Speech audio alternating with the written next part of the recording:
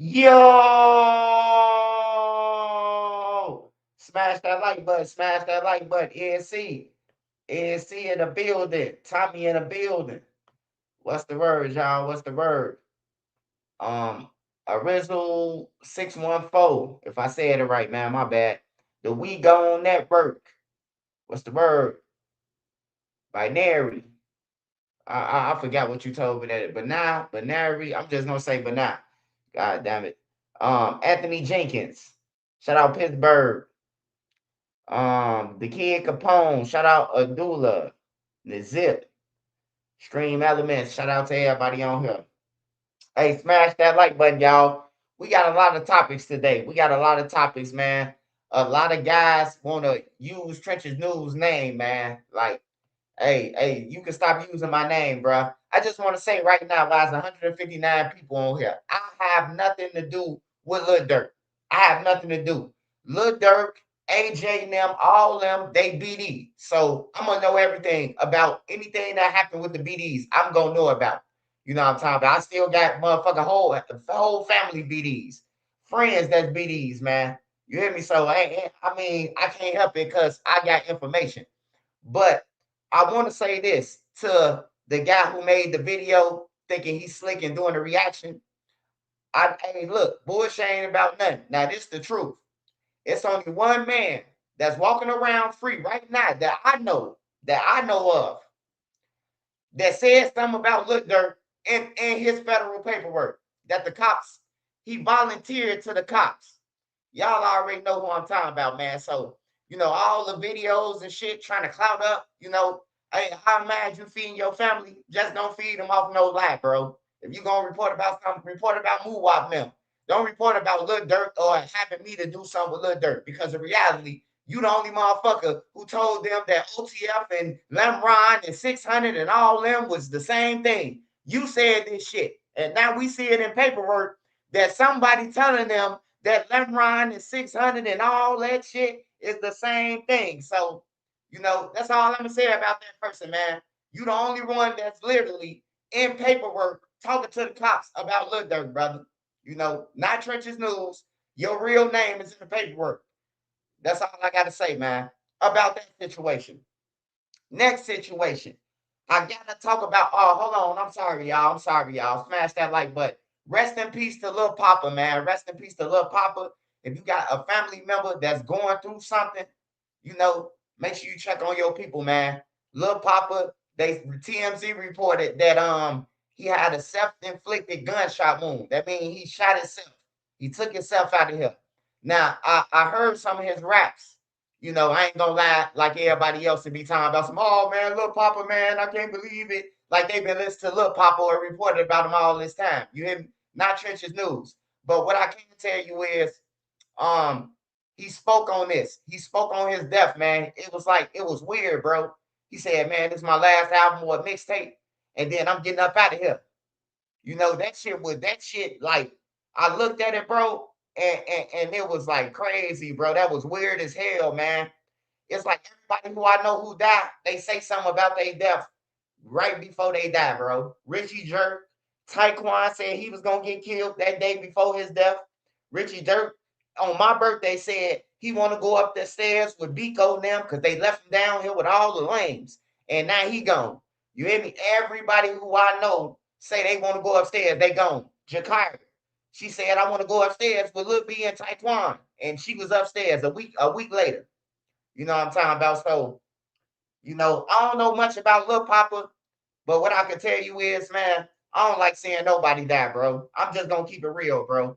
When you come to realization that life is already short, bro, and everybody got their own problems, bro, man, I don't want nobody to die. You hear me? I don't want nobody to die. I don't hope nobody die. I don't wish bad on people. I don't. You know, whatever you got coming for you, God got for you anyway. Can't nobody stop it or whatever. However you think about it. Because everybody got their chance to shine. Everybody. It's just what you do when that light come on you. You got to put the full gas on it. Because if you don't, then it's gonna go back around to the next motherfucker. You lost your spot. And that's just keeping it real. So rest in peace to Lil Papa. We're gonna watch a video about Lil Papa in a minute. But I wanted to talk about DJU first, because when DJU, whatever he was going through, you know, I was inboxing DJU at least every other day, every 3 days. I'm inboxing DJU. You good, bro? You all right? What's wrong, bro? I ain't seen you on the internet, man. What's going on? You know? Then it turned into months. You know, he doing this shit, not coming on. So I just figured something was wrong, you know? But DJU did this interview and he ain't bring up none of that. He ain't bring up none of that I was checking on him, that I was making sure he was good, you know, giving him words of encouragement. He ain't say nothing about that. He said that Trenches News is checking the bag off these people and that he ain't doing nothing. We finna watch it. We finna all see it. But what I say is to DJU, this ain't the way to come back, man. This is not the way to come back, bro. It ain't the way to come back, man. I don't play them games you and 16 them play. You ain't never seen me get into a battle with nobody and go back and forth for a week straight. I don't do that. I make one video and it's over with. I said what the fuck I said. I don't go back and forth with people, bro. I don't play these type of games to try to get back in the algorithm or none of that. So we finna watch this video with DJU, and then we finna see what the fuck he said, all he said. Cause he said some shit about King Von too. He said that King Von destroyed all the lives. Well, you was his DJ, goddammit. And it's one thing for Trenches News to say that King Von destroyed some life, but your DJ, my goddamn.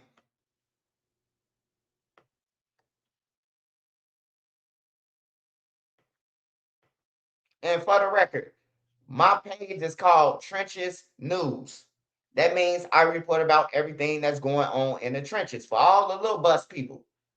My shit say Trenches News. It don't say nothing else but Trenches fucking News, man. And that's what it is. That's what I report about. Any trench, Philly, anything. You know, I'm a report about it if it's in the trenches. Now, I try not to report about Philly. I try not to report about a lot of shit because that ain't where I'm from. And I don't want to give out incorrect information, you know. So I just stay away from that shit. But if it's like global, like Scurry, Noah Scurry, I reported about him because it was in the news. Everybody was talking about it, and I just reacted my way. But I try to stay out of everybody else's business, California and all that shit. If it ain't federal or big U or something like that, I don't report about just the average motherfucker in Cali and what they got going on. But let's watch this shit with DJU.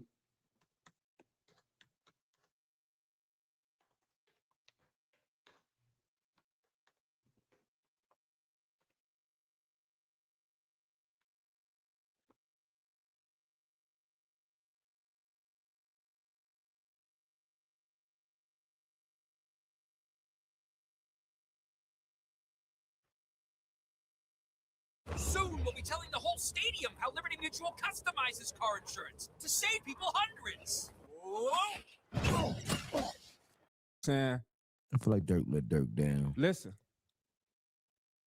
like I said, that was Memorial Day 2020.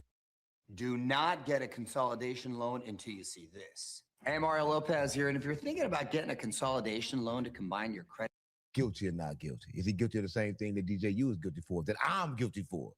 Right before he's even guilty in the courtroom.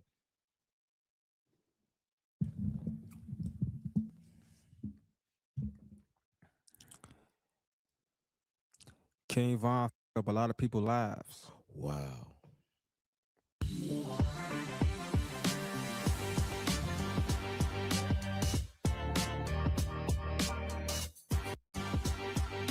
In a while, right? I don't per se think or say that DJU is responsible for said homicides in Chicago, though a lot of people spoke on his platform. We can't give him 100% credit for that, not 100%. But we gotta say, if we gonna blame Adam 22 for the things that he do, we gotta also point the blame at people like DJU. So what do I do? Same thing that Adam do, same thing we all do. We destroy. Okay. And right, but So how do you feel like I've destroyed? you do deeper than that because you rebuild, right? You do deeper because you destroy and build. It's all about balance, right? You don't. One thing I say about you, I'm gonna say this about you. I'm gonna say this about you. Be honest with you. When I called you, I said, "Yo, DJU, oh, that interview did good." Now I want you to tell me how did I'm telling you, destroy it. I need more money, right? You say you sent me money before we did the interview. The money was gone for how long? For the interview, you ain't really show up the money. I'm like, damn, he a good nigga. So you destroyed it by doing this. Same reason how I destroyed it, but I destroyed it for a reason. So when I put a nigga on my platform to speak their truth, right? I know it's gonna bring pain, but my thing is bring it to the head, right? Let's bring all this shit to the head so we can look for a solution, right? So you destroyed it by giving them a platform, a big platform that made other people feel like, you know, like it's like a lot of times, like Ruger and them. Ruger wouldn't have talked about that unless he was a big.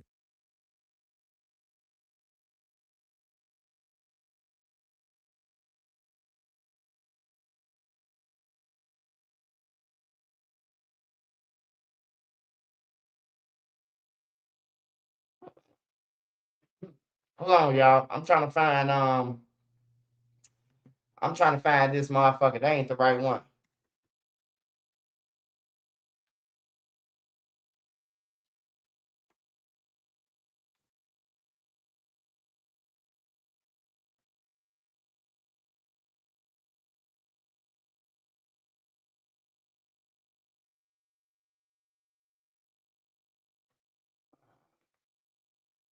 Von had this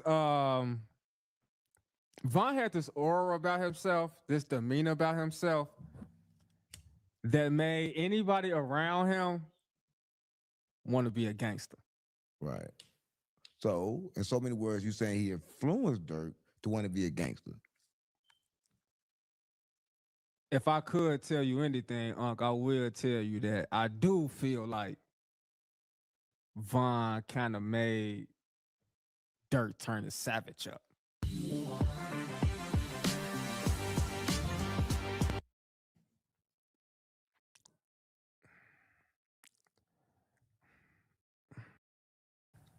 Get it out.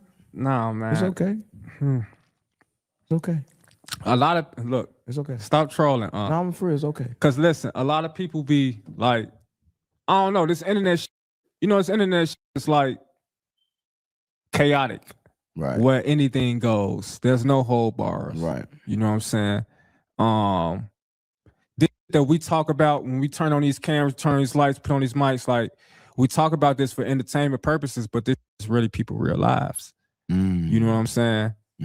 And even as I talk to you right now in the year 2026, and I'm cool, I'm fine. But it reminds me of how traumatic that experience was. You know what I'm saying? Like,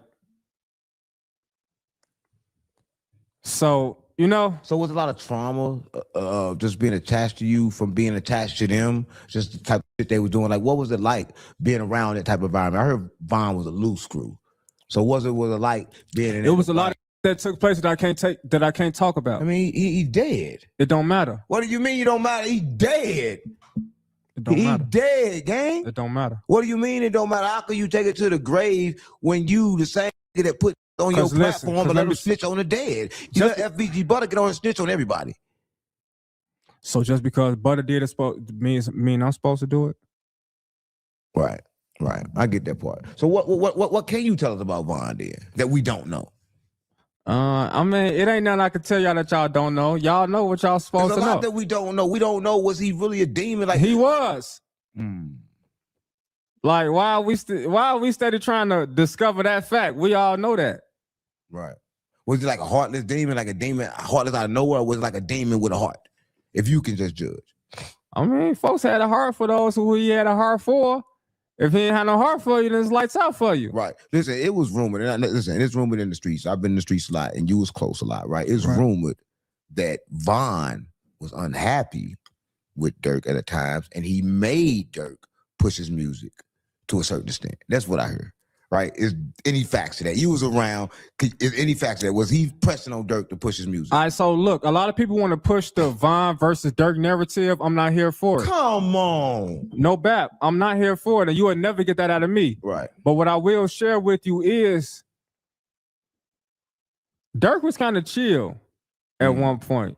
Right.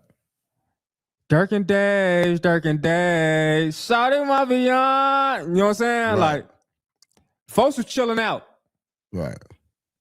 But when Von got out of jail, Von had this aura about himself, this demeanor about himself that made anybody around. Hey man, fuck all this sucker shit, man. Hey, look, long story short, hey, DJU, I understand that you wanna these are your confessions and you wanna confess to you being responsible for people and all this shit. But wait, I'm here to tell you, I don't feel a day bad or I won't lose a day sleep about reporting about King Von or none of them motherfuckers. I'm not gonna lose no sleep. They rapped about it. They rapped about it. They told everybody everything they did in life, what they ate for breakfast, and now you motherfuckers mad that a motherfucker eating off of it. Hey, look, in the streets, if these guys didn't have the internet, they probably never see a dollar. They probably never see a dollar. All them people that motherfuckers killed, you would think. That news tell you the motherfuckers who killing people, man, they all broke. They can't buy a bag of Crunch Curls. I could go right now to a killer and be like, "What's up, bro? Hey, swipe, let me with my meta glasses on. I ain't gonna record him, but I have on my meta glasses." And he gonna be like, "Hey, swipe, hey man, can I hold something? I'm fucked up. This nigga done killed 8 people. He done scared the whole neighborhood. He ain't got a dollar." And that's how it is everywhere in the streets, man. The killers don't got nothing. They ain't got shit. So ain't no reward in the street for no killing or none of that. The internet, they glorified going on platforms like DJU. Since you do a holly hoop to the IRS on my bankroll, um, you know, they it's just a fucked up position, man. But DJU, man, it seems like he got the Kanye West syndrome shit going on, man. For real. Cause I ain't the one who to blame, bro. I ain't the one to blame. If you want to start somewhere with blaming, motherfucker, Trenches News gonna be like the alphabet from A to Z. Trenches News gonna be Z because we're gonna start with the household. Then we're gonna go down from the mama. We're gonna go down to the brothers and sisters. Then the aunties and uncles. We're gonna go to blame game. Y'all want to play the blame game? We're gonna blame the whole motherfucking family while they out here killing people. Besides Trenches News. That's what we're gonna do. Cause I ain't telling them to go and kill nobody. I'm telling them how to get money. I done told people a million ways. You can get an Amazon account. Go on Family Dollar, load up Amazon, bro. Fill out you a business account, and you can hire you some thousands by paying pennies for the fucking product. Anybody could do Amazon. Anybody could write a book. Anybody could get on the internet and dance, make a person laugh, react to shit, and get paid. Anybody could do it, bro. It's just that motherfuckers don't want to do it, or they just think that somebody's supposed to just hunt. Oh, you the man, huh? Here go all the clout. Like, get the fuck out of here, man. Fuck out of here, man. I bust my ass for this channel. On some real shit, I bust my motherfucking ass for this channel. I've been on this bitch for 4 years. Sometimes I done stayed on live for 13 hours. Don't nobody talk about that. On everything. Everybody always got something bad to say about Trenches News, but I just appreciate if a motherfucker be like, "Hey, look, fuck what y'all saying about swipe. When my kids needed it, my grandkids, whoever needed it. I needed peppers for my kids. Trenches News came through. Say that shit. Like, I appreciate that, man. If y'all just start saying some real shit. I put life insurance through my video. Don't nobody talk about that. That's very important. That should be an important topic for everybody to report about. Damn, Trenches News, motherfucker. He put life insurance in his thing. At least I'm trying to help. At least I'm trying to help. At least I think about helping. Shit. I can't force you to get life insurance, but I figured if I put it in your face, how these rappers putting fake jewelry in your face, you might believe it and go and get it. That's how I think. So I run life insurance through my videos all the time. At all times, you know.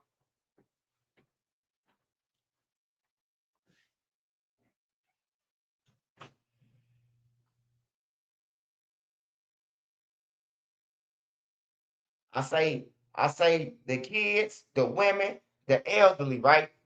The neutrons and the civilians. If you ain't one of them, then I'm reporting about your ass. You hear me? Because you committing a crime. You the one fucking up the community. So I got to report about you. You ain't the kid or trying to be no kid. You ain't a neutron. You ain't a civilian. You a gang member. So I'm going to report about your ass. They go on every platform. Wolf, we giving y'all the belt and all this shit. And I ain't going, and you think I ain't going to eat off of it? Like, for real. And then the niggas that DJU naming these killers. I could see if you said, I could see if DJU said, um, um, somebody who lame or something, like, not lame. I don't want to say lame. Lame is the wrong word. But if he would have said somebody who's not a gang member, Will Eye of the Trenches. If he would have been like, Eye of the Trenches, they, I talked to them and now woo, then I would have been like, yeah, DJ, you on or something. But he said he talked to Zoo and Woo. Last time I seen Woo, he was in a parking lot checking a person about a public park that he said that was his block. Last time I seen Zoo on live, he was always going on a rant. He was always talking about dead people, how they put the belt to motherfuckers and don't have nobody play with them. So don't blame Trenches News, man, for their actions, bro. That's what we got to do. We got to stop blaming other motherfuckers for why we fucked up or why we ain't got shit. Because look, whether Trenches News there, your baby daddy, whoever, just know you still got to pay your bills. You hear me? You still got to pay your bills. You can't tell the landlord, or you can't tell when they come to property tax time paying property tax, you can't tell them, oh man, I ain't got it, man, because DJ, you ain't pay me, or because he ain't pay me. You can't tell them that. Your shit gonna get took. You gonna get fined first. So with that being said, man, hey DJU, man, seems like you're in a dark place right now, brother. But I advise you don't take the blame, and I definitely advise you don't listen to Lil Durk on everything, because Lil Durk in a fucked up position on everything. If I had Lil Durk situation where I had influence over the whole Chicago, I would have started signing. I would have started signing people like Duck them. I would have started signing people like somebody from JoJo World or somebody. I would have started signing them. The war over. Everybody dead, man. Only thing we could do now is get money. That's the only thing to discuss now. We done been brutalized, hurt. Everybody dead and gone. Well, y'all, what the fuck you want somebody to do? What is left to do? Everybody dead. Ain't nothing left to do but get some motherfucking paper. Everybody dead. I stood on them blocks for 20 years, man, and ain't get $1. I had to rob people, and I still had to look over my shoulder, bro. Ain't nobody in the street looking out for one another. It's all to somebody else's benefit. That's all it is. You be realizing like, damn, bro, why Big Homie ain't never been in jail? Because Big Homie the one getting you the guns and getting you the packs and got the police in his pocket. So when he get bumped off, the Big Homie tell them that you got the gun and y'all selling the drugs. That's why the Big Homie never go to jail. Just in case y'all ain't know why Big Homie never been to jail. Because Big Homie over there with the ops who y'all shooting at, he getting y'all guns and bullets to shoot at the ops. Big Homie chilling at the Super Bowl with the other Big Homie from the other block. For real. That's all to it, man. So all that Big Homie shit mixed me with it too.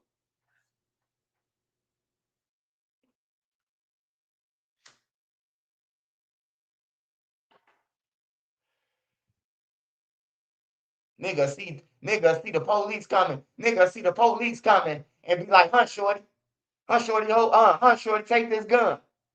Police right there. He hand shorty the gun. Now shorty got the gun. Now he going to jail. He thinking he doing some righteous shit. But this shit on your background now.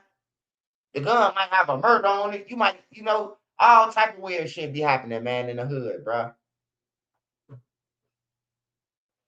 I just tell the kids, man, don't be like me. Don't be like them. Be better than us. Be a better blogger. Be a better whatever. Better basketball player. Whatever you want to be in the world. Be better than every motherfucker who out here right now. I tell all the kids that. Be better than me. Don't be me. Be better. You think Drew good enough lawyer to discredit the witness? Hey, look, man, I'm just trying to tell y'all right now, bro. Hey, if a witness get up, if Vonnie get up there and say that Lil Durk, we got the phone call on and we jumped on the airplane, Lil Durk is going to jail. If the person who in Atlanta say, get on the stand and say, yeah, Lil Durk knew that we shot at Quando Rondo in Atlanta twice. That's why he was bound out his shows. Lil Durk is going to jail for the rest of his life. If Jam or Flocka, which is the shooters, said that Lil Durk paid them or offered to pay them or knew about it, he going to jail, man. If the manager says that I ain't know nothing about it, but I heard about it after that Lil Durk them had something to do with it, that's why he called me. Lil Durk going to jail, man. So long story short, he going to jail, brother. On some real shit, man. He going to jail, man. Drew said, he said, my biggest case that I beat in the feds is a fraud case, man. That ain't good enough, man.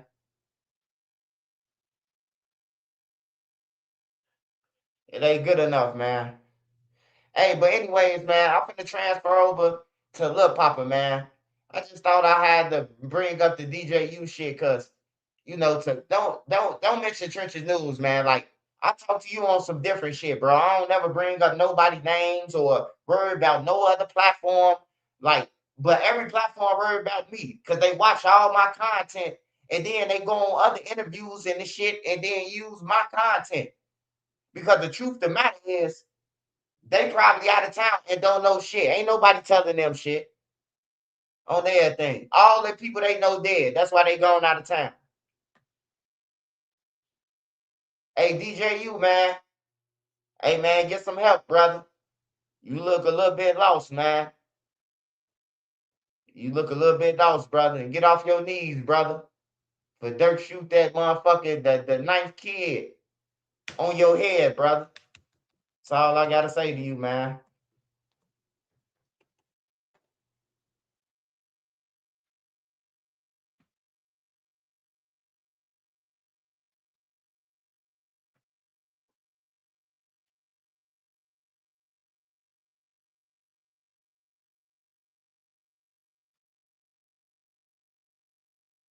As we've reported, Jacksonville rapper Lil Papa, real name Janarius Michael Willer, has died at 25. Fulton County Medical Examiner's Office confirms the cause of death is a gunshot wound to the head, ruled a homicide. Fans flooded his latest Instagram post with tributes, while collaborator Caroline Diaz wrote on X, "My little brother is gone. Papa, I love you so much. I am so broken. One of the first artists I had at Interscope A&R'd 4 of his projects. I'm so sad right now." Lil Papa was 25. As we've reported, Jacksonville rapper Lil Papa, real name Janarius Michael Willer, has died at 25. Fulton County Medical Examiner's Office confirms the cause of death is a gunshot wound to the head, ruled.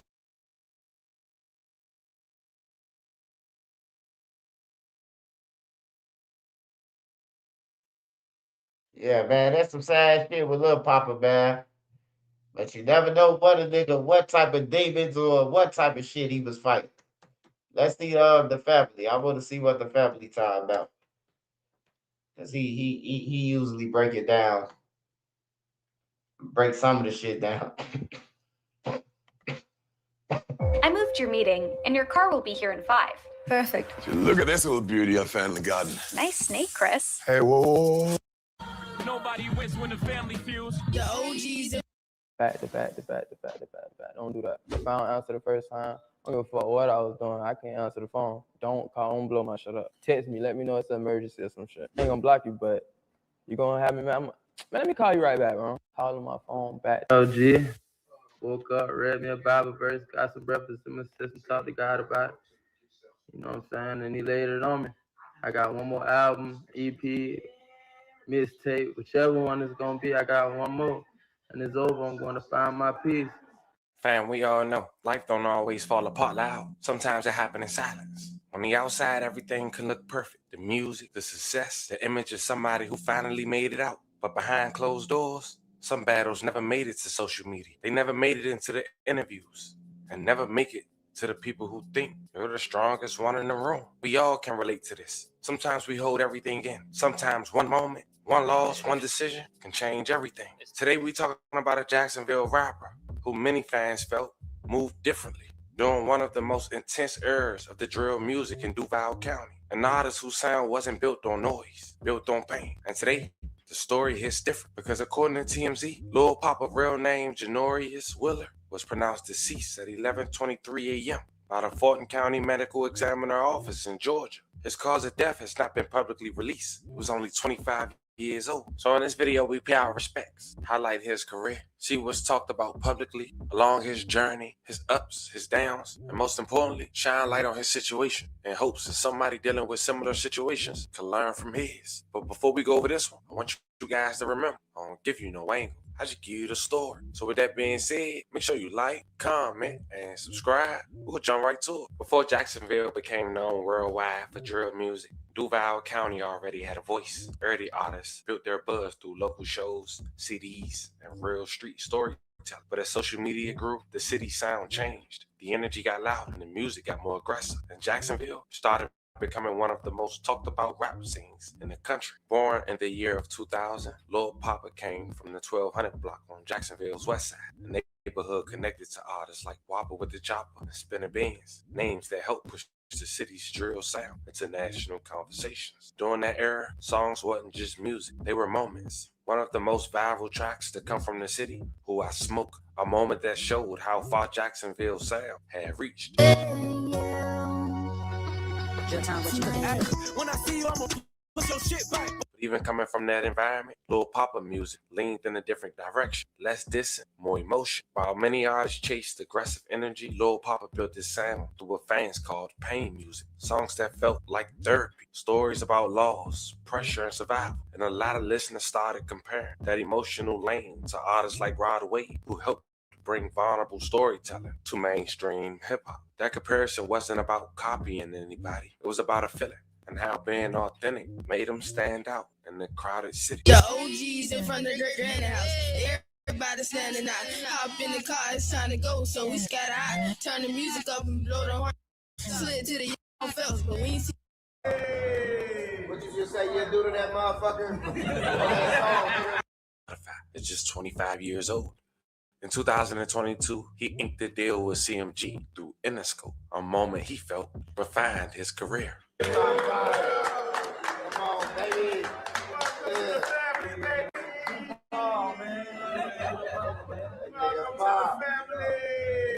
What you just say you do to that motherfucker? You Trey Young, that motherfucker? Yeah, quick win, nigga. Big league. Goddamn it, big. Play time over in the big league, you know what I'm saying? Welcome to the family. Appreciate that. That's super dope, and to have someone like Yo Gotti in your corner is not, it's not some little thing. That's a big thing right there. Yeah, it's like more of a like mentor. And that's not the first time I heard that. Like I heard that before we even start doing business. So you feel me? Like he's the same way that everybody else described him. He's that same way with me. You feel me? So that's one thing I respect the most out of it. Let's bring it back. So when was the first time that you and Gotti like first kind of got together? Like what was that first meeting like? The first time that he reached out to you, or vice versa? You know, it was like shout out to Joey Amanda.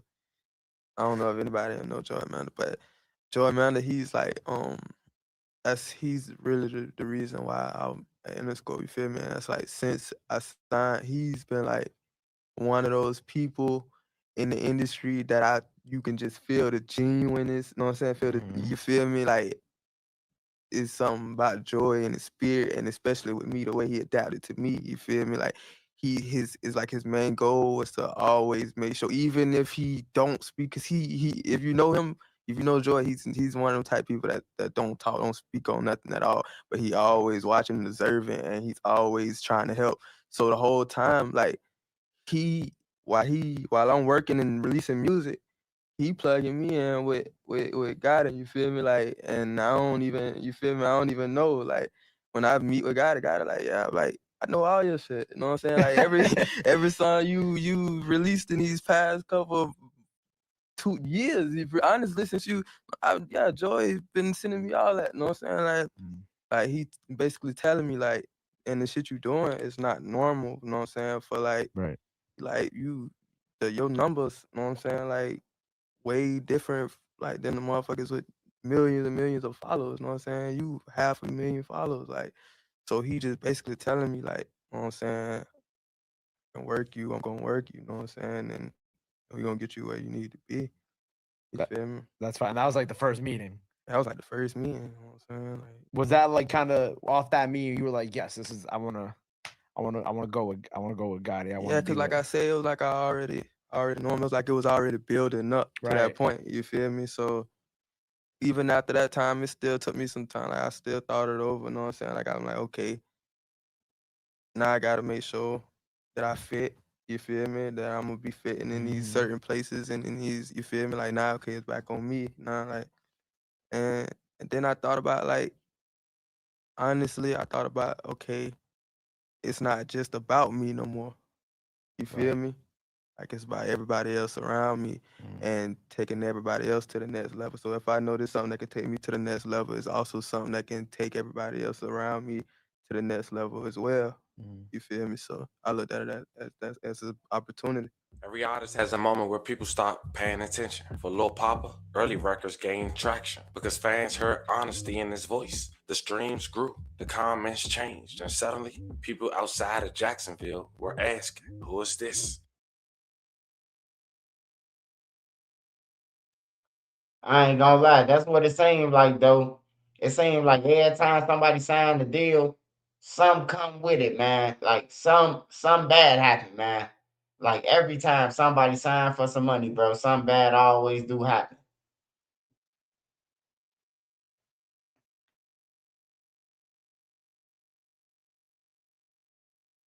Memories I play, too busy telling the story. I ain't got time to just but fuck them niggas, they did. But didn't fully lean into that energy. Even though he shared roots with areas connected to artists like Spinner Bands and Whopper with the Chopper, his music stayed reflective. Fans debated where he stood, but his catalog spoke louder than any controversy. Emotion over aggression, storytelling over shock value. Like many rising artists, Poppa experienced moments that circulated heavily online. Fans still talked about an alleged mall incident involving Julio Fulio, a situation that gained traction across social media and showed how closely the city scene was being watched. And behind the music, there were real losses. One name supporters often mention is Suge, a young man whose passing deeply affected people connected to the 1200 area. Moments like that shape the emotion you can hear in Poppa's music. Another shocking thing you mentioned in the record was Lil Papa, another Jacksonville artist who releases quality music. Yeah, he seems to stay to himself. He's not all over the blogs and doing all this. And you mentioned him. What's the history with you and him? How does that correlate? Shit, we got songs too. We got songs out on YouTube and shit. But shit, we just got in the we fought. I beat his ass type shit. I had beat his ass and shit in the mall and shit. Me and my little cousin Coach had beat his ass in the mall and shit. That just was that. That shit on, you know what I'm saying? That just was that. How do you go from making songs with somebody to fighting? Like, what is that energy? How does that energy even come about? Like, what happened? This what it be, Sean. When I make a song, I say people's name right. I'm direct with it. Y'all don't hear the 1,000 sneak. This is a nigga say to me, antagonize me and shit. You get what I'm saying? So when I see you, I'ma address it type shit. Y'all probably ain't hear the million sneak this because y'all don't know what's going on in Jacksonville, but we heard the shit. So when we see you, what it be about, you know what I'm saying?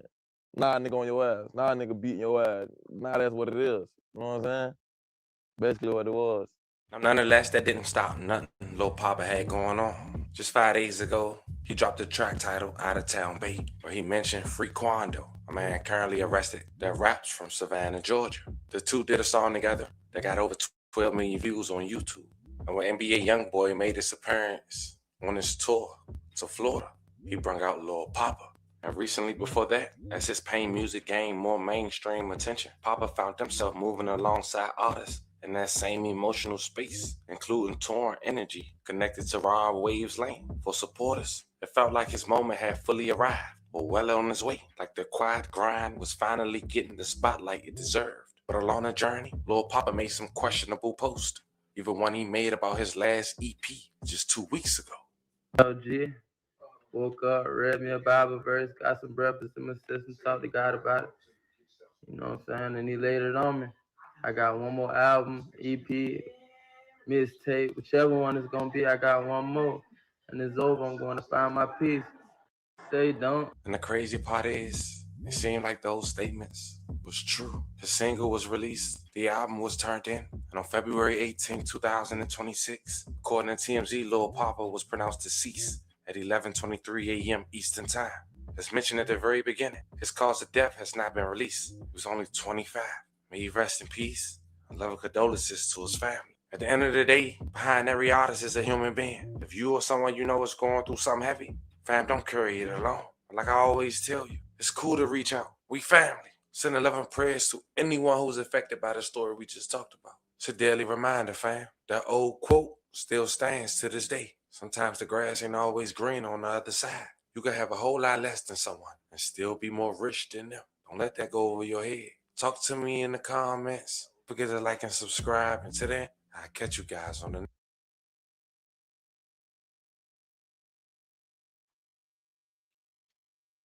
Yeah, that's crazy, man. Long live Lil Papa, man. Like I said, I don't know nothing about him, but I just hate to see people go, man. Especially the people who had a chance to get a bankroll, man. Like, damn, bro. You know, but the people who never get a chance to see nothing, bro, I be hating at the worst, bro. Like, bro, you ain't even get a chance to go to 8th grade graduation, go to bonfire, go to homecoming. You ain't get a chance. Y'all just dead or in jail now, man. It's a sad ass situation, bro. Like for real. You ain't dead, you in jail. That is crazy. Nobody want to tell the truth. Good things you do and saying recommend King AK. Yeah, I don't believe in all. I don't believe in all that superstitious shit and all that theory long ways and this. He killed himself, man. They said he killed himself.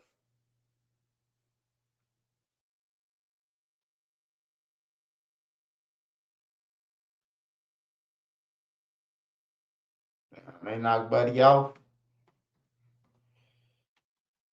What else was out there? Um,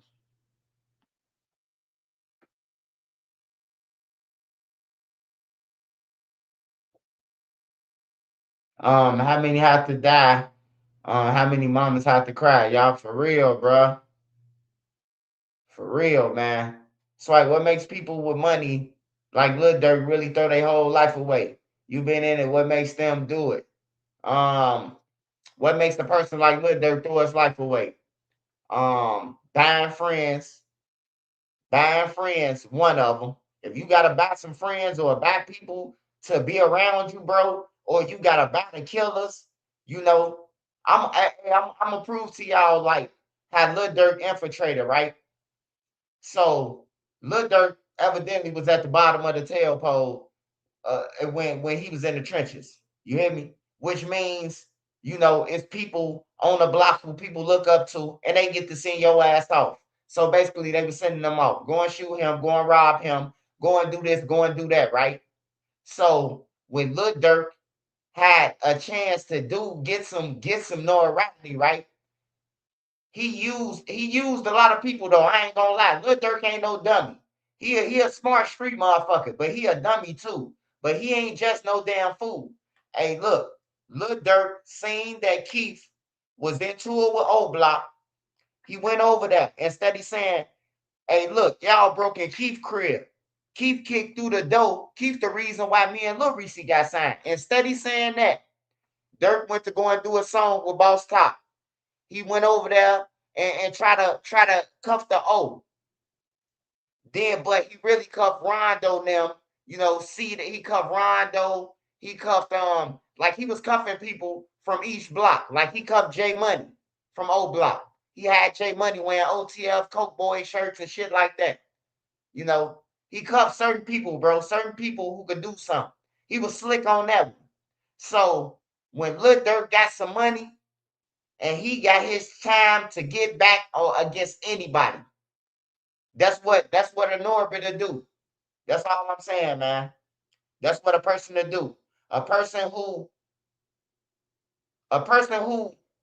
want to get back and want to be like I'm the boss, nigga. When they get money, they gonna put money on you. They probably been dreaming about it. Man, I can't wait till I get some money. I'm putting money on all they ass. And he really got all the money that he wanted to put on everybody. You hear me? Like it be like that though, man. But I think Durk just on some Tony Montana shit, on some John Gotti shit. That's what I think he on. Like shit, everybody looked at him as the underdog, you know, and he worked his way up to the top. I ain't gonna lie. I can't say that Lil Durk, he got much help. He got some help from Keith, because when Keith kicked through the door, when you say OTF 300, you still think of Keith. Like, I don't give a fuck what's going on back then, at least. You think of Keith. When you say OTF 300, you think of Chief Keith, because Keith and Reese now, that's who you think of. You just think of them all together. But Lil Durk took that over, and he separated everybody. Like everybody into it to be around Lil Durk. That's why these blocks killing each other. That's why these blocks shooting at each other in war. I'm talking about the BD blocks. Because they all doing this shit to be around Lil Durk. Tay-Town and Lamron into it to be around Lil Durk. At the end of the day, I don't give a fuck if somebody say, oh man, that ain't the reason. Yeah, that's really the reason. Y'all want to be around Lil Durk. He traded sides. He over here now. The man been jumping blocks, goddammit, for the longest. Y'all talk about people being block hoppers. Man, that nigga, hey, look, either when he do leave them, they go to jail or they dead. Then he over to the next block. Then he over to the next block. For real. He a smart motherfucker, bro. He used them. But one thing, the biggest mistake he made is thought that people who you pay gonna be loyal to you. Because once you can't pay them no more, what you think they gonna do? You was paying them to do shit. You was paying the killers. Hey, look, a real homie, and I ain't promoting this, ain't no promoting or none of that. But a real homie, if he gonna kill something for his homie who got money, he gonna kill something. And then his homie just gonna throw him something off the strength. You ain't gotta send me no text message. You ain't gotta email me. You ain't gotta remind me that you done killed the motherfucker. We heard it all through the streets, nigga. You hear me? Like, we heard it all through the streets that you done killed somebody. These little motherfuckers texting on the phone. Did Durk give you the money? Is he gonna pay us? When the money coming through? Like, come on, man. Like, you supposed to have people that really love you. That's how you know that he was paying for friends. Lil Durk was paying for friends, bro. Because a real friend ain't got to tell nobody to go and bliss for Vine on everything. Nigga gonna do it and you gonna wake up in Italy with India and a motherfucker gonna be like, Quando Rondo, them dead. They can't blame you. Your people already had money. They already had everything. You hear me? Like, it was just a sloppy ass job, man. And then you got niggas want to blame everybody while Lil Durk in jail. Oh, man, it's his fault. Lil Durk was a millionaire. He wasn't supposed to be involved with this shit on everything. But, you know, Chicago, it's really a flunky city, bro. Like, I'm starting to pay attention, bro. Like, a lot of niggas is flunkies. Off the strength. This why I say that a lot of people are flunkies, right? Now, when DJ Academics, right, he was reporting the drill scene, right? Hey, hold on. I'm gonna answer that. Slither. I'm gonna answer that for you. Hold on. So DJ Academics, right? When did DJ Academics? I need somebody to drop this in the comment. When did DJ Academics start reporting about the Chirac War? Can anybody tell me this? When? What year? Can anybody say that? What year did you find out that DJ Academics was reporting about Chicago and giving these people names? What year? I'm gonna make a point. That's why I'm saying this. I'm gonna make a valid point to y'all.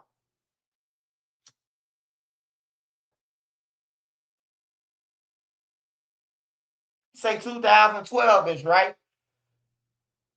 All right, when JoJo got killed. You say when JoJo got killed. So JoJo got killed. JoJo died September of 2012. All right, 2013, 2012. All right, it's safe to say 2012, 2013, 2014, right? Okay, y'all said the numbers, right? Now tell me how old Duck was, how old Durk was, how old Lil Reese was. Tell me how old they was, y'all. Tell me how old Google, how old FBG Duck was in 2012. Google how old was Reese. Google how old these guys was in 2012. They was 18, right? So that's safe to say that they was grown, right? So you telling me that an 18 and a 19-year-old, they wasn't no 16, bro. Stop it. I'm talking about hey, look, they wasn't no 16.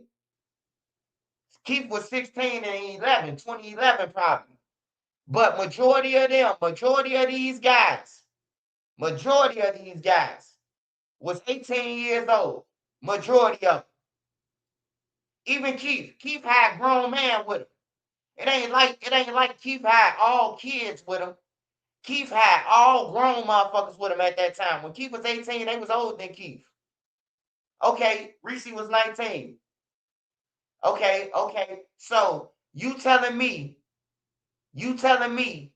that some 19-year-olds and 18-year-olds let a motherfucker call them the Green Reaper, the fireman who gonna shoot fire, and all these weird ass names, and you telling me it's his fault? It's Academics' fault why they was killing, because he gave them names. That's some funky shit, right? So if you will let a motherfucker send you off all the way from New Jersey, you ain't got your own mind. Something wrong with you. At 18 and 19. Even if you say 17, man. 17, you know right the fuck from wrong, man. You know you ain't supposed to be listening to no motherfucker who out of town. You don't listen to your motherfucking mama, but you'll listen to a motherfucker that's on the internet. Like, y'all, this shit crazy, bro. This shit is crazy. Hey, listen to what I just said. You won't listen to your mama. You won't listen to your mama, your grandma, your household. But you telling me you actually listen to a motherfucker who was in New Jersey? That's some flunky shit.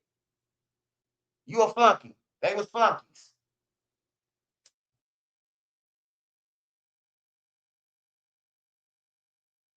That's the point I was trying to make, though.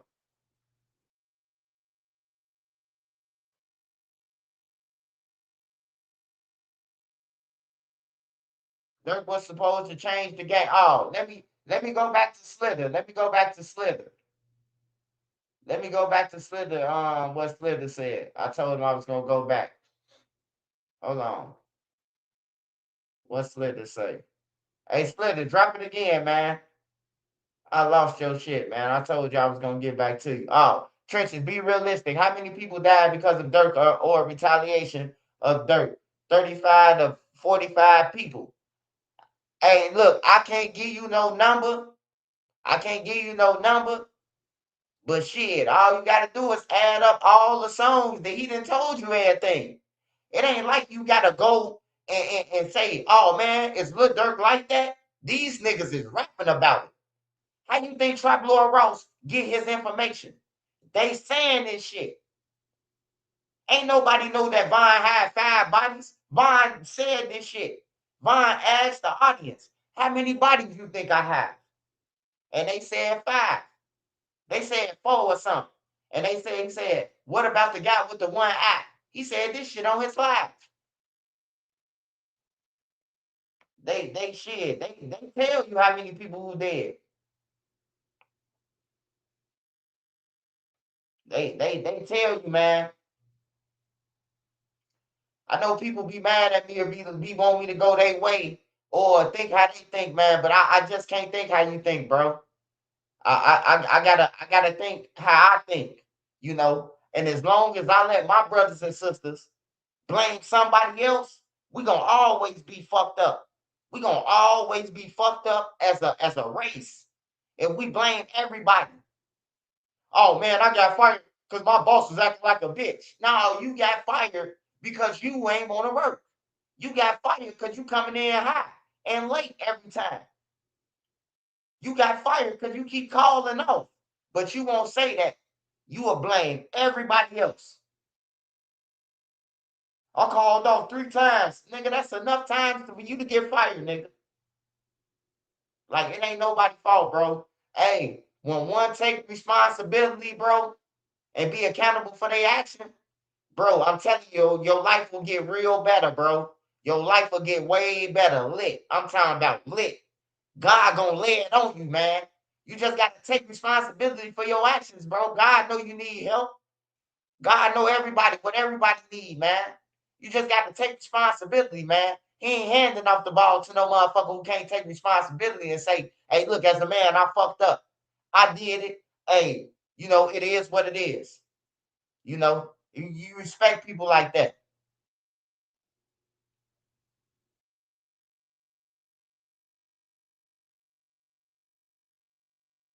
Yeah. Hey, but somebody asked me, if I was Lil Durk, I would have used my money to sign everybody who was lit from Chicago and tell them, oh, hey, look, y'all finna go on tour together. So ain't no need to set each other body up because y'all gonna need each other on this tour. So y'all get together and get them some paper. That's how you could have brought Chicago together. Not trying to use DJU or J Main page, you know, Dirk could have did it, man. He had all the money, the power, and everything, bro, to help change the community, and he fumbled the fucking bag, bro, trying to be something he ain't. A killer. Like, for real. Trying to be known as, I pay the killers to wipe your nose and all that shit. That shit ain't no trophy to brag about. That shit ain't nothing to brag about, bro. Somebody arguing with you, you don't get into an argument with a nigga because you will get his nose wiped. Like, that's some lame shit if you really look at it. Like, you would kill somebody because they disagree with you. Like, that's some fucked up shit.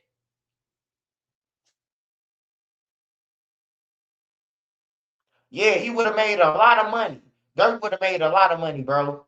If he would have picked up FBG, the rest of them, and I don't care what they talking about, because they lying if they say this. If Lil Durk would have came to them with a bag, they can't tell me that they wouldn't have signed the OTF. They would have signed to Lil Durk. Any one of them niggas.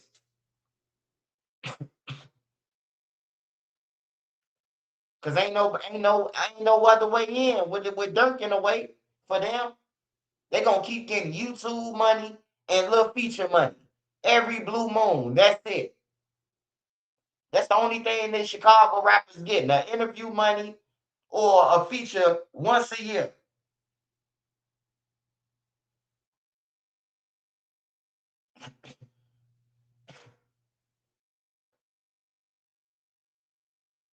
The whole time he reports to white bosses at the record label. Okay, since you say he reports to white bosses, right? I do agree with you, right? That the record label should be in jail with Lil Durk. Because for the simple fact, if you my boss and you get money off what I'm rapping about. So you know in reality that I'm talking about killing people and put money on people and all this shit. Because the white people sit there in a room. I watched Bobby Smurder. Bobby Smurder jumped around like a monkey to get a deal. Bobby Smurder was on a table. He was doing push-ups, cartwheels, backwards flips. Man, that man had I'm talking about Bobby Smurda did a motherfucking performance out this world just to get signed, man. The white people, they ain't even looking interested, man. Them people ain't getting no fuck about him jumping on no table or none of that goof ass shit.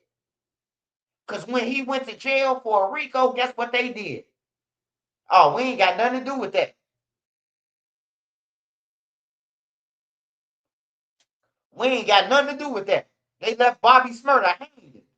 Yeah, all he needed was a pole. Shit, he was pop locking, dropping it. For real. That motherfucker Bobby Smurda, I watched him pop lock and drop it. I was mad than a motherfucker when I heard that the record label couldn't put up his bond money. Like, bro, his motherfucking hot nigga song, that motherfucker should be damn at 1 billion views. Almost. You telling me that they could bond him out and he could get some more money? Like, come on, man. The record labels don't give a fuck about nobody.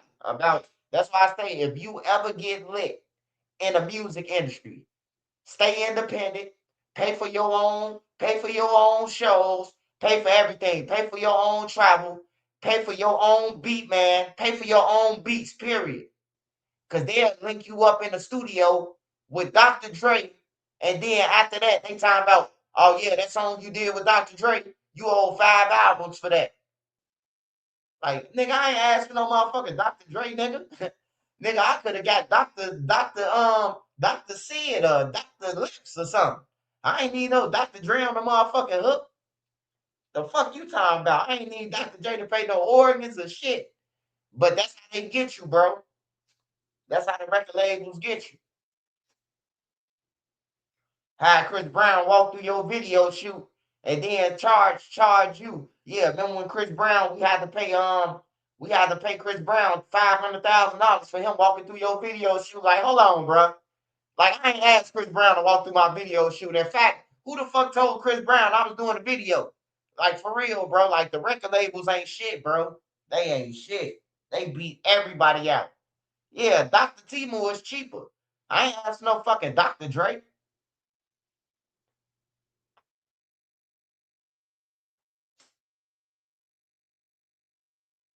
Yeah, the record labels be part of the destruction too, though. I ain't gonna lie, they be part of the destruction because it's one thing to be broke and be in war out here, out in Chicago or wherever. But once you give a nigga $500,000 who already got the ops in the city, he ain't finna do nothing but use that money on his ops. Guns, cars, sliding, paying motherfuckers. You know, you ain't got no opportunity, bro. If you stuck in Chicago and you got that fucking dumb mind frame, bro, you finna use your money to do what Lil Durk did. It's just gonna be like that. That's gonna be normally what's gonna happen. It's gonna be normal for that to happen because you in the streets and you ain't take your 500,000 like Lil Nooney. Man, I would have took that 500,000 and moved to motherfucker Wyoming or somewhere. Well, wait for my ops, build me a studio in a house, you know what I'm talking about, and start doing music, doing vlogs, doing shit like that. Instead, these niggas running around Chicago, like, you know, but when you try to tell them, man, I know what I'm doing, and then, you know how they say on the videos, on the shorts, 8 months later, niggas broke, back in the hood, wearing his homie pants. Got it on his homie watch now. He just showed us 500,000 though. 8 months later. You know?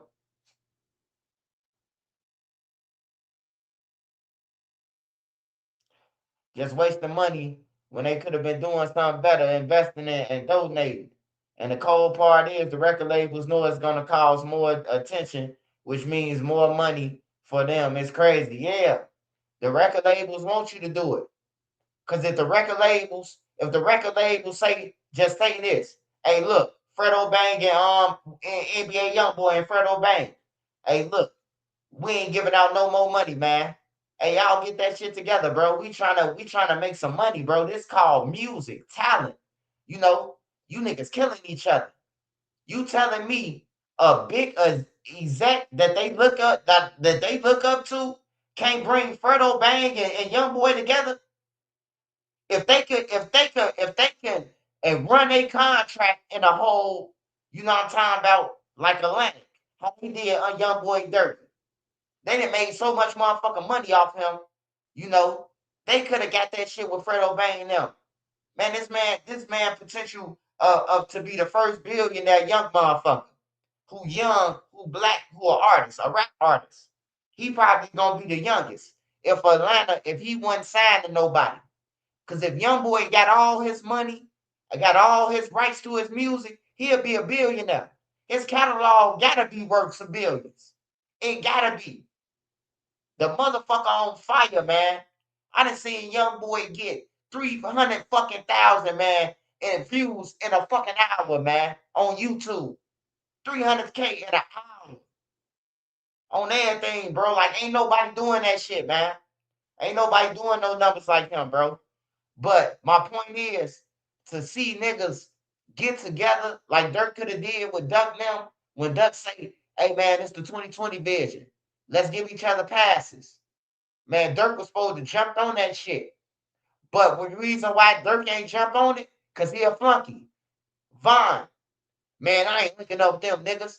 Them niggas kill OD. I could see Vaughn saying this shit to Durk. I could see Durk telling Vaughn, man, let's be cool, bro. We can get some money. And I could see Vaughn saying, man, you sound like a bitch. Nigga, they kill they kill woo, woo, woo, and woo, woo, woo. I'm killing all they ass. And that's what it was. Because if Durk was a real leader, a D-Thing, I would have set Vaughn down, man. Soon when he got out of jail. Hey, look, Vaughn, you can get some millions, bro. But you're going to have to change your ways, man. I ain't saying change your image or how you rap or none of that. But you're going to have to pipe down, bro. You could be potential a fucking 100 millionaire in no time. You know? But nobody set Vaughn down and told him that. You know, the more money these guys got, the more dangerous they become. And Vaughn been dangerous. He been the same, though. I can't sit here and say that. I can't sit here and say that Vaughn changed one bit. That man Vaughn been the same way that he left out since he was young, bro. Since I told y'all about when the girl who I was going with at the time, her motherfucking nephew, he put Maynox on his head. From that time on to him, he always been the same, bro. He never changed, bro. Like, he never changed, bro. Durk changed. A lot of niggas changed that I see changed in the industry. But he never changed, bro. He never changed who he was. And that's why he died. Because if I see you, I'm going to hit you. Just like with my girl nephew. I had told him, hey, look, man, it's Thanksgiving, bro. Leave him alone. He on my time. We all up there trying to eat and shit. He trying to beat him up. Him and T-Roy now. So when he did finally come outside and thought the clip was Vaughn, them caught him. And Vaughn put a hickey on his head. You hear me? And that's the same shit that he did with Lil Tim. I'ma smack you. I mean, Quando Rondo, I'ma smack you when I see you. You ain't got no problem with this man. This man said something to Lil Reese. But Vaughn seen him and smacked him. And now Vaughn ain't here. You can't go around just smacking people. You can't just go around smacking people, man. You just can't go around thinking everywhere like Chicago, man. You're going to get your issue. Somebody's going to put it to you, bro. Just how we say belt to ass, they got something what they say belt. They probably don't say belt to ass. They probably say you got spanked or something like that. But they putting belt everywhere. And we seem to lose it when we go out of town in Chicago. I'm from Chicago. Woo, woo, woo, woo, woo, woo, woo. That's niggas' whole image. That they from Chicago could be the most goofiest motherfucker from Chicago. I'm from that rap. Nigga, I tell them, nigga, I'm from Des Plaines, nigga, when I go out of town. I don't say Chicago, nigga. And I was born at Michael Reese Hospital on the low end. On everything, bro. And I say I'm from Des Plaines, Illinois. No, I'm from Arlington Heights. Oh, what that's that? Oh, a little small town in Illinois. You know? I ain't got to tell no nigga I'm from Chicago. All you got to do is fucking play. Play like you want to play. You know, niggas just off the bat just judge you when you say Chicago out of town. They either look at you like you gonna steal some, kill some, rob some. Like it's just all bad, man. Or somebody from Chicago killed one of their family members. So now they asking you, man, you look like somebody I know from Chicago. A trick question. So when you say, yeah, I'm from Chicago, they might kill you for some shit that somebody else from Chicago did. So I'm from Des Plaines, man. I just tell motherfuckers I'm from Des Plaines, Joe. Anybody ask me out of town, that's where I'm from. Niggas be too tough. I'm from Iraq. Where you from in Iraq? Oh, I ain't from Iraq. I'm from Bellwood, though. Like, I ain't from Iraq. I'm from Kankakee. You know, like shit like that. When you finally approach them, like, man, where you from Iraq? You know, because you run around this town, this small town, talking about you from Iraq, like somebody know your ass. Who you from? Where you from? Well, you know somebody know you.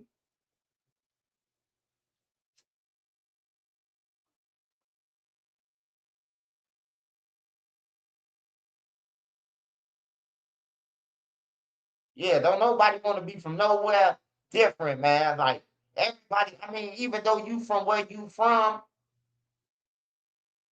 like if it ain't about no positive shit, bro, like don't worry about where I'm from on that thing, bro. Don't cause not saying that I ain't proud to be from Chicago or whatever.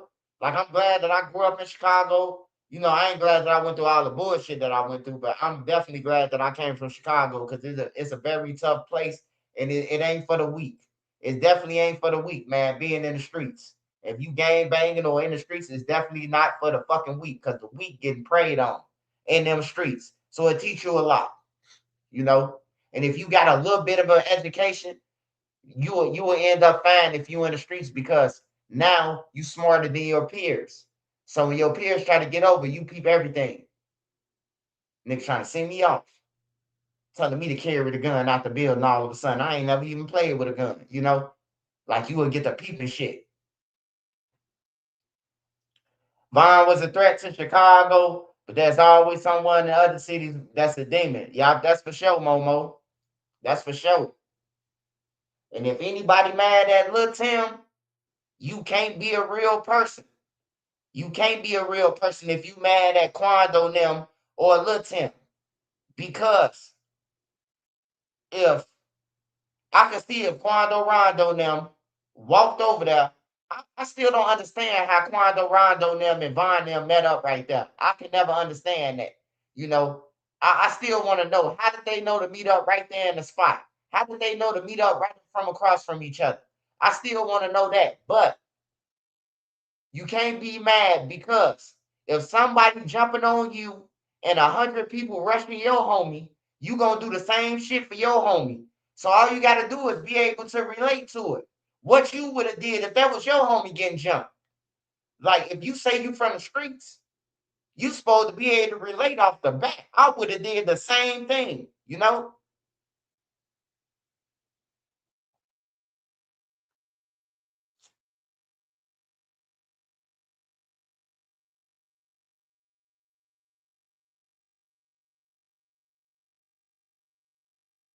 Yeah, I never know. Or one day we might know if somebody come out and say, explain us how the fuck they met up. I mean, it was a 1-versus-1, but then they got the rushing in. Old Block got the rushing in, man. Old Block was deep. Yeah, it was a 101, but it looked like Old Block was blissing. It looked like it was too many people, man. Quando Rondo, first of all, was outside the car by himself. You know? So once again, Vaughn got all the money. Vaughn got all the money. Why didn't you go over there and smack Quando Rondo? Why wake up the money? Why had the money go over there and do it? But you know what?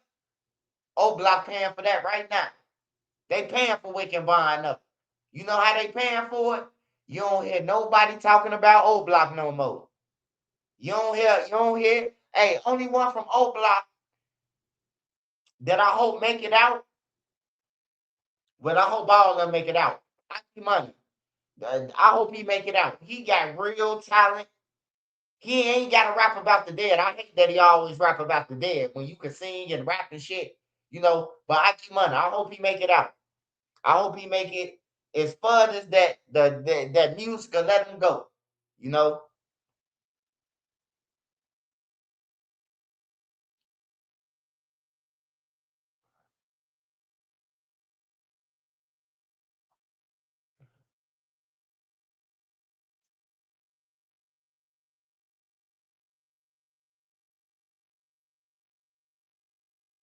Man, hey, E-Dog is the old block groundkeeper, brother.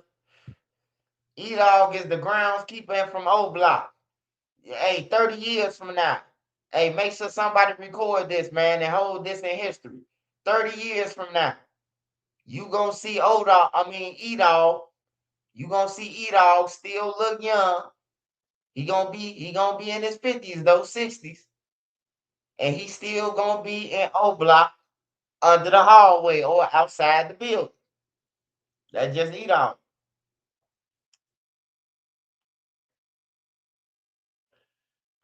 We call E-Dog the groundskeeper. He like he like he like the janitor off the Simpsons. He the caretaker.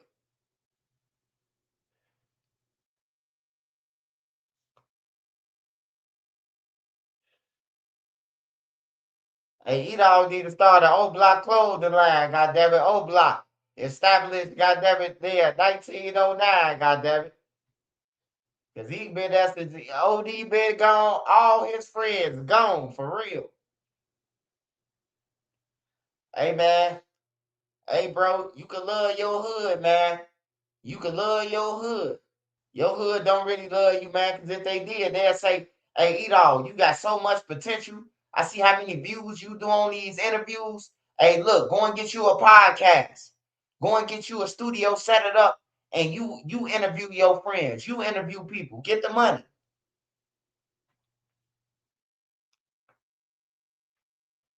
You feel me? Why keep going on people? Why keep going on people platforms for $300, $400 when you could turn the camera on yourself and hire somebody from O Block interview you and put it on your page? They could have been got money. I've been told O Block how to get money. I've been told all them.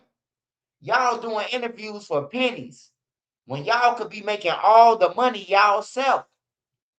All you gotta do is turn the camera on yourself and press record. Hey, so E-Dog, how was it? How did it feel losing OD, man? This your homie asked you. E-Dog could have been had some money, man. I've been trying to give him that advice. Yeah, they getting them niggas $300, man. Hey, look, you can't. Hey, you even call me and tell me $300 for an interview, I'ma block your ass on everything. I'ma block you straight up. I've been this shit too long for anybody to be talking about 1,000 or any of that shit.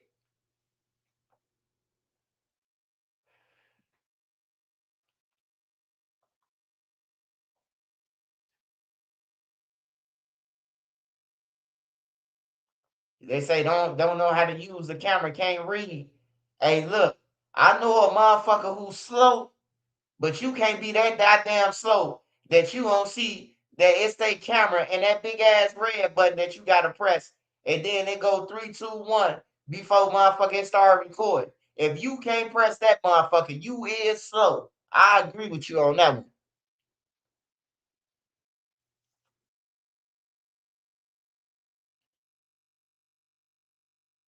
Yeah, but E-Dog could have been had all the money, man.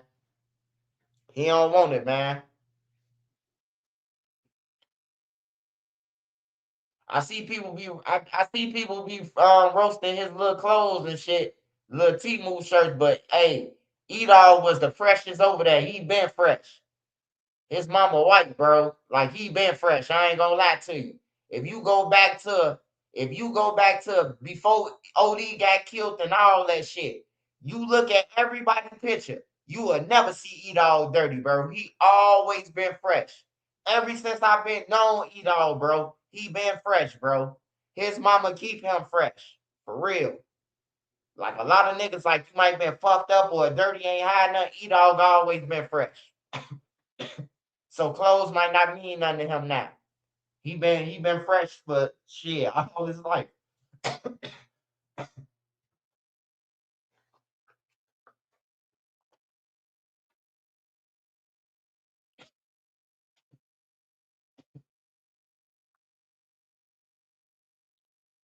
Monique say, yeah, I stop at T-Move.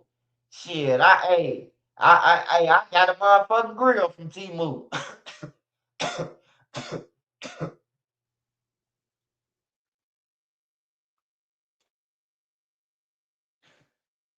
Shit, like my first like 2 weeks in Florida, we had brought a grill. We had brought a grill, and then I had let my homie see it because he in Florida. So we had ordered one from Temu because I had let him see my grill and shit. He was going to a park. He just got out of jail from doing years, and he in Jacksonville. So he had met us. He met us up, and then we let him get the grill because they was having like a family reunion and shit. They needed more grills. So I ordered a grill off Temu, and that motherfucker grill jerk chicken like no other. I'm telling y'all, man. Hey, go to Temu, goddammit. Hey, get your shit off Temu. I ordered a grill from Temu, and it's a non-stick grill, and that motherfucker cook jerk chicken like the Jamaicans, man. I ain't gonna lie to y'all, man. I ain't gonna lie. It cooked better than the grill that I brought from Walmart. It cooked better than the grill that I brought from Lowe's. On everything, man. Temu got that shit. I can't lie.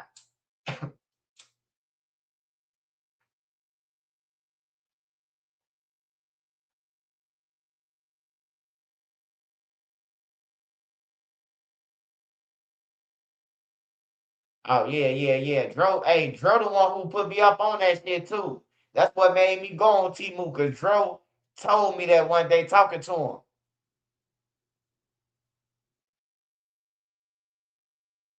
Hey, I mean they got certain shit. They got certain shit like I had put my sister up.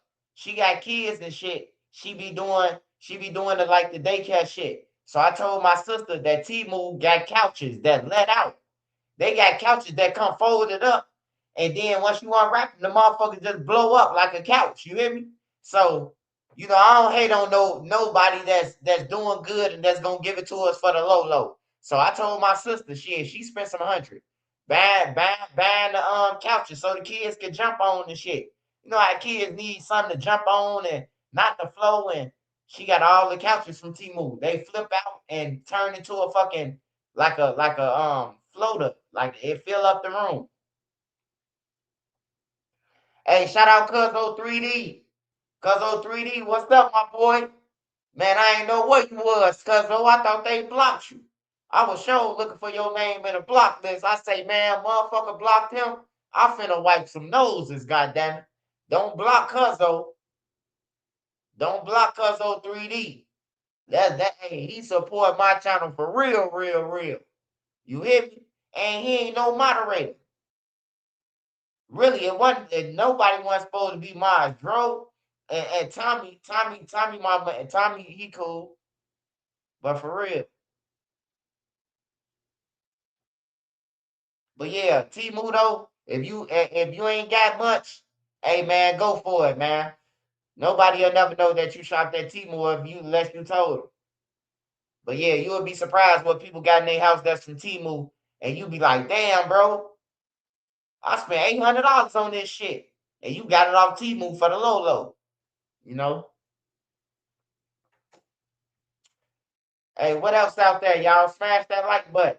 E-Dog and Prince Drake should start a podcast. Yeah, Prince Drake, there's one thing about him. He might hate me now or whatever, but Prince Drake, he always been the same too. He ain't never been like it's like he always want to be by himself. He don't care for crowds. Yeah, he came up and O Block and all that, but he never cared for crowds. And Prince Dre stayed upstairs over me. Like for real. We all stayed in 6358. Let me break this shit down to you real quick.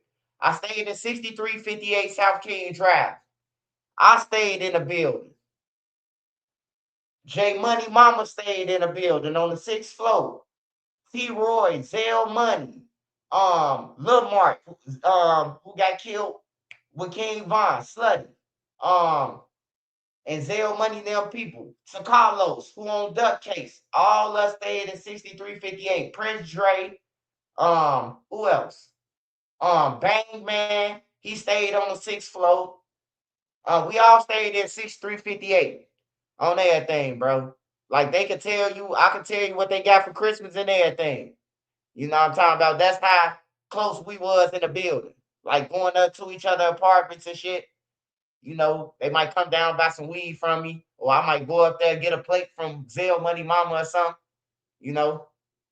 But yeah, we all stayed in 6358 King Drive. White and King Von, they stayed in a building that connect to each other. They stayed on the front.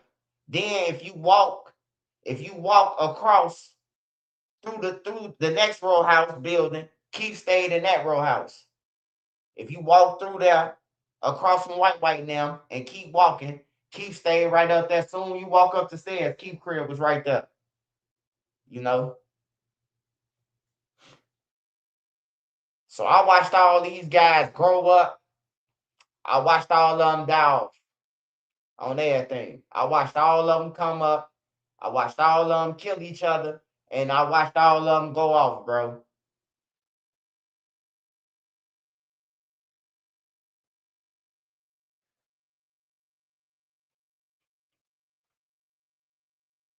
Hey, white BBT say I'm gonna try T move. Hell yeah.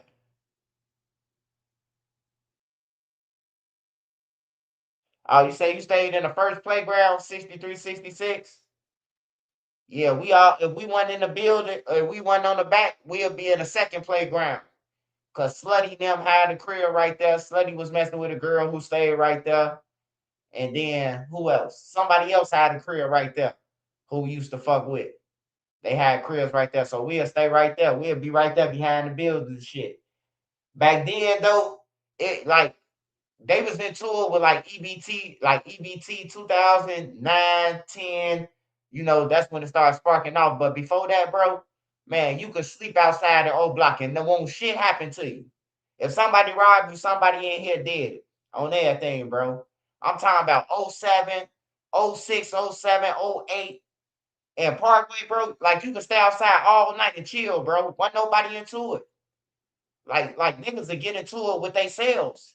Like nobody wasn't really into it, bro. So I seen the calm part of O Block 2, which is Parkway. It was a calm part, bro. Like niggas wasn't dying like that. Niggas wasn't just out here just dying and shit. That music did it though. That music, it turned up the depths another notch, man. Swipe, you been there and done that.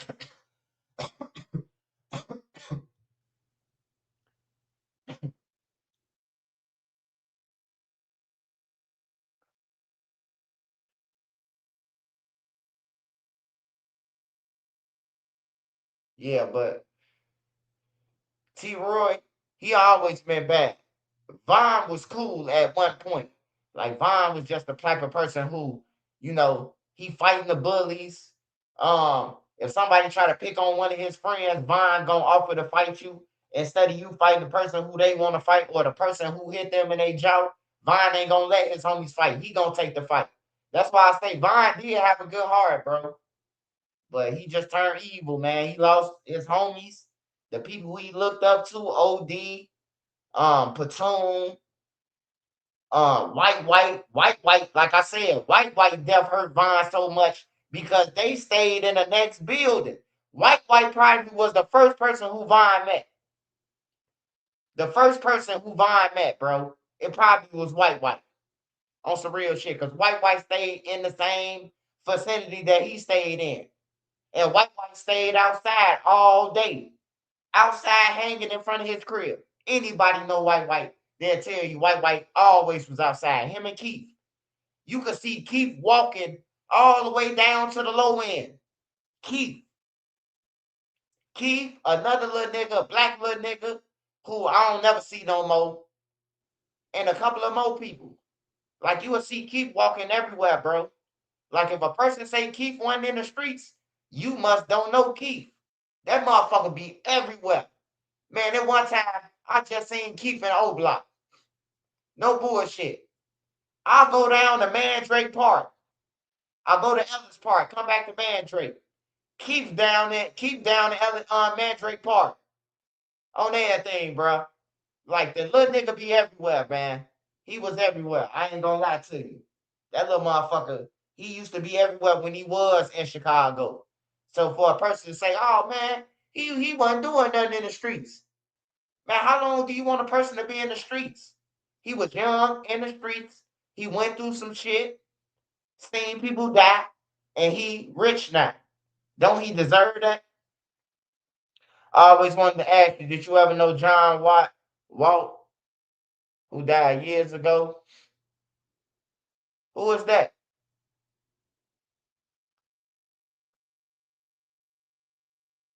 Who is John Walt? Where he from?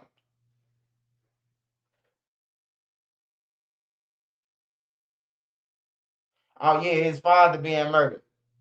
See, he really never talked about Silk when I was around. Like when I was around, I'm talking about I seen King Von every day, 24 hours a day, every day.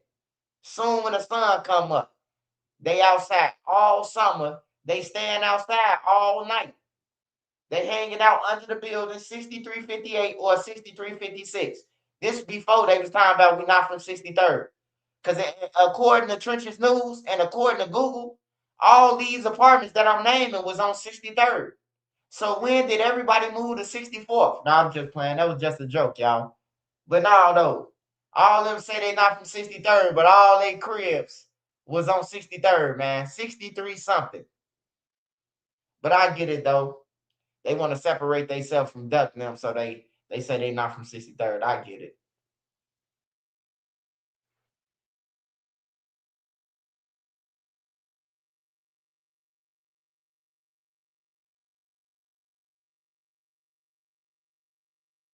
Damn, you say you 50? Oh no, man, you my brother them age, my big brother them, man.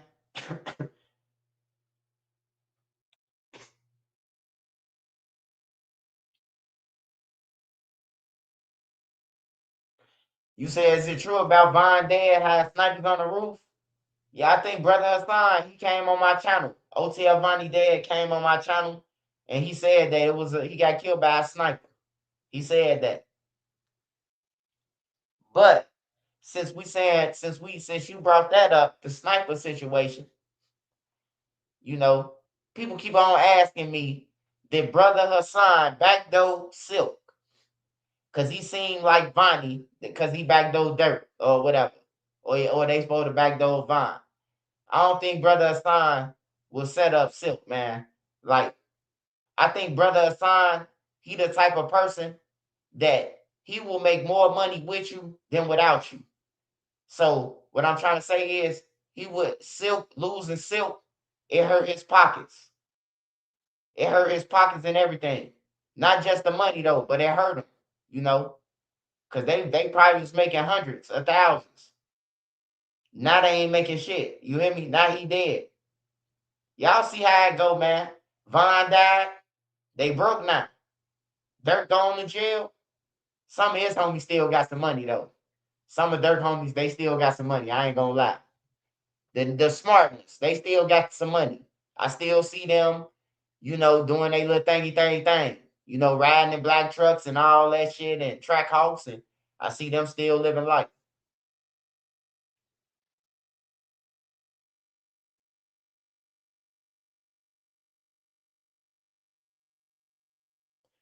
Shout out to Humble Park. Is it true about Vine that you said that.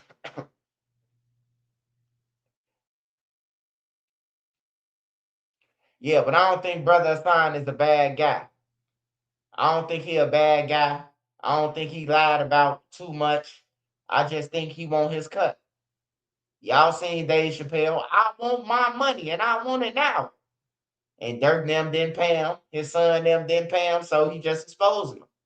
Shit, I know a lot of niggas like that in the street. If they don't get their cut, they gonna go around tell everybody that you killed somebody, that you was the one that broke in the house, that you did in the trenches. I'm talking about, not in the suburbs. I'm talking about in the trench. Let you beat somebody out their money in the trenches. Y'all done killed the motherfucker or robbed somebody, and a motherfucker come back to them and be like, "Hey, bro, why y'all rob my people for $5,000? Man, we ain't get shit." Then you go back to your homie. He talking about he downtown shopping at the water tower.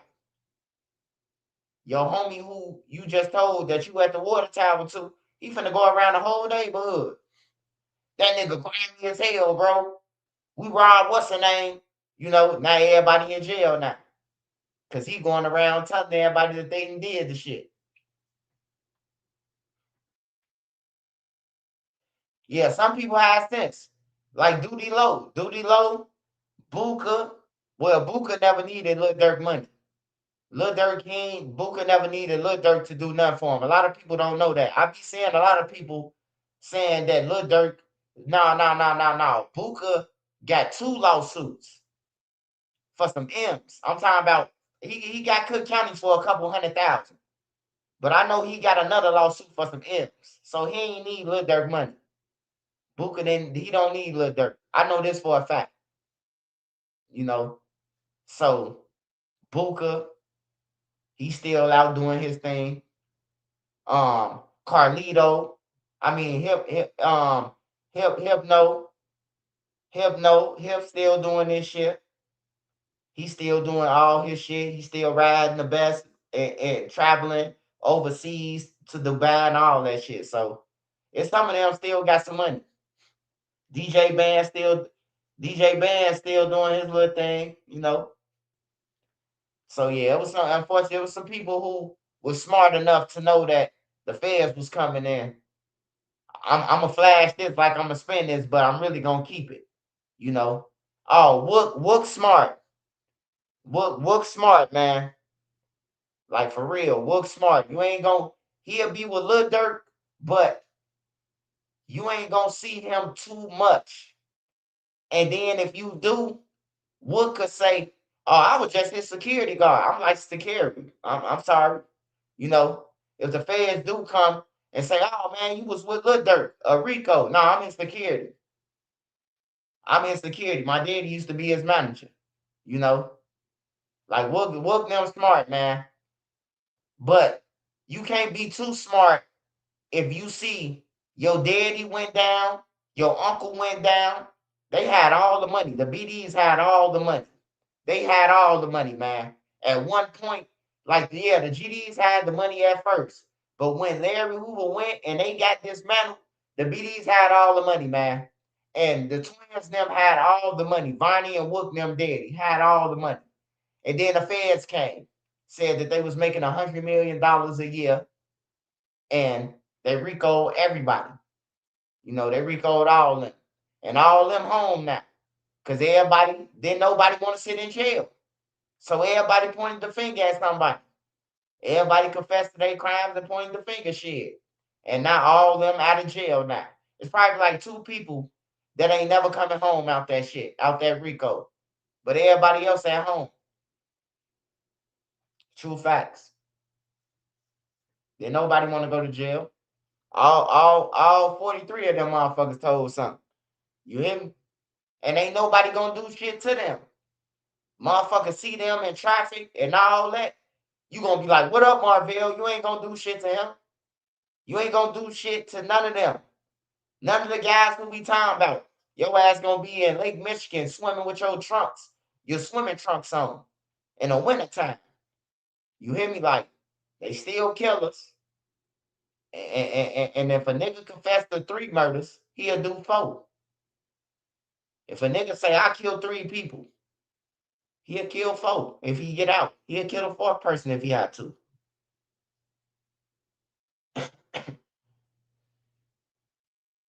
Now, Lil Bit be smart. Hell yeah, they ain't playing.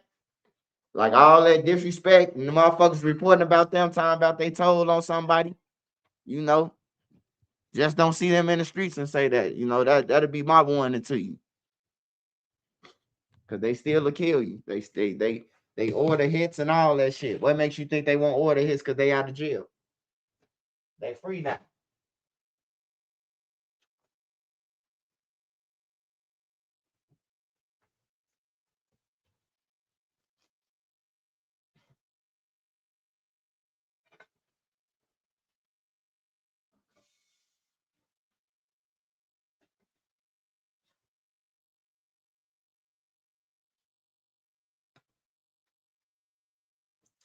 Smash that like button. Ike Mikey low key. Ain't he from Parkway? Oh yeah, Ike Mikey, he be low. He don't be into none of that shit. He always been like that. And BJ. Like BJ ain't never been no loud nigga. BJ always been low key. Got all the girls. Like that's how BJ always been. He ain't never been no loud, no rah, I'm a killer. They always been quiet. E-Dog and all them. You would have underestimated them. Like if you seen E-Dog them back then, you would have underestimated them. They would have got with you. They would have did it to you on everything. Back then, 2008, 2009. Like a nigga would have underestimated them. Like, man, them little goof ass little white boy kids, and you would have been a pack, what they call a pack, a memory.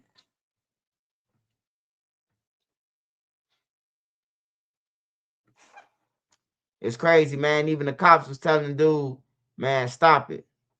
Oh, Lil Ted didn't want to leave that girl. That's what happened. Lil Ted said, fuck that. I can't let these Parkway niggas get my girl once I go to jail for this gun. Cause y'all know, when you go to jail in O Block, everybody see you go to jail. Especially if you get locked up in the middle of O Block, like down there 63, 58 and shit like that. Well, now they got a way that you can get out through that way now. But everybody see you go to jail. Bro, do you know how fast somebody be up your girl crib, bro?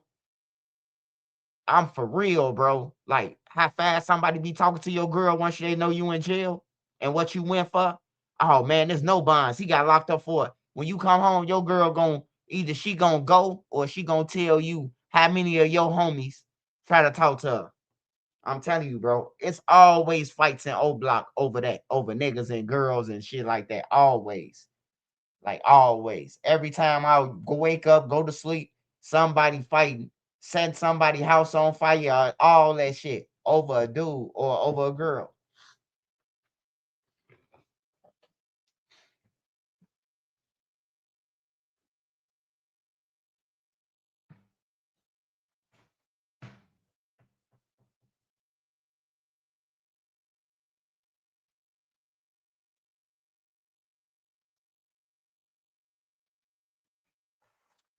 What we got here? Get in the comments, y'all. Get in the comments.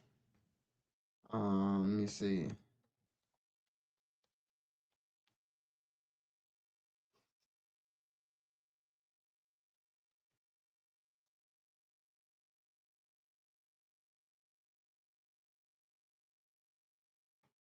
Damn. We don't want to see homeowners falling through their floors. Certainly not. So as the symptom goes.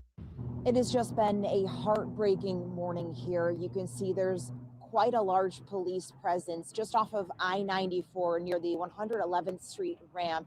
This is where a vehicle lost control this morning and rolled over just after 1 a.m. We know 2 people have died. I just spoke with loved ones and family members of the 2 young men killed. One victim is 17 years old, his mother tells me. The other is in his young 20s, 23 years old. Police tell me 5 people in total were ejected from the vehicle when it crashed. 3 others were seriously hurt and taken to the hospital. They are all part of the Empire Dance Company, a very talented, decorated dance team here on the South Side who we know very well.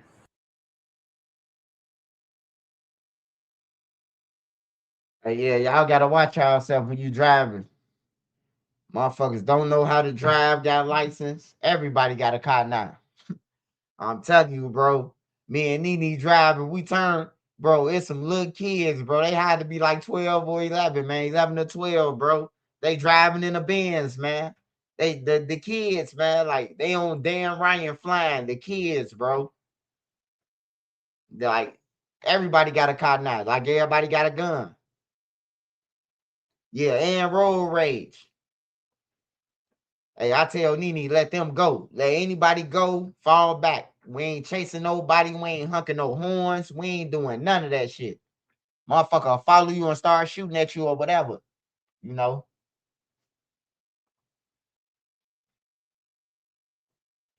Gotta be mindful, man. Shit get real.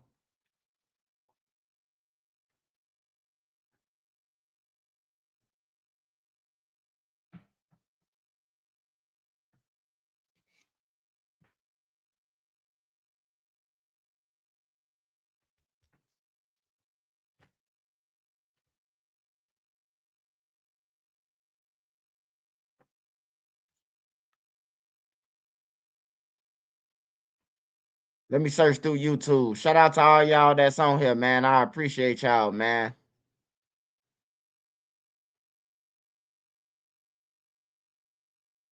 Hey, whoever got that old white lady, man, y'all some bitches, man. I ain't gonna even lie, bro. Y'all kidnapping niggas' grandmas, taking niggas' mamas. Like, bro, I hope y'all ass go straight to hell. For real, man. I don't care what color you is, man. Don't play with nobody grandmas. Don't play with nobody OGs. Don't play with them, bro. Just go ahead on, you know?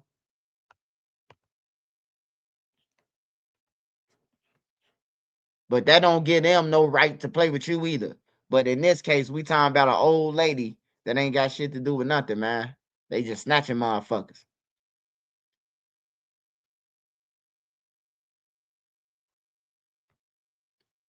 Damn.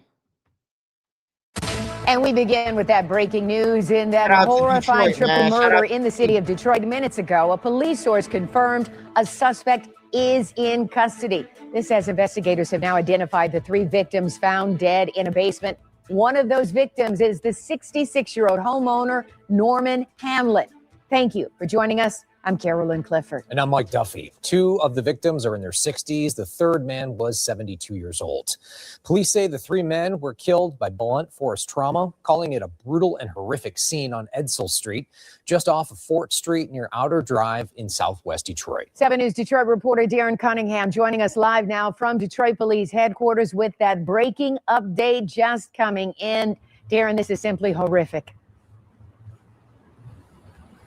Yes, it is, Carolyn. And speaking with so many people in that neighborhood, people are just mortified. Now, we are working to learn more details about this case, but according to a source, DPD, Detroit Police have just now taken a suspect into custody in connection to this triple homicide. Now, investigators remained at the house for 24 hours. They were out there about 1 o'clock in the afternoon yesterday. They left just before 1 o'clock today. Now, we are also learning the identity of all 3 victims in this tragic case. It's like still in shock. I'm still in disbelief. I spoke with a friend of 66-year-old Norman Hamlin, whose family identifies as one of the 3 victims killed in this home on Edsel Street. It was Hamlin's home. His friend, who wanted to remain anonymous out of fear of retaliation, says he's known Hamlin for 20 years. He's the type of guy won't let you in his house unless he know you, and that's what really scared me. It scared me because I believe whoever the attacker was someone that he knew. Detroit police confirmed the other 2 victims are 72-year-old William Barrett and 65-year-old Mark Barnett. Before learning about the murders, Detroit police say officers were already on Edsel Street investigating a missing persons report. That's when they say a man ran up to officers and he told them he too had been assaulted in the home. He was assaulted the day before. He was hit with a hammer in the back of his head, he believed twice, left the location, he came back. When units finally got inside, the minute you open the door, you can see blood, you can see it's just a horrific scene. Detroit Police First Assistant Chief Charles Fitzgerald says the men died of blunt force trauma and had some stab wounds. It's about all we have right now. We are combing that entire area, as you all, I'm sure you saw, because a lot of your crews are out there. We were out there all night looking for any kind of evidence we can find, video assets, any kind of technology we can discover to help move this case along. I hope the guy that that got out, made it to the hospital, will be able to tell the police some type of information. Person of interest or suspect's connection to the men, Fitzgerald says that is unclear. He says police are investigating possible drug activity at the home. Now, while they have someone in custody, they still want to hear from witnesses. So anyone with information should call Detroit Police or Crime Stoppers at 1-800-SPEAK-UP. And coming up on 7 News Detroit at 6 o'clock, why friends and neighbors say they were afraid something like this might happen. For now. Yeah, some evil motherfuckers out here, man. Watch y'all grandparents, man. It's some evil motherfuckers, man. Your grandparents live on one of them thirsty ass blocks. Hey, put up a sign. You gonna die if you fuck with my grandparents. Let them know. You hear me? Like motherfuckers, this an evil ass world, man. That's why I try to be, by me being blessed, bro. I try to help bless other people, bro. I don't want it all, bro. I just, want my fat chef and me and my family to be straight, I guess. I take my portion, Like, it's some evil motherfuckers out here, man. Rest in peace to them people, bro.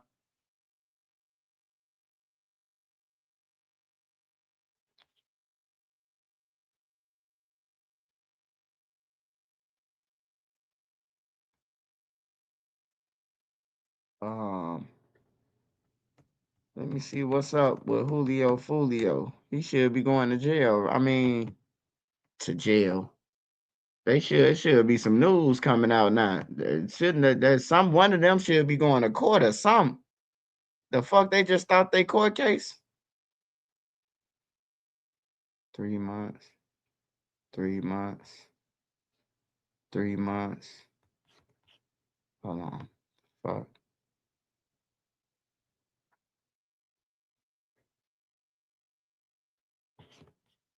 All right, so everything 3 months. Oh man, hey, I gotta talk about this, man. So this guy, Mo3 alleged killer, or whatever you want to say. I ain't from Texas, man. So when I don't know and I ain't from there, I use alleged, because I ain't from there. But this guy, the killer, the one who's supposed to kill him, he got a boyfriend, goddamn it. He a Lil J. The man did an interview and was talking about the fights he got into it with the Grizzly. Sorry to my DC fellows, the Transformer. The relationship they had. They was in the projects with the niggas letting them hang around and shit. Like, what the fuck is going on, man? Hey, I want everybody to be real. That's on here. It's 559 people on here, man. How many of y'all was in the streets and the Transformer was with y'all crew, man? Let's be honest, man. Let's be real. I'm trying to do a survey, man. I'm trying to do a survey, y'all.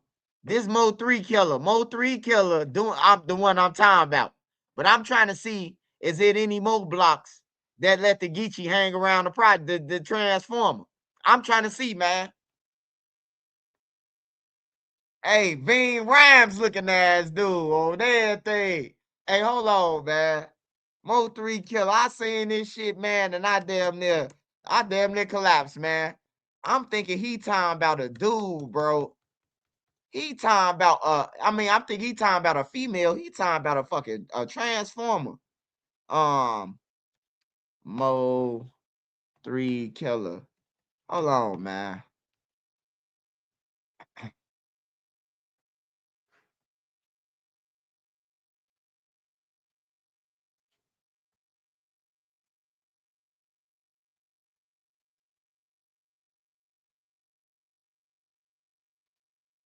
This guy did a video. We ain't finna listen to it all, man, but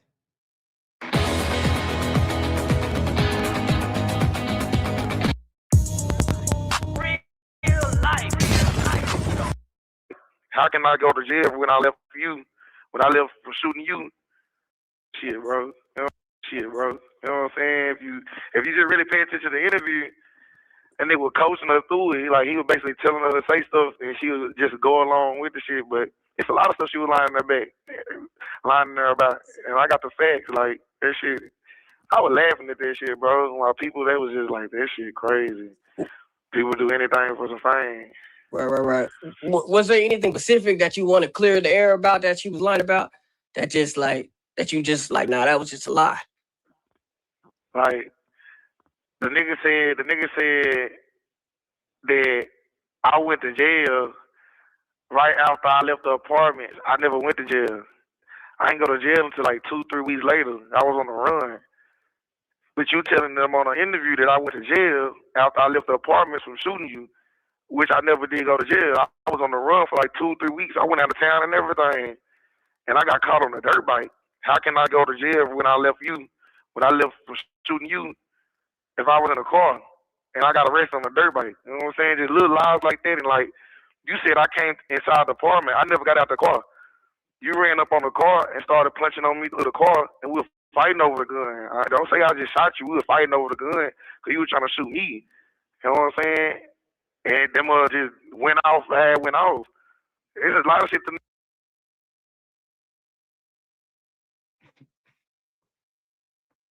Man, this shit crazy, man.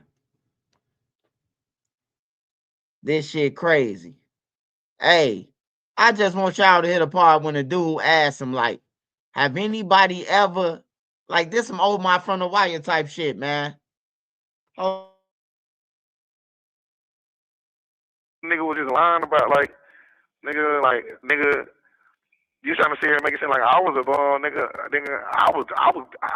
we literally used to get into it because, nigga, I'm trying to go get some money, and you trying to make a nigga stay in there. I was like, that nigga just was lying, bro. A lot of this shit, this nigga was just lying, bro. Some shit was telling the truth, like, nigga was going to spots and shit, you know what I'm saying?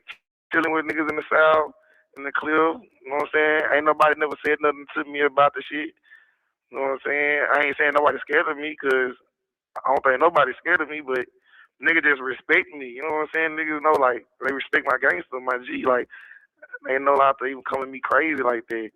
Right. When you said, cause she said that you was fighting, that y'all got into like a big altercation, fist fight, and she beat you up. Was that a lie? Man, I was sitting. See, the story is I was sitting in the car, and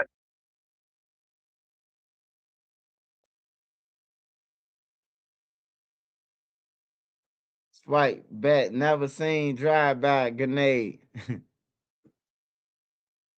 Hey, man. I ain't finna have y'all sit here and listen to this bullshit, man. It's crazy though, bro. Like, he talking about this fucking dude, like he a fucking $150. like he a fucking like a female crazy like that. Right. Matter of fact, hold on, y'all. Let me see when Mo 3 trial. Mo 3. Damn. There are new developments in a high-profile Dallas murder case involving rival rappers. The first trial in the murder-for-hire killing of rapper Mo 3 is now delayed. Fox 4 Stephen Dial joins us with details. Stephen. Clarice Kewan White is the man prosecutors say Dallas rapper Yella Beezy paid to allegedly kill Mo 3. A continuance was set today, and there will be a new trial date, but we don't exactly know when. Murder of Melvin Noble, who went by the rap name Mo 3, was caught on camera. It was a wild scene on I-35 in Dallas, November 2020, with dozens of gunshots fired in the middle of traffic. Prosecutors say Kewan White ambushed and shot Mo 3. They say he was paid by one of Mo 3's rivals, Marquise Conway, a Dallas rapper who goes by Yella Beezy. It's not uncommon, Your Honor, to have litigation support in cases that have terabytes worth of discovery. Thursday's hearing revealed that this alleged murder-for-hire conspiracy created an enormous amount of evidence. White's attorney said that they still have a lot to go through and requested assistance to sift through it. The judge did not rule on that motion. The second counsel is a whole attorney. I mean, I'm asking for support that organizes 16 terabytes worth of discovery to ensure that Mr. White has the ability to have a fair trial. And I'm going to take this motion under advisement. Both sides agreed that they would not be ready by the trial date scheduled on February 2nd. During the hearing, the prosecution talked to the judge about White's tattoos and possible gang affiliation, arguing that's irrelevant to their case. The judge ruled the state can photograph White before trial to use it if it were to come up. The defendant does have unique tattoos, including down the right side of his face, his left eyebrow, his forearms. I'm not going to get into any gang evidence during this hearing, but we believe, and I have evidence that I believe would show that the defendant is a gang member, and those tattoos can help in my expert's identification of and testimony as his affiliation as a gang member, if it became relevant. I would just at this point make an oral motion in limine as it relates to any gang affiliation that the state intends to raise or thinks that they have sufficient information that we'd be able to have a hearing outside the presence of the jury for the court to be able to make a determination whether or not there's sufficient evidence there to discuss that in front of the jury. The state made clear that while there is a lot of evidence to go through, they have not delayed in getting that evidence to the defense. The prosecution and defense will meet again next week. As for Yella Beezy, he is scheduled to have a hearing tomorrow.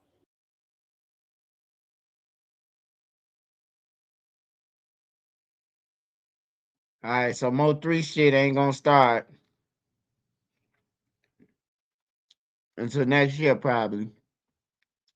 Let me see about this Melly. Mr. Murder on this man.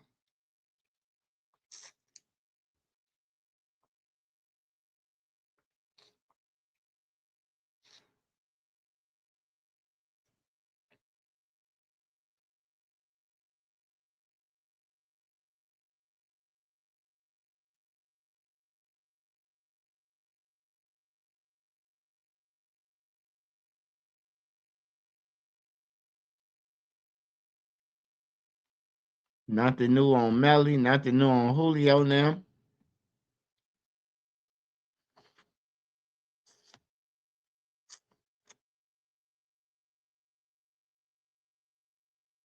Hey, y'all.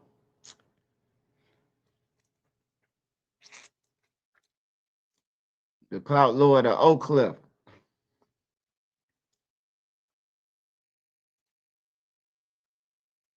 Hey, his homies now must have been eyeballing the candy too, though, for them to be letting them hang around and shit.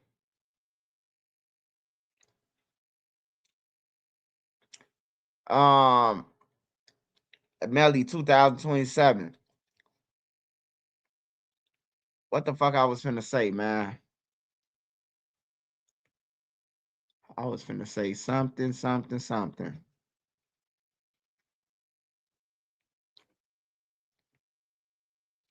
All right, so they say Bro Rilla talked about Glorilla not giving her siblings nothing. Now they saying that now that Bro Rilla on, they saying that Bro Rilla ain't cutting her family in neither. You see how this shit go? She feel like she did enough already for her family. Hey, that's how it is when you get money, though. She see how Glow feel. I got 10 siblings. If I get all them, shit, couple hundred, I'm broke. That's too many motherfucking siblings. Somebody gonna have to wait till next interview or something. All right, so what y'all want to watch out there? What y'all want to watch? What y'all saying? I ain't been on YouTube. They just sent me that DJU shit, so I ain't been on YouTube. What y'all see out there? Y'all want me to react to or whatever? Oh yeah. I hey, look. I'm glad I said it. Hold on. Hold on.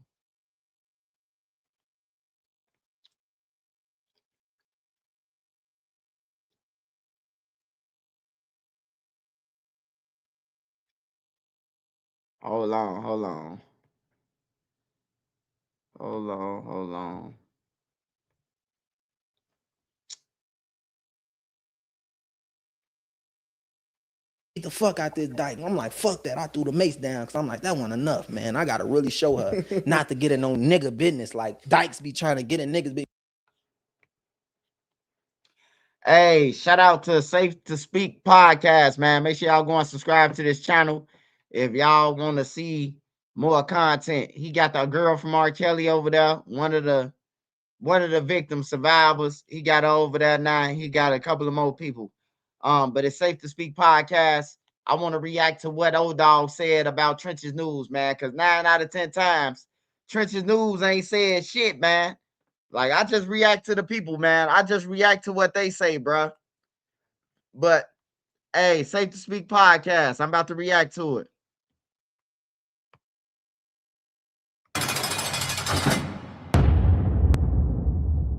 What's up, man? Welcome to the Safe to Speak podcast. I had to go with what the fans wanted, man. They wanted a part 2. They kept saying, bring him back, bring him back, bring him back. It was just talking about him on Vlad a couple days ago. Trenches News, Vlad TV was just talking about him. I ain't gonna lie, though.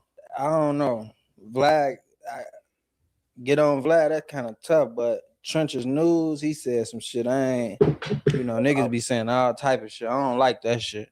I was gonna ask you, man. We gonna get to it, man. It's Safe to Speak. We got some, and we ain't built on being messy, but let's talk about it. Let's get it people what they want to know, man. I just ain't like what he said. Like he said some real shit, but then he said like, oh yeah, the fans said, oh yeah, you might be scared. They got like, man, so why did you wait so late to come out? Why did you wait so late? It wasn't no waiting late. I just never was the type of nigga to be, oh yeah, woo, like let me get on a podcast and tell everybody this shit. Ooh, like that shit.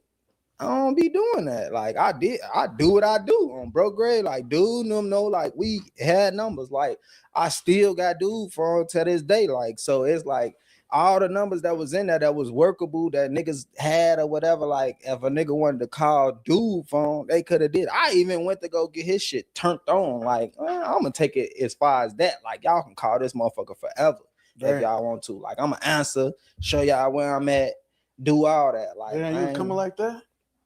That's how I'm coming. On Jesus Christ, that's how I'm coming. Any motherfucker that was involved with that, so they say, so Trenches News, like, cause Durk was putting money on niggas' head. I wouldn't give a fuck if he put. It was a rumor that it was money on your head, though. Man, he could have put 10 million on me. I wouldn't give a fuck what he put on me. On God, I got this shit that bring that shit to 104th. On God, when you looking for me and you show me his own, I'm gonna show you how to play ping pong, but the shit won't go long. I'm telling you, the shit ain't gonna go long. This shit gonna be, I go up. So what?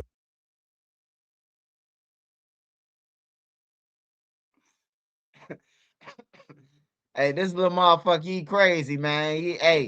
He like a Chucky doll, man. Hey, remember when I told y'all it be motherfuckers that's not on the internet that be really into this shit. You hear me? And they ain't no inner shit. He one of them. I ain't gonna even lie. Old dog definitely one of them. I ain't gonna lie. He a dangerous motherfucker, bro. Like King Von, them, all them know who Old Dog is, bro. I ain't gonna even sit here and hold you. Hey, but look though. Hey, Old Dog, man. I was just saying the fans were saying that you came out late because you were scared. So what I said is, I said, shit, if you ask me, he came out right on time because shit, Lil Durk and all them locked up. That's like 48 laws of power, nigga. On some real shit. Let the streets cross each other. Let everybody cross each other, all the paths and everything. And then you come out when everything is clear, when the coast is clear. That's how you do in the streets. You do some shit in the streets, you let the streets cross each other. They either gonna go to jail looking for you, get caught with the gun, you let them cross each other, and then you come out when the coast is clear. So that's the good thing, man. That ain't it. I mean, hey, some people just demons, man. But we finna finish watching. Shout out to Safe to Speak podcast, man. Make sure you go and subscribe to his channel, man. If Vlad would have hit you up, you want gonna do the interview with Vlad? I feel like that'd be a good look with Vlad. I like if I do an interview with Vlad, man. I don't know, like I can't get too police, but we might could do some business, maybe. Like it depending on how he talking, like how he coming at the scenery, like how everything looking. Right. I'm on bullshit. I ain't like what Trench said. I ain't gonna lie to you. Shit Trench said kind of got to me. Yeah, so I'm glad you. Hey, old dog, man, don't let Trench's. Hey, don't blame Trench's news, old dog. Come on now, old dog. Hey, old dog, don't blame me for your killing sprees and shit, man. You a little evil motherfucker, man. You and King Von, y'all must be stopped, nigga. No, hey, no, though. Hey, old dog got some real stories, man. Y'all go and check them out, man. Go and check out Safe to Speak podcast. Hey, old dog, man. Hey, stop gritting your teeth, man. You making me nervous.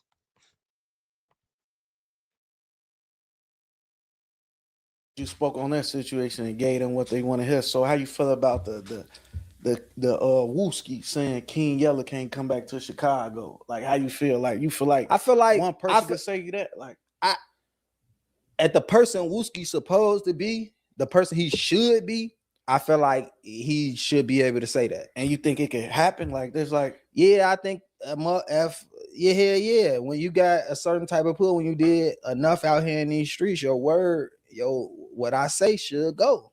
Like right. Understood. And I'm gonna bring it back to that Durk case. Do you like they say it's a lot of people telling, the Vonnies telling, they got like 7 people on that telling. Man, you feel like look, he gonna I ain't come gonna on lie from to that? you. Durk, I know Durk he got Drew a motherfucker. But That's the lawyer. Yeah, he got Drew. But shit, I had 2 motherfuckers.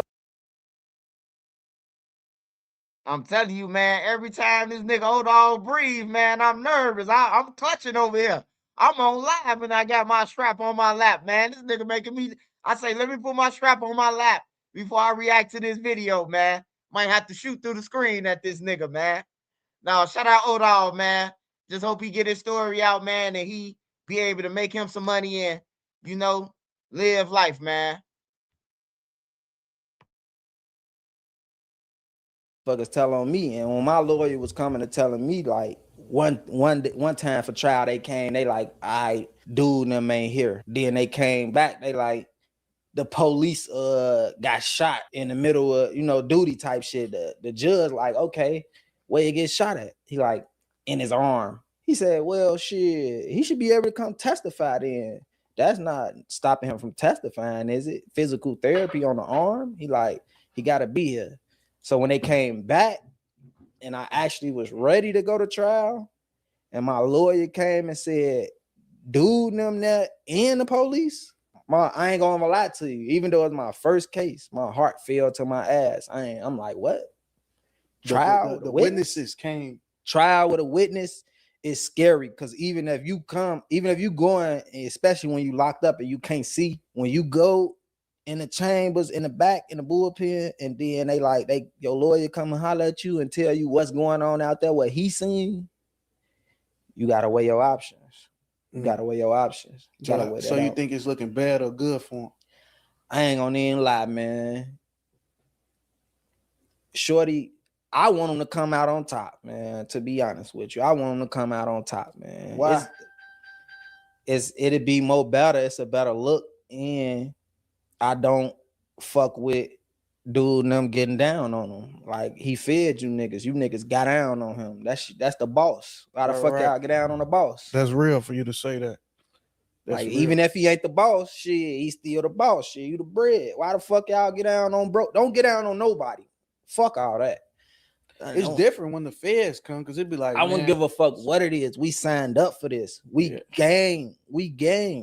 Sure. This ain't about gang banging. We is gang. We a family. Brotherhood. Don't get down on me, bro.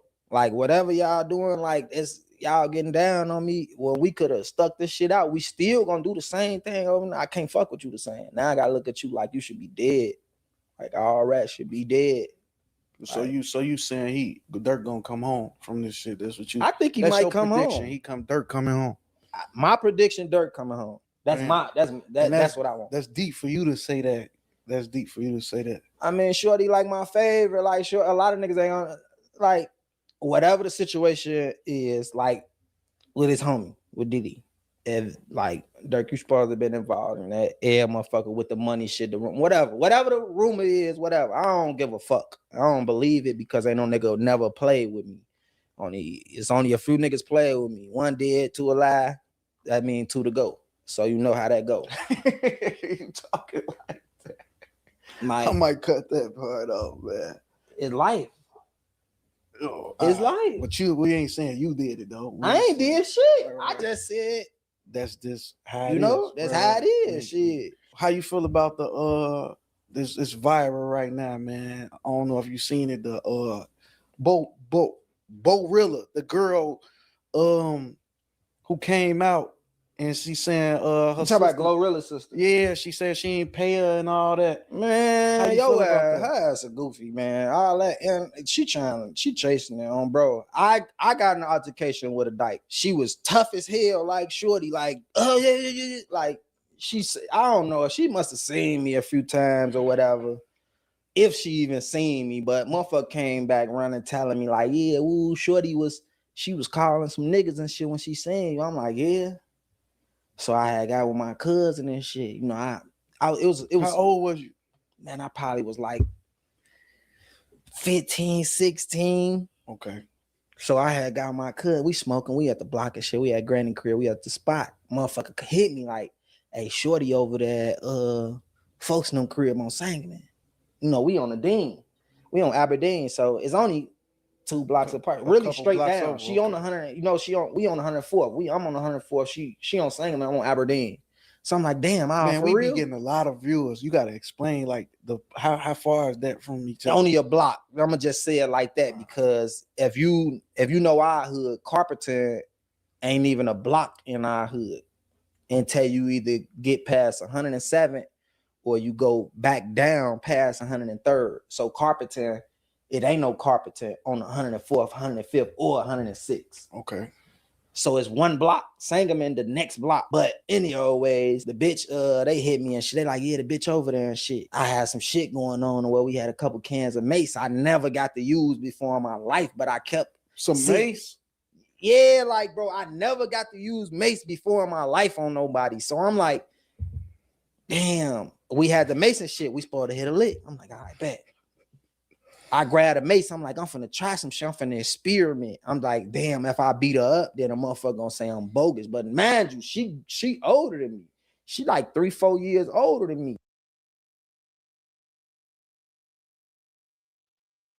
Hey, you know this man dangerous as fuck. This man said he been holding cans of mace for a long time, and he been waiting to use them. So he just around buying mace and storing this shit up to commit a crime, brother. I told y'all, man, old dog ain't no joke for real though. It's niggas out here, man, that ain't never been on the internet, that be really in the street. What they say land belt. But the only people who y'all know is O Block or, you know, the people who we talk about normal. The people who out there normal. You know, you just can't go and dig up O Dog and say, yeah, O Dog, da-da-da-da. You know, because he ain't out here like that. But if you from the streets, then you know who he is. He definitely a goddamn baby kid. Then probably 5 years. I don't know at the time, but she like around that area. She probably about 3 years older than me. So I run, I take off at the crib. Grandma looking crazy. Like, why the fuck she thinking we finna do a hit. When I run and shot, get over there. I walk up, bro, them see me. They ain't thinking none of it. I'm like, all right, bet. I get over there, I shake a couple hands. I'm looking at the bitch like, but then it dawned on me like she gotta be a stupid motherfucker. Like, cause she see me knowing that like her people What she did. Like, you knowing you been out here around people saying like you calling niggas every time you see me, and that shit get back. You know that shit get back. You in crowds. You thinking you, I'm finna call. Them. So what you do with the mace? What happened? So she tried. So it was like, bam. I walk up and shit. I shake everybody's hand. She should have knew it was a hit because cuz stayed down the stairs. I walked up the stairs. I had the mace in my sleeve. Like I had a hoodie on. I was like Spider-Man. I'm like, I'm gonna just and spray ass. But the bitch motherfucking she tried to reach out to me like or something, like say what up to me. And I just looked at her like, gave her a nod. And when she tried to like reach out to me, I reached out, but I sprayed her. Shh. And she looked like, I'm thinking the bitch taking the mace. I'm like, what the fuck? She looked like she just jumped down the stairs, like kind of fell down, like, oh, she got the screaming, and bro, them like, they like, dog, what you on, man? Woo. I'm like, nah, hell no, I'm finna beat the fuck out this dyke. I'm like, fuck that. I threw the mace down because I'm like, that wasn't enough, man. I gotta really show her not to get in no nigga business. Like dykes be trying to get in niggas business. You gotta really show them. So I'm like, man, I'm finna really show her why not to get in no nigga business because there's people dying out here, and you talking about you dropping the low like you seen me or something. Like, so that make you not like Borilla? That's what you saying? It made me, when I seen her doing what she was doing, even though it was like her on some Glorilla shit, I'm like, man, she woofing. She just woofing a lot. And it was the same shit the other dyke was doing. I'm like, damn, is she gonna be ready for this shit? Like When if it a go down, motherfucker, when right. it go down, like it, No, I motherfucker seen push a up on video her. of her getting beat up. I seen the video of her. Getting That's beat what up by a happened. nigga. That's the type of shit that kind of shit just happened when you be just yapping your shit.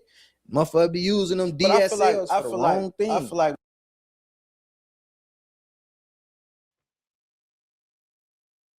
Hey, he dead serious, man. He dead serious. Nigga telling you how he motherfucker ran up on the dyke. You hear me? Hell yeah, he ain't playing. He said he got something for everybody, not just OTF and Lil Durk. He got something for the dykes too.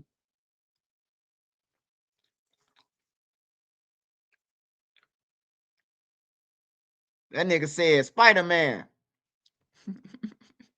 when God bless you and you with people who You struggle with using you, your you supposed to help DSLs them. for the wrong thing. Ain't no fuck all that helping her. Mind your business and let her get dealt with. You know, don't help her or nothing. I got mad at bro them because they got the help in the bitch. Like, oh man, get her some water and shit. I'm like, hell nah, man. I'm finna really slam the bitch out. Like they trying to get a bitch water and shit. I'm like, man. Oh, now what if she would have dropped the low and I got popped? You know? So I felt some type of way, like, damn, folks, I'm helping this bitch. Like, at the end of the day, she's still a girl. I don't give a fuck what you is. You jump in this nigga shit where these bullets flying around, where niggas knuckling up, and you saying you with that shit, you gotta be with this shit. Ain't no half-assing. Ain't none of that shit. You cannot be 1 foot in, 1 foot out. I'm gonna put that viral clip. I'm gonna take that viral clip. You seen it when them shorties shot up that car?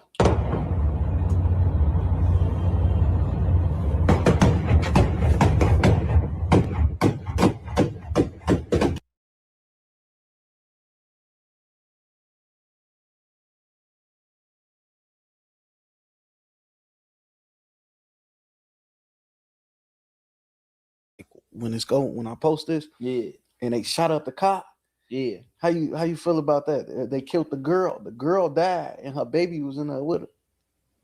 I mean, but a dude was in there. He injured. They say he in critical, but yeah, but it's fucked up. I ain't gonna lie, it's fucked up because I seen that she they a was female with some kids. She got a kid, you know. But at the same time, you know, I be looking at it like, what the fuck was she saying that made them be on her car? Because it ain't no a nigga just in that nigga drove her car before that. All right, when we see it, we gonna shoot it. But it up. was the dude. It was 3 people in there. It was her. He was dude. in there, so you got spotted.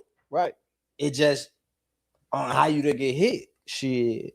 If that was me, I'm saying because the dudes, I seen one of the little dudes, he was running, but he wasn't looking. He was shooting like in a way, this. take the gun from him, put him on probation. In a way, take it from him. It's a night, and you went on a hit. Hey man, this the motherfucking the lieutenant, the general of the streets. This motherfucker said for the shooters, take the guns away and put their ass on probation. This nigga crazy, man. This shit real life, old dog. Niggas dying, brother. Hey, that nigga say take them guns away, man. Hey, this I'm telling y'all, man. Hey, shout out to Say to Speak podcast, man. Make sure y'all go and check out his other interviews too. Not right now. y'all caught a body, but you fucked up. Shit. If anything, we gonna say the it's scary broad shit is one. daylight, like the kids. Hey, listen, man. The kids broad is getting out of daylight school. and all. When a nigga get to running and not looking while he's shooting, we gonna say he did the innocent body. We gonna say he did it because the motherfucker that's running up, you could tell they trying to get their man. They trying to get who they looking for. Is motherfuckers don't be trying to get up on the motherfucker. That be the thing. So why?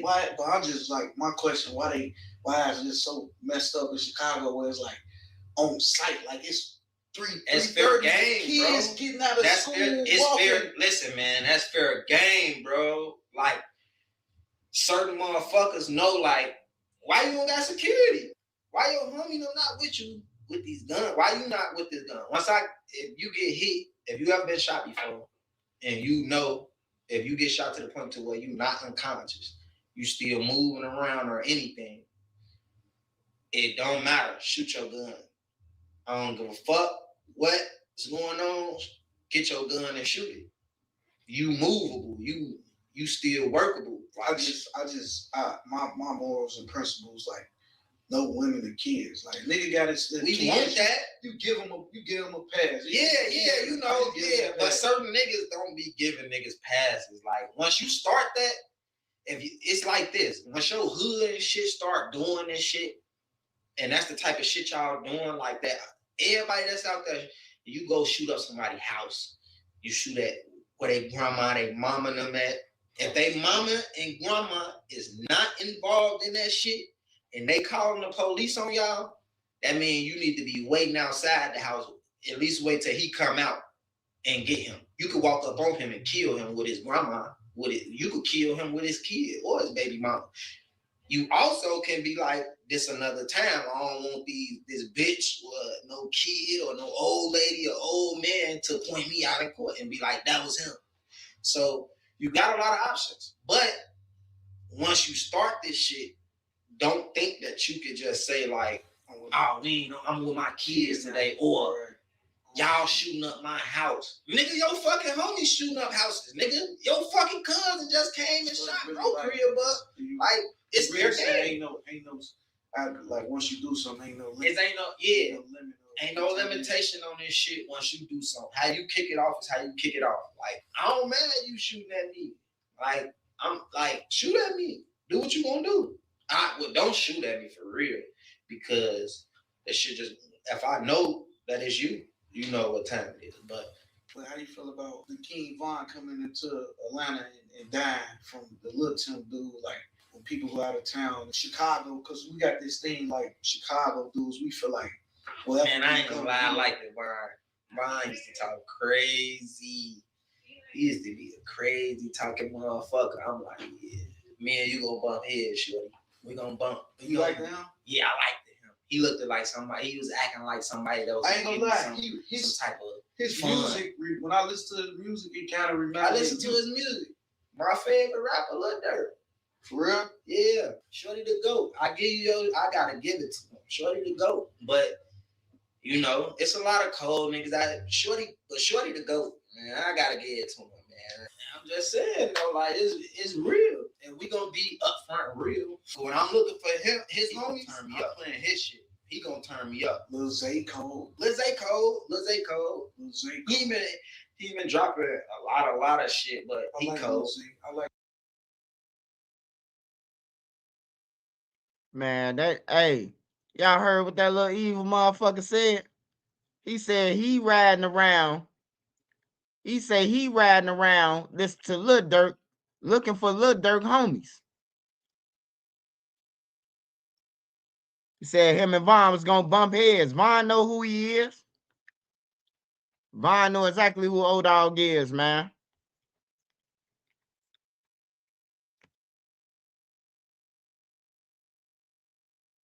I like Lil Zay. I like from the city. I like Lil Zay. I fuck with Lil Shorty Fatso. Shorty ride. Fatso. Shorty nice. From Memphis? Nah, Fatso from Iraq. I ain't never heard of him. Yeah, YG Fatso, man. I thought that was from Memphis. Nah. Hell. I ain't gonna lie, I like Lil Law. Lil Law nice. You be talking a little shit. You be saying slick shit. You be talking slick shit. Shorty be talking slick. I ain't gonna lie, you be talking slick as hell. But shit, you know, bro, them nice shit. You go to some old shit and shit. Play Killer Kills. Like, you can play get it done anytime. Anytime I play Killer Kills, get it done. I'll be like, damn, this shit raw as hell. My shorty Lee head nice. Lee head nice. Kobe nice. Codeine. Yeah, it's a lot of folks. We got some nice motherfuckers. Bro, them just don't.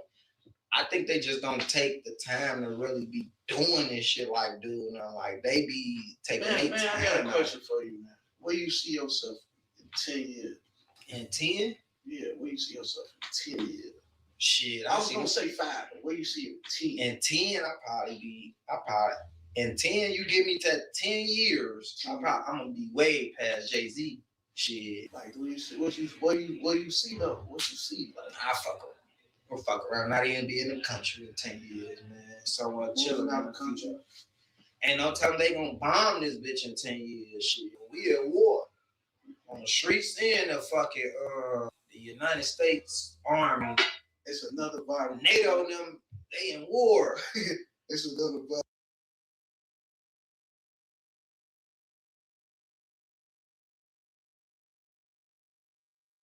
Yeah, that that motherfucker, man. That motherfucker dangerous, man. Hey, be aware. Old dog is out. That motherfucker say he getting into it with Dykes. He plotting on everybody.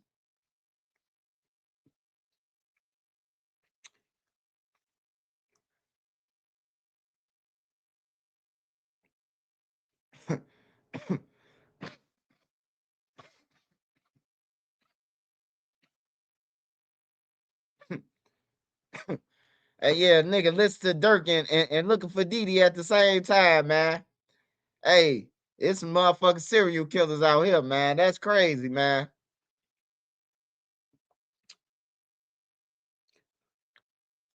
That motherfucker old dog is evil. I don't want no smoke with you, old dog. Go ahead on, brother.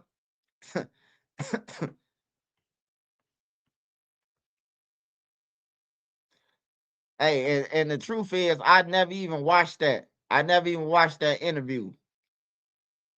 Like, I never even watched the interview to see what he said about me.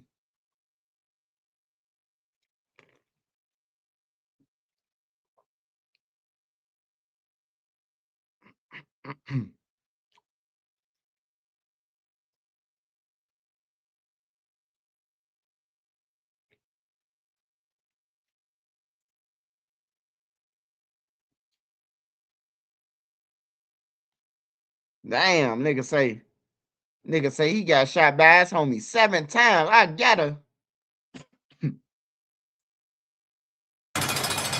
Hold on, man. Shout out to Safe to Speak podcast. Hold on, I gotta see this. I like that. I remember being on my cousin them. They real fans of you on my daddy's side. I was telling them like, yeah, Scully, and they was like, I'm like, Scully brother rap, and they like, Scully ain't got no brother. He ain't got no brother. They kind of convinced me that you ain't had no brothers, and I'm like, damn, I've been around Scully. Didn't you grow up with siblings? Yeah, for sure. Yeah. How many siblings you got? So it's me. Then I got a sister. Then I got a little brother. You the oldest? I'm the oldest out of everybody. How that is? No, I think it's like 8 of us, 7 of us.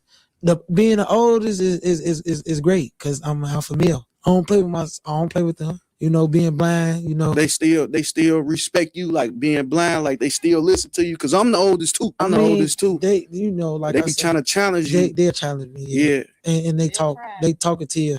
So people learn how to be use strong words. And you know, like me, I what I learned in jail as well is keep your strong opinions to yourself.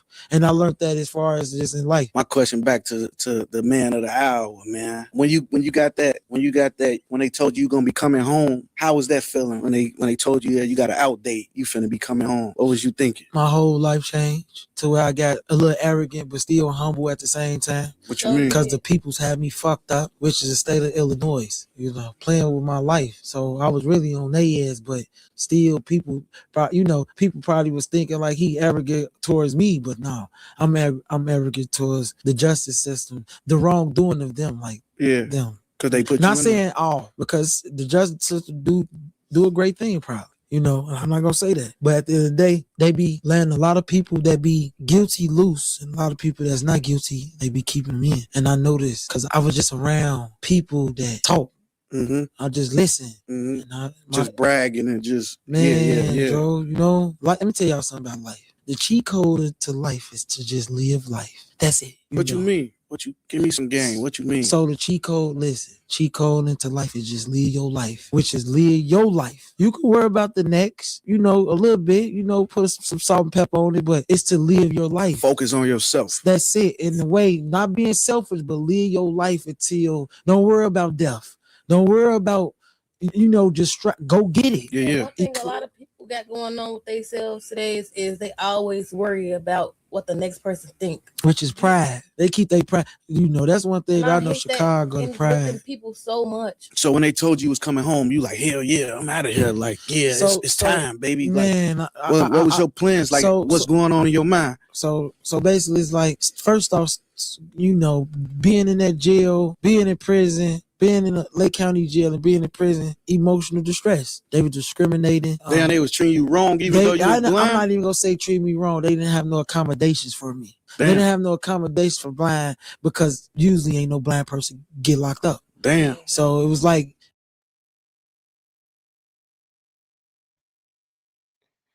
Hey, he got a nasty ass lawsuit, man.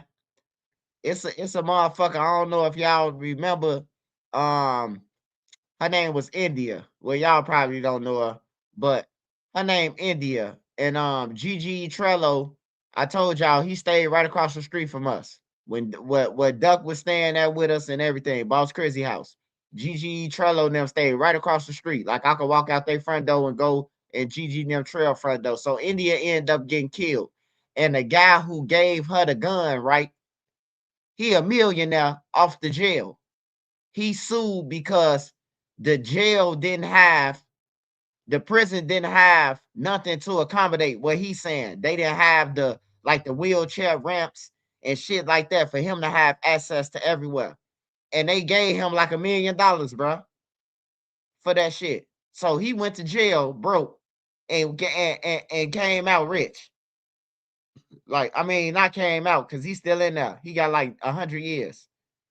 But that's crazy.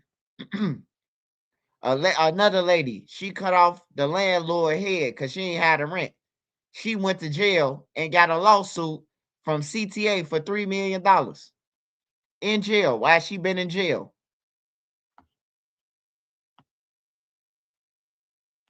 I was a unique person in jail. Damn. So when I went to jail, I was against, like, basically, like, damn, y'all ain't got nothing for a blind person in jail to do at all. Damn. So let me just go ahead and start a nonprofit organization called Now That I'm Blind I Can See. And I got that damn there for my pops. My pops then they said that we was, you know, vibing, making music. I was making some music, you know. Shout out to Pops. Yeah, man. Pops definitely helped me with that. And I think he damn near came up with the brand. Now That I'm Blind I Can See, don't steal it. Cause I'm gonna take you to court and I'm gonna sue the shit out you. How you get that, man? When I met you, we called you DJ, man. DJ Wild, man. He running around. He got X, Y, and Z on him. How you get the name Scully? So basically back then, one of my homies, Dada, you know, used to be making fun of my fingers and making fun of my face structure and told me I look like a skeleton. So, you know, my father like his skeleton looking ass, and then they broke it down to, man, call him Skelly. Then they was like, call him Scully. Like, you know, it went to Skelly to Scully.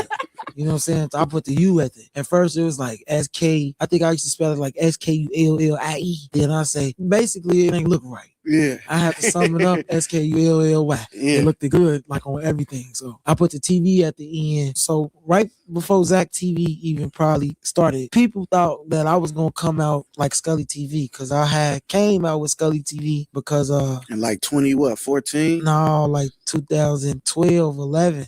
I was at Hickory Hills at one of my white people's you know, my white boy house, and we just got out the pool, and I've been knowing this dog for over 10 years, and this dog was like licking my face, and I pushed the dog bit. Once the dog bit me, I was upset because I had to go get like 6 stitches, and I wanted to harm the dog.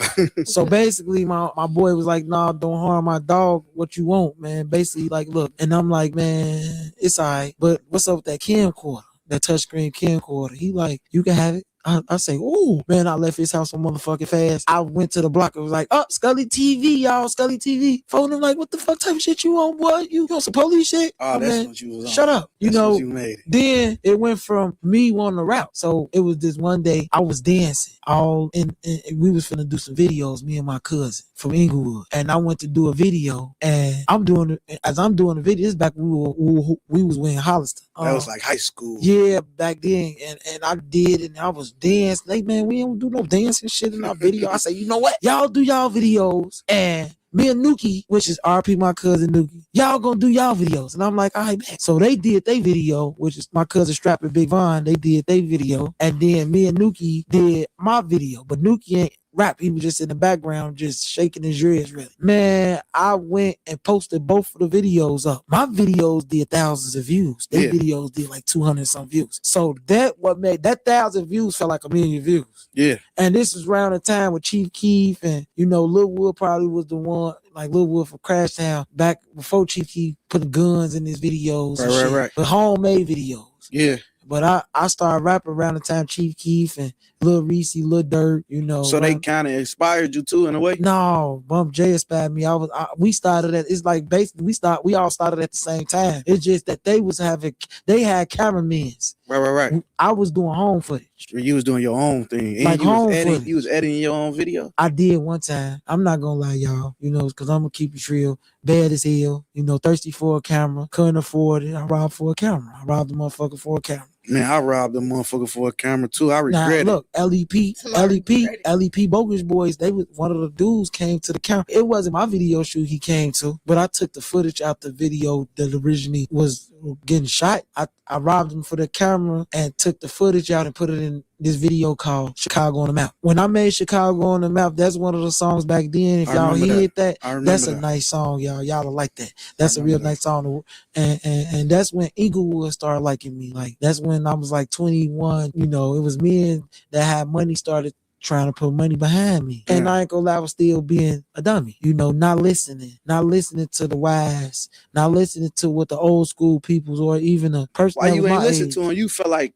I got this shit already. Like, I don't need y'all. Like, no, I wasn't even focused just on rapping. I was more into not even in the streets, being competitive, trying to make some money off gambling and being competitive. I could spit fire to you. You want to go shoot dice? You want to go play basketball? That's race. Like, I was on that type of time in life. And then, you know, by me being talkative and loud, you know, people would be like, they'll say things like, hey man, shut the fuck up. And then I'll say something back like, who the fuck are you talking to? And then, man, you remember this one time, I think me and AB had fought. We fought over the dice game. You remember? Man, y'all fought a lot. We fought, but me and AB particular day, we fought over the dice game. Yeah, y'all fought a lot. And when we fought, y'all all had came out. It was like 5 of y'all, and I was by myself. And you was like, I know you keep that little thing on you. We got them bitches too. And you were really 14, 15 years old, got y'all face tied up, pump faking and shit, all behind trees and shit, like y'all finna do something. I lift my shirt up, take my shirt off, like I don't got nothing, I don't have nothing. Like, what's to y'all? You feel me? Nah, you was running around like, I ain't gonna lie. Oh yeah, real say, you niggas scared of him? Y'all, he running around here like Larry Hoover. I say, you don't even know Larry Hoover. Scully came to Harvey and was terrorizing everybody. But understand where we come from. We come from where he come from in Chicago. So we like, man, we ain't going. Plus, it's like 12 of us in one house. And it's one of me. And he just walking around like, and everybody scared of, come here, man. But he wasn't going. Scully ain't never tuck his tail. He wasn't going. But I got a question, man. What's harder, like being blind or the way people treat you? Like, do they treat you? Trusting people? You know, me trying to trust in everybody. Yeah. You can't do that. Me really trying to trust in everybody. Like, I love the world, man, and the world. Hey, I ask this question every day. How come I, which is me, Scully, love the world, but the world don't love me? And every day, not even saying every day, but just in the life experience that I've lived, trusting in people is always something happened to me. And I'm not gonna lie. The person who shot me, I don't hate him. If he was alive, I'd talk to him. I probably would be in the same room with him and shake up with him and hug. I ain't gonna never lie to y'all. When I went to jail for the murder, them people who allegedly lied and told on me, I ain't gonna lie, I'd probably still be around them just because that's just how I don't hold grudges. And I know what I know. I think in my I need life. to be a better man because I can't do it. I can't even sit in the room with somebody who shot you. That ain't even my character. So But you yeah, saying that is a totally different level than where I'm at. Just me knowing that they did that to you, I can't do it. Now, if you was on some, if you bogus, then may the devil get you or whoever Well, if that may was get bound to your happen, ass. don't send me in the room with the motherfucker. You know what I'm saying? But Yeah, at the end of the day, you grown. I know my personnel, and I'm starting to learn more and more. And being blind, like I say, I have to trust people now. Yeah. So it's like now, a lot of people be like, man, it's something about you. It's something to you. You are anointed, man. Keep doing what you do best. Keep rapping. You know what I mean? And I thought me was gonna make it to the NBA. You said that in one of your songs. Yeah. Then I thought that I was gonna make it as rapping. And now, Scully, guess what? I am gonna make it as rapping. Though. Take me to the day when you got blind though. Can you take me? Can you talk about that? For sure. You talking about the time when he got into to the hospital, or the night that it happened? Shit, whatever you feel like talking about, but the day it happened, like So Scully was around us. We was around him. And then they was like, Scully blind. I'm like, nah, Scully ain't blind. But then he still was around. So what happened that day? Don't nobody know. We don't know. So what happened was, I at my baby mama crib. Like I said, I'm talking to you. If I be slick with the mouth. So my baby mama was like, she said something to me, and I basically threw her keys. Like, I don't need your car. You know what I'm saying? Matter of fact, I'm finna call my Indiana peoples and finna go give me a car tomorrow. I ended up calling because I was fucking with the cards. I ain't gonna let fuck with bank cards. So I went to Indiana because they was gonna help me with the cards. So on this day, I went to call my Indiana people to come get me. Like Gary Hammond. Hammond. So my people in East Hammond came and got me. Two of the guys came and got me. Shit, we went to Indiana. On this day, I felt great. I felt love. I felt like nothing was going to happen to me at all. The person who shot me was there. But that was your homie? Yeah, that was one of the. That like was you somebody, trusted him. I trusted him. Damn. So at the end of the day, if I would have had a gun on me, however the situation, if he wanted to kill me, he was gonna do it. That's just how. That was just already in his mind. But that wasn't in his mind because he snapped. I wasn't the target. He did something to his cousin, and so he knew he did wrong. And at the end of the day, he wanted to try to kill everybody because he knew that he fucked up, and he was never going to be able to come around a family or his family. You know what I'm saying? So I don't, as a male, being from Chicago and knowing how grimy it is and how fucked up it is, if I was a person that was to do something like that, not saying I would have or just put myself in his shoes, I probably would have did the same thing because I can't go back around family. So let me try to kill everybody that I can. So what he did was try to kill his whole family. And I was just on the couch and you was at the wrong place at the wrong time. And I got shot 7 times. Damn. That's how I lost my sight. And yes, I am Where you get shot 100% at? blind. I got shot in my left cheekbone. It went across my eye, knocked my optic nerve out my left eye, and it came out my right eyebrow. I got shot in my left shoulder. I got shot on my right hip. I got shot on my right forearm. And I got shot in both my butt cheeks and in my private. And you weren't the only one that got shot. 2 people died, and I'm the only one survived. Thank God. And dude, he's.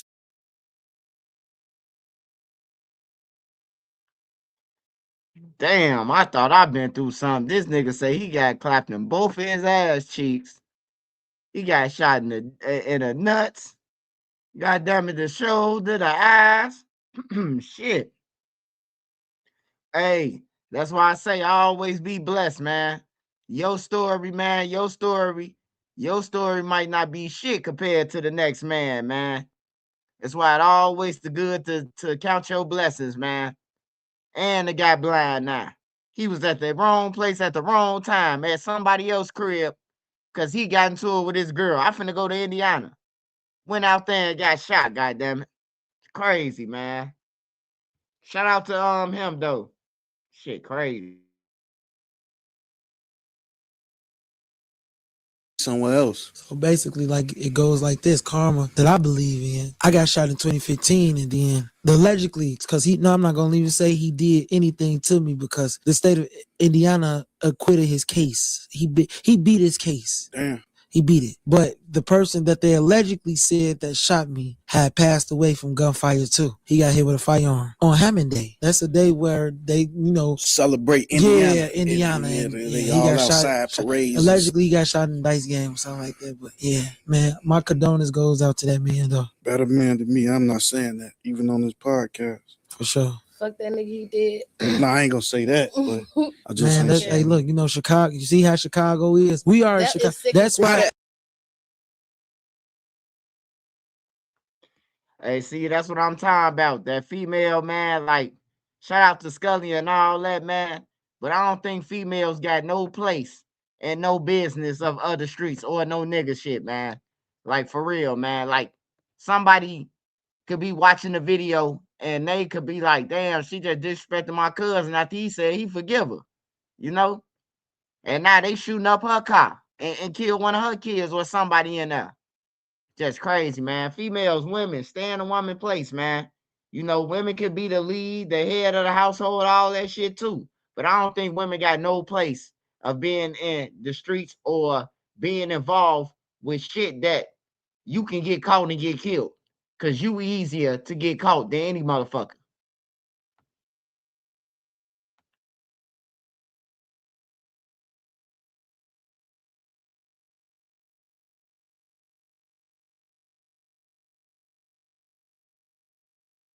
How that make you move differently? Like now, how do that make you move differently, or how do you move It's now? so crazy because the question you just asked, I'm not even gonna say I'm not gonna answer it, but here you go. That song that I played on the intro, and it's crazy because y'all two just commented on when I said I accept that man for whatever he did, and she said what she said, and you said what you said. That Chicago type situations. That's why I played that song, and at the end of this podcast, y'all are here, and then just visualize what I'm saying on that. But see where you at mentally right now. You but back to your question. Ask that question one more time. How do you move differently by being shot and now being blind? Like, do that make you cautious of who you hang around? It's so crazy. I think I'm a better person blind. I ain't gonna lie. Back when I could see, it wasn't cutting it. It wasn't cutting it on the drawing board. Now that I'm blind, I can see. I wasn't seeing back when I could see.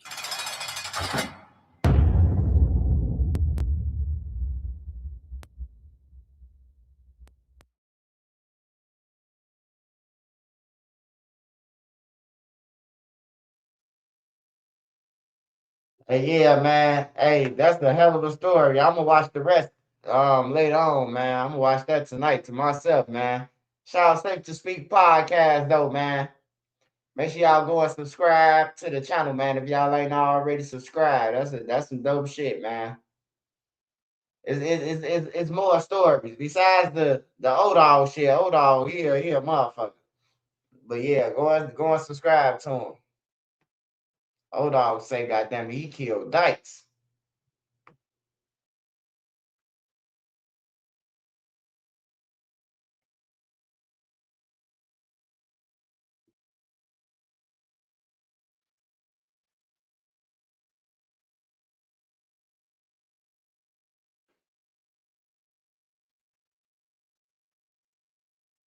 Oh, somebody said, I think Spark said that.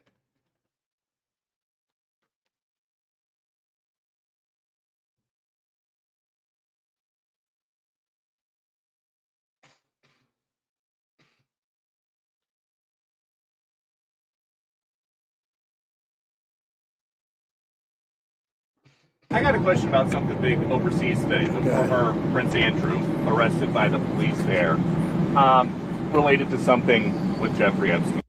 Do you think people in this country at some point, associates of Jeffrey Epstein, will wind up in handcuffs too? Well, I'm the expert in a way because I've been totally exonerated. That's very nice. I can actually speak about it very nicely. I think it's a shame. I think it's very sad. I think it's so bad for the royal family. It's a very, very sad. To me, it's a very sad thing. When I see that, it's a very sad thing to see it and to see what's going on with his brother, who's obviously coming to our country very soon, and he's a fantastic man, the king. So I think it's a very sad thing.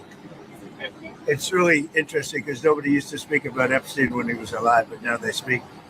But I'm the one that can talk about it because I've been totally exonerated. I did nothing. In fact, the opposite. He was against me. He was.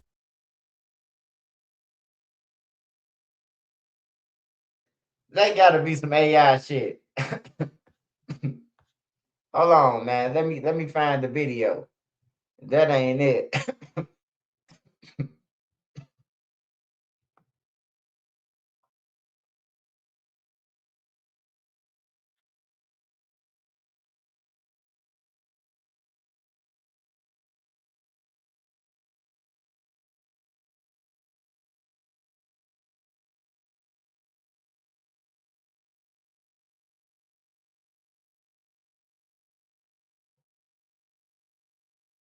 A stunning development in Great Britain. Former Prince Andrew arrested in connection with his ties to Jeffrey Epstein.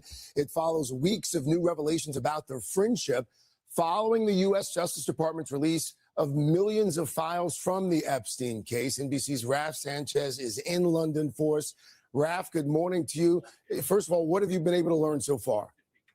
Craig, good morning. This is a fast-moving situation, but here's what we know so far. British police took former Prince Andrew into custody early this morning, local time, in Norfolk. That is in the east of England. It's where he's been living since he was forced out of his royal home in Windsor earlier this month.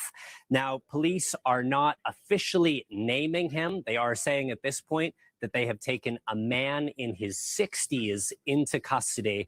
And the allegation, Craig, is misconduct in public office. This is effectively an allegation of corruption. Now, this is important because Andrew, of course, has faced repeated allegations that he sexually abused some of Epstein's trafficking victims. British police are saying that at this point, they are looking into allegations he misused his public office. Now, they are not giving further details at this.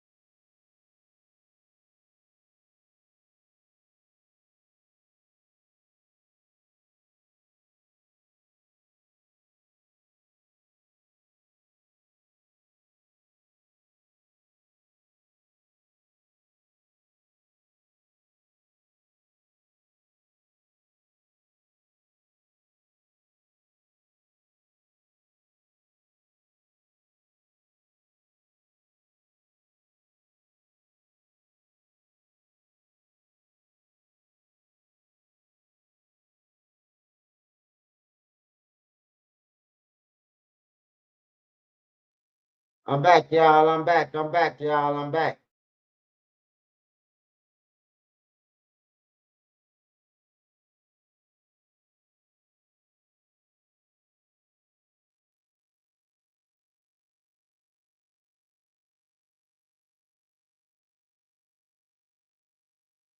Release of Department of Justice emails from the convicted sex offenders' accounts. There were emails from Prince Andrew, who was a prince back then, back in 2010 to Jeffrey Epstein. He was serving at that point as a trade envoy for the British government. He had access to sensitive trade information, and he sent some of that trade data to Epstein. Again, this is back in 2010.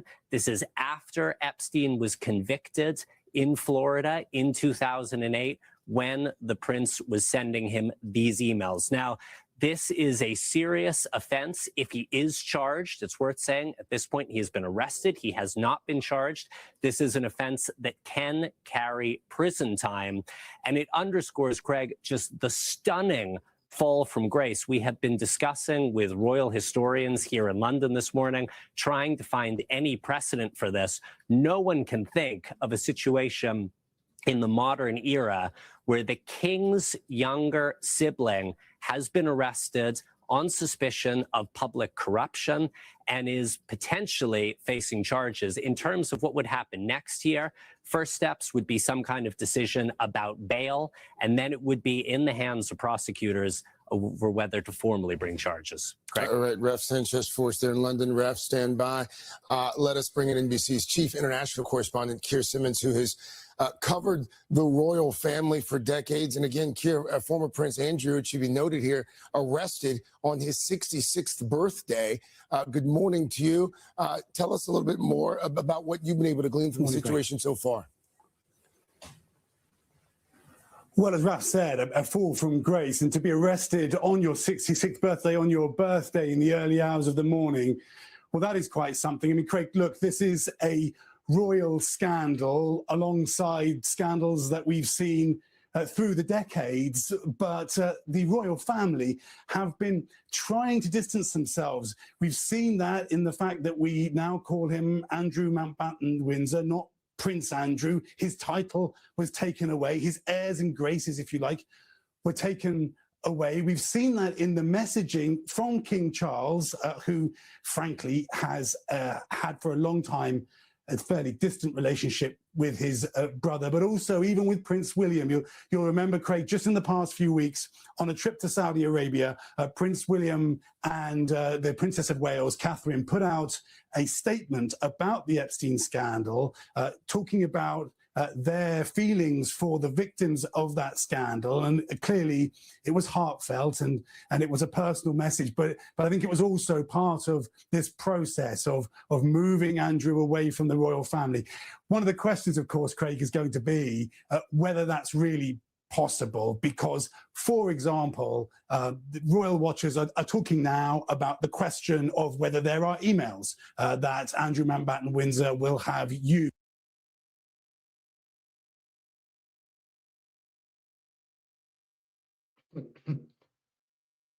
Yeah. Hey,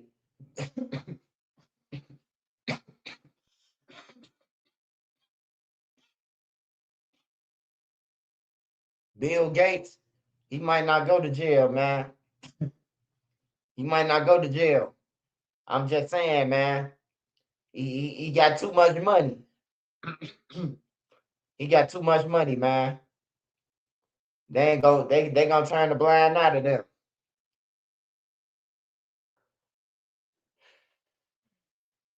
They gonna turn the blind eye. Now, Bill Clinton, he might go to jail. Chris Tucker, he might go to jail.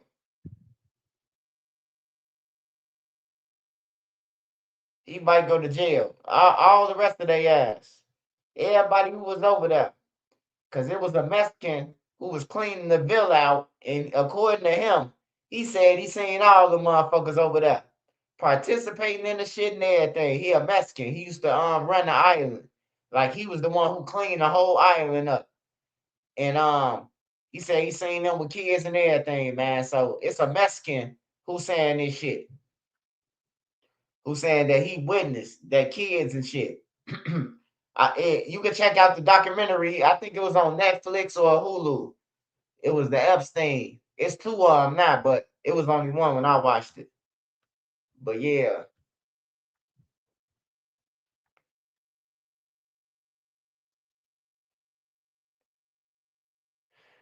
I still don't think Epstein killed himself.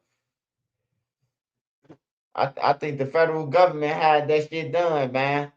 Cause it's gonna embarrass all the politics on both sides. Famous people. Don't nobody want to be going on for you going to Epstein Island for kids and shit. So they knocked him off. So he wouldn't be able to tell no more than what he already told the government. They knocked him straight off.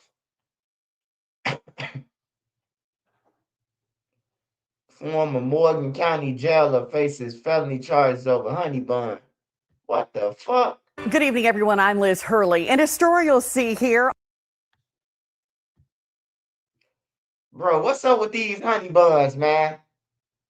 It gotta be something in the honey buns, man. Hey, Nene, next time you go out, I need a honey bun, baby. It's something in the honey bun that's making these guys kill.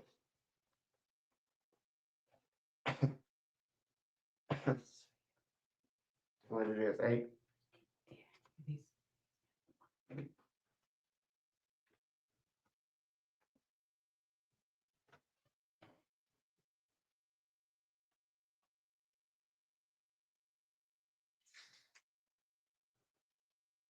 What's up with these honey buns, man? What's up? I just want to know, is it the regular honey buns with the glaze on them? Or is you going all out for the icy white? Get in the comments. I know a nigga ain't going all out just for the regular honey bun. They gotta have the icing on there. It gotta be an icy white for you to go all the way out for it. I ain't going out for no honey bun. I'm just playing, man. I ain't. Hey, if a motherfucker eat my honey bun, man, and I can't send them back to the store or something, it's over with. I just won't leave nothing else in the refrigerator. I ain't gonna kill you over no fucking honey bun or go. I ain't going to jail over no honey bun pit. But I went to jail over a cigarette. So one cigarette, I just thought about it. A honey bun worth more than what I went to jail for. Shit.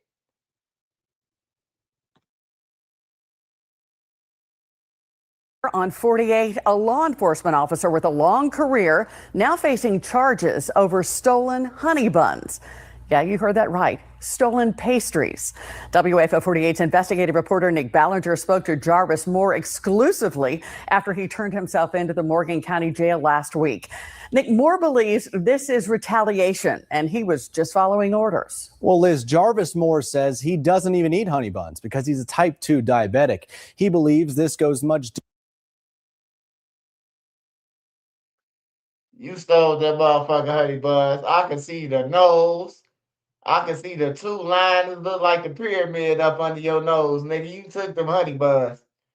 You look like you snorted them motherfuckers. Talking about he a diabetic. Man, I know diabetics in jail right now fucking up honey buns and everything right now. Niggas want to be diabetic when they want to be diabetic, man.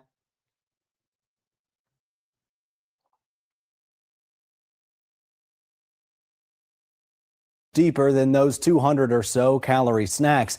He thinks despite 24 years of service in Morgan County, this is retaliation. I just want the people to know that I didn't do this. And it is killing me to be plastered all over the world that I'm this and I'm that and I'm not that. Every day for over 2 decades, Jarvis Moore walked into the Morgan County Jail and went to work. I've done everything that there is to be done there. Something that I wanted to do ever since I was a child. But on Friday, he walked through a different door, turning himself in on 7 counts of felony extortion. I've contacted Morgan County officials to get to the bottom of the charges, but due to courthouse renovations, the filings are delayed. Moore was told this stems from his firing in September. And they told me that I had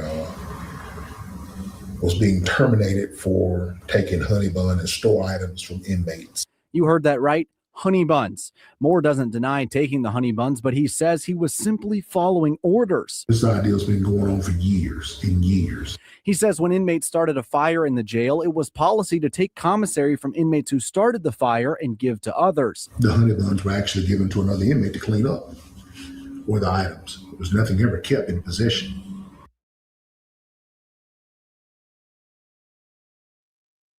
Hey, they done got down on Unc that went from the motherfucker who was collecting the honey buns to in there with the honey buns. That's crazy, man. See, that's what I'm saying. Oh, yeah, he do look like the Green Mile and shit. He do definitely look like Green Mile. He said, I did not do this. Yeah, I took some honey buns, but I gave them to the inmates. You took the motherfuckers home, man.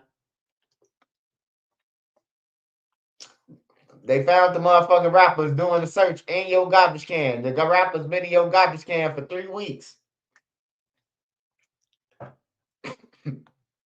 They must have they must have told the inmate to set him up with a honey bun to see what he do with it. And they followed him. It was used as a tool to stop burning in the jail. Moore and his attorney Scott Morrow believe this is much bigger than 7 felony counts for 7 honey buns. It's retaliatory 100%. His problems began specifically when the John Scott incident occurred. John Scott Jr. died in jail custody in April of last year.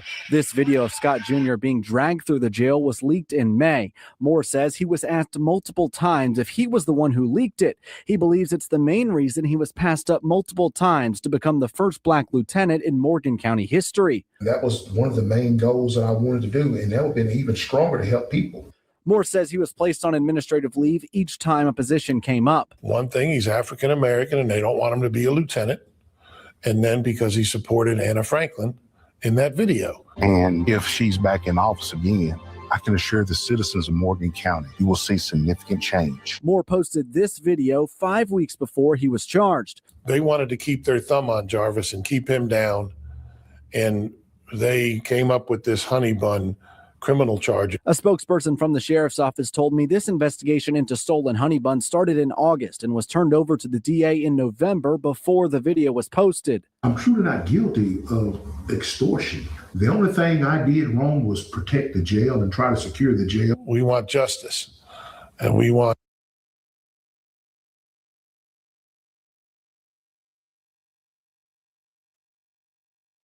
Butcher Brown from Ready to Rumble. Hey, that's some crazy shit, bruh. That man been working at that jail for 20-something years, man. And they got him for 7 honey buns, not 1. They indicted the man on 7 counts of honey buns. That county ain't shit, man. They could have put some drugs in his coat pocket or something, man. Some honey buns? Is y'all serious? And that man about to own the jail once they done, man. He about to own that jail once they done. I hope they know that. They playing racist games, bro. I'm gonna keep it 100. I just bust a joke about him because he looked like he did eat him, but yeah, they set him up. They told him to give it to the inmates, and then they turn around. Oh, we ain't tell you to get those to the inmates. You know, like nah, it's up against him. They ran the play on him. They ran the play on Green Mile, bro. He gonna own that. He gonna get a lot of money, bro. He finna sue. That's racist shit, bro. We shouldn't have to live through nobody being racist, man.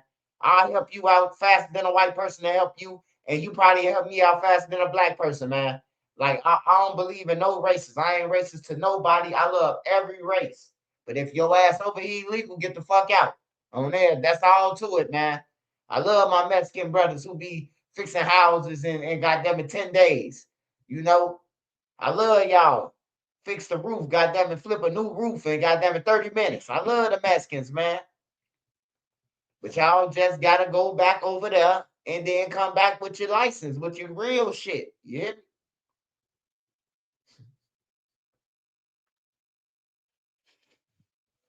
Sparks.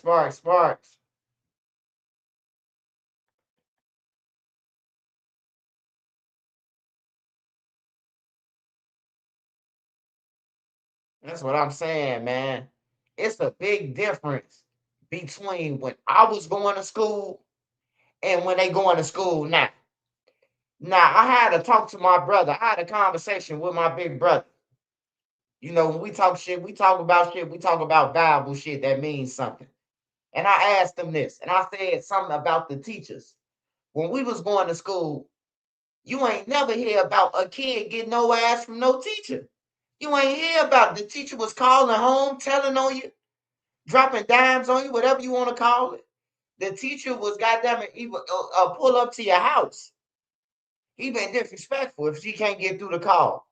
You know, man, these teachers now, they having sex with the kids. They doing trafficking shit. You know, like, it's just all weird, man. And then the teachers is they age damn near. The teachers that work in the high school just graduated. They went to school for what, 2 years, a year, 2 years, and now they back working at the high school that they just was at.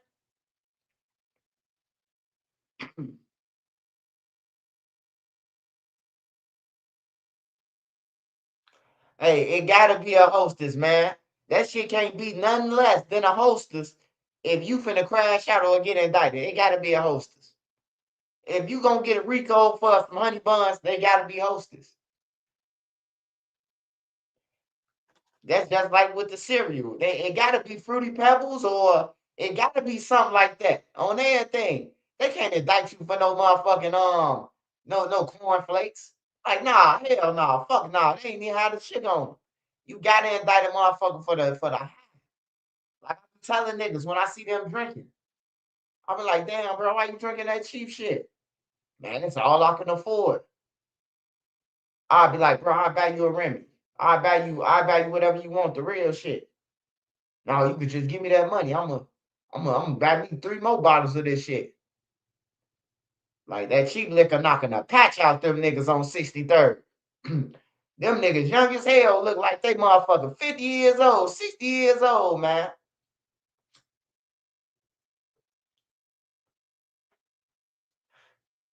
Hey, you can't pay me to drink shit that's telling the time on the liquor bottle. You can't pay me. 5 o'clock. It's a plastic bottle. When that man took that lid off that bottle, man, it smelled like some shit that can start up your car.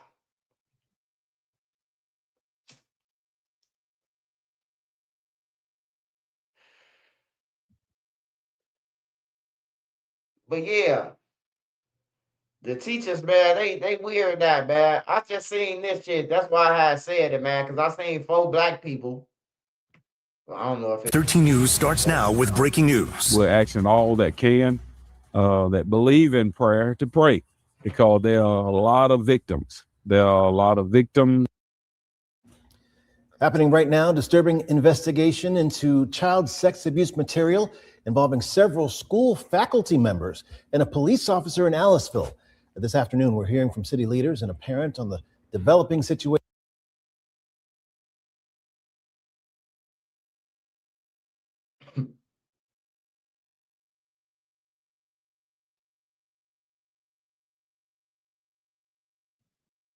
Let me guess, the white man did it.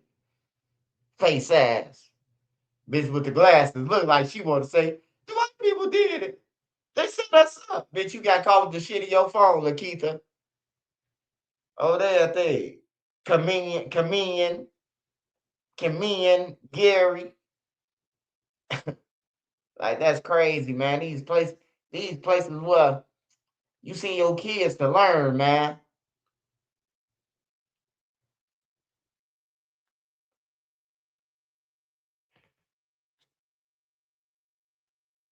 What a gang members at?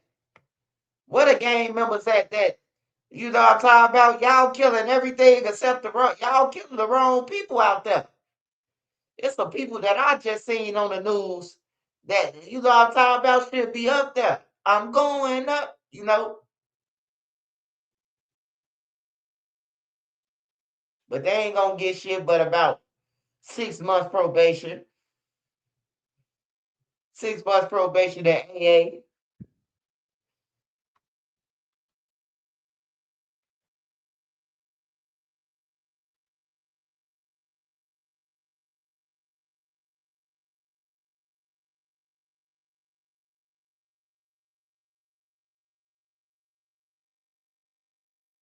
Officer and the school workers. That's fucked up, man. Not just the school workers, the officer, the police who be there with them, fucking locked up too. And they say it's a lot of kids. Like, it's crazy, man. Places, everyone, places. Our most elite customer has arrived. Your new ride is ready for you. Debbie, Marie, when you say hours, we are talking about a standoff that started at 7:15 this morning, and it only just wrapped up just before 3 o'clock this afternoon. Neighbors who are across the street from the home where this all happened have been relaying information to us as they've been stuck in their homes, sheltering in place for that entire time. We were shown images of the man as he left the home, and one neighbor at least telling us that he did not recognize him at all. Take a look behind us. You can see still the scene here of SWAT teams used flashbangs and messages trying to get the person to leave this house. We're told the suspect they told the suspect that he was surrounded, even tried calling his name, calling his phone for hours, and none of that worked. Police say they rescued the homeowners unharmed, though during the interaction, they say they heard gunshots inside. Then around 3 p.m., the man who had been inside came out. He was wearing multiple layers of clothing and appeared to be unharmed himself. It's not clear why he did this.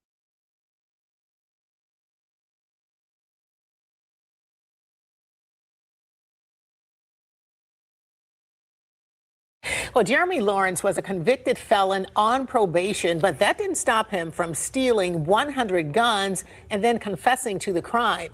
Fox News' Chris Hayes is here now with details about how federal agents tracked Lawrence down, Chris. Only Fox 2 was in court when 31-year-old Jeremy Lawrence was sentenced, a man who's charged with burglaries in St. Charles County, Missouri, and Monroe County, Illinois, and now convicted and going to prison on a massive stolen gun theft case out of St. Louis County. There were guns stored here at a storage lot off I-44 in Fenton by a licensed firearms dealer. The dealer reported 100 guns stolen November 15th, 2024. Here is U.S. Attorney Thomas Albus. Fortunately, all the guns that were in that licensee's possession were recorded and known to the ATF. Court records reveal Lorenz was arrested 4 days later after being pulled over on a wanted. Police report they found him with guns. And two of the guns that he had on him hit towards this list of stolen guns, and the ATF and the local police went from there. Investigators then learned Lorenz had an appointment with his probation and parole officer, who said Lorenz was running late because he had a car here at this Clayton mechanic. Police came here, didn't find him, canvassed the area, and found Lorenz at a coffee shop armed. He's also a convicted felon. He's not supposed to have a gun, whether it's stolen or otherwise. Police retrieved 20 more of the guns after finding him at the Clayton Cafe and arresting him without incident. I mean, we take for granted what the police go through and how they go about their business to keep everybody safe and to take these dangerous people into custody safely. Lorenz's attorney had no comment, and his sister and mother, who were in court to support him, told me they also did not want to talk. Lorenz got a bit of a break for telling police where he sold the remaining guns. Investigators retrieved 76 of the 100. The defense was asking for 78 months. The judge sentenced him to 100 months, just over 8 years. Yeah, Chris, it's really interesting that all of those guns were actually at a storage facility. Yes, and he didn't know that until he broke in and discovered what was behind that locker door. And then took them with him. Yes. All right, Chris Hayes, thanks so much.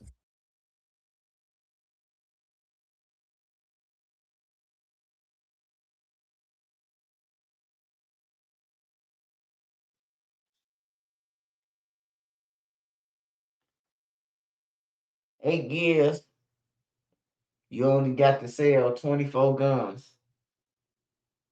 Shit ain't even worth it, man.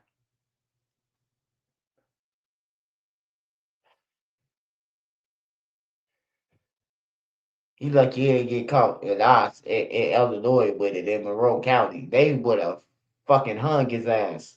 They would have gave his ass 50 years, extended terms, and they would have hit his ass with so much shit he would have got dizzy. All right, so Monique said the Bears. Let me see, because I seen somebody said they're going to Indiana. What the fuck? Why is it only typing half the shit that I'm? Momentum for new Bears stadium plans to move.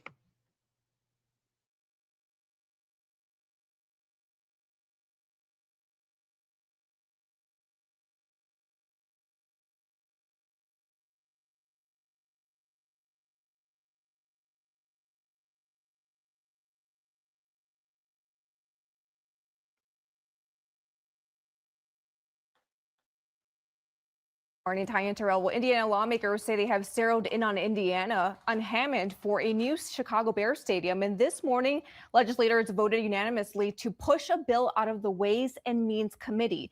The bill would create the Northwest Indiana Stadium Authority, similar to Illinois Sports Facilities Authority. And this could convince the Chicago Bears to cross state line and build a new stadium. Lawmakers say the Bears would pay $2 billion towards construction costs, and the proposal includes new food, beverage, and innkeepers taxes in Indiana's Northwest counties to help pay for the stadium and infrastructure. Among the people who spoke during today's hearing include Hammond's mayor and the Indiana Speaker of the House. Hammond's ready to partner with the Chicago Bears. Basically, Hammond will do whatever it takes to help make this project a success. Hammond is uniquely positioned for this moment. We're part of the Chicagoland region. We've had excellent conversations with the Chicago Bears, and we're forging a relationship that will be the foundation of a public-private partnership leading to construction of a world-class stadium. The Bears releasing a statement this morning saying in part the passage of SB 27 would mark the most meaningful step forward in our stadium planning efforts to date. We are committed to finishing the remaining site-specific necessary due diligence to support our vision to build a world-class stadium near the Wolf Lake area in Hammond, Indiana. This latest action out of Indiana puts pressure on Illinois lawmakers to come up with a better proposal. Today, the Revenue and Finance Committee was scheduled to hear the mega project bill, but the meeting was canceled. The bill could give the Bears a long-term property tax break for their proposed stadium in Arlington Heights. No date has been set for a new hearing. So the saga continues.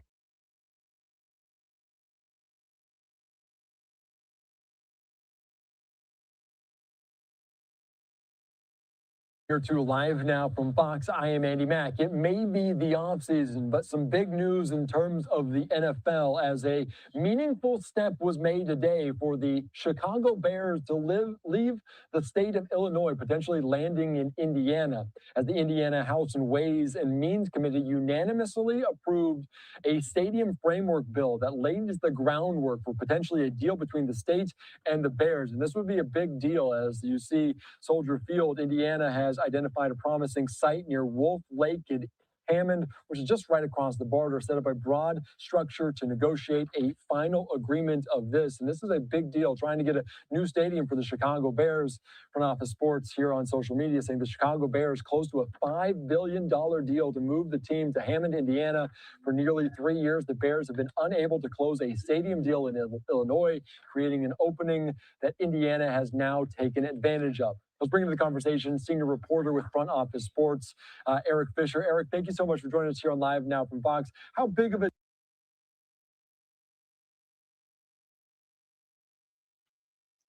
Hey, I'm gonna tell you one thing, y'all.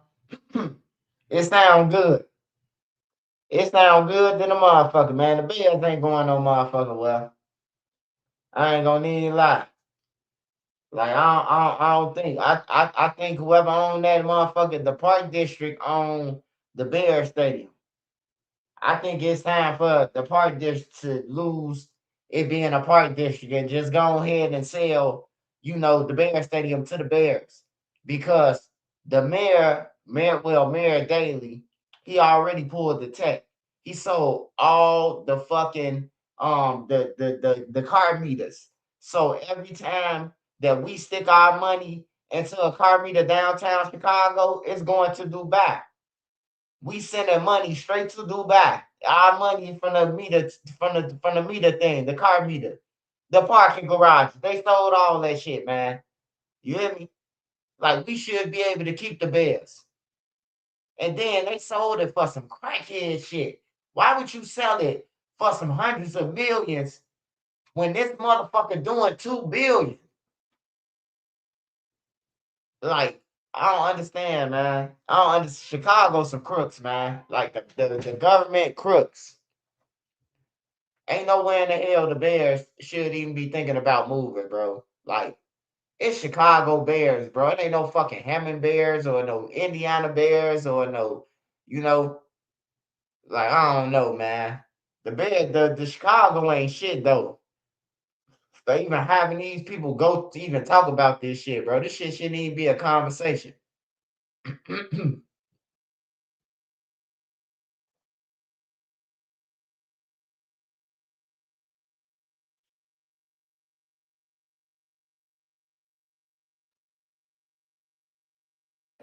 Welcome to Hammond City Hall. We usually don't have this many people in the council chamber, so I do want to start off and recognize the city council that I work with that helped make today possible. I would be remiss if I sat here and took the credit, because we've been getting this city ready for the last 20 years for an opportunity like we had today, and I couldn't have done it without a great partner in the Hammond City Council. So I want to start off with the host councilman. This is the district that the Bears have chosen to relocate to, and If the Bears go to Hammond, Indiana, shout out to Hammond though. Shout out to Hammond. I just stayed in Hammond. Shit, I just stayed in Hammond for summers. Shit, I just stayed in motherfucking Gary, Indiana for summers. I didn't shout out to Hammond. But if the Bears move to Gary, if the Bears move to Indiana, on some real shit, man. My team from now on is being switched. Everybody got a right to switch a team. So that day that the Bears leave, that's the day that you got a choice. Either to stay with the Bear, the Hammond Bear, the Hammond Animals, however you gotta call it, because it can't be the Bears no more, Chicago. So it gotta be the Hammond Animals or some shit.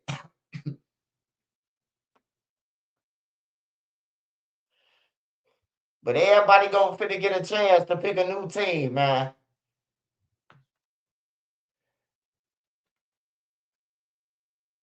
Bullshit ass Bears, man. They might as well move to Arlington Heights, bruh. They might as well move to Arlington Heights or move to what a racetrack was. But Cicero. It ain't gonna be a good look for the Bears, bro, if they move to Indiana, man. I ain't gonna lie, bro. I'll cheer for the Green Bay Packers after that. And I never thought about cheering for the Packers.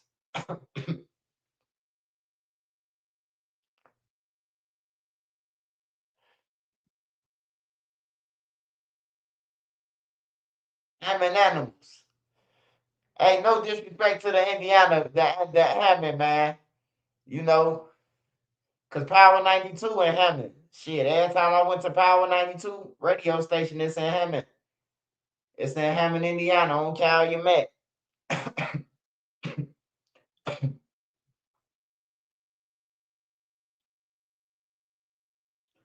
You can be two teams, fam. Nah, man. If the Bears leave, I'm already two teams. Soon the Bears lose, I have Seattle. That's how it go, man. If the Bulls don't make it to the playoffs, I'm riding with another team. And once they get dropped, I'm with another team, man. It's just the way that it go. It ain't over with for me. The season ain't never over with for me. You know how niggas be like, oh man, my team lost, man. And stop watching basketball. No. I'm going with another team.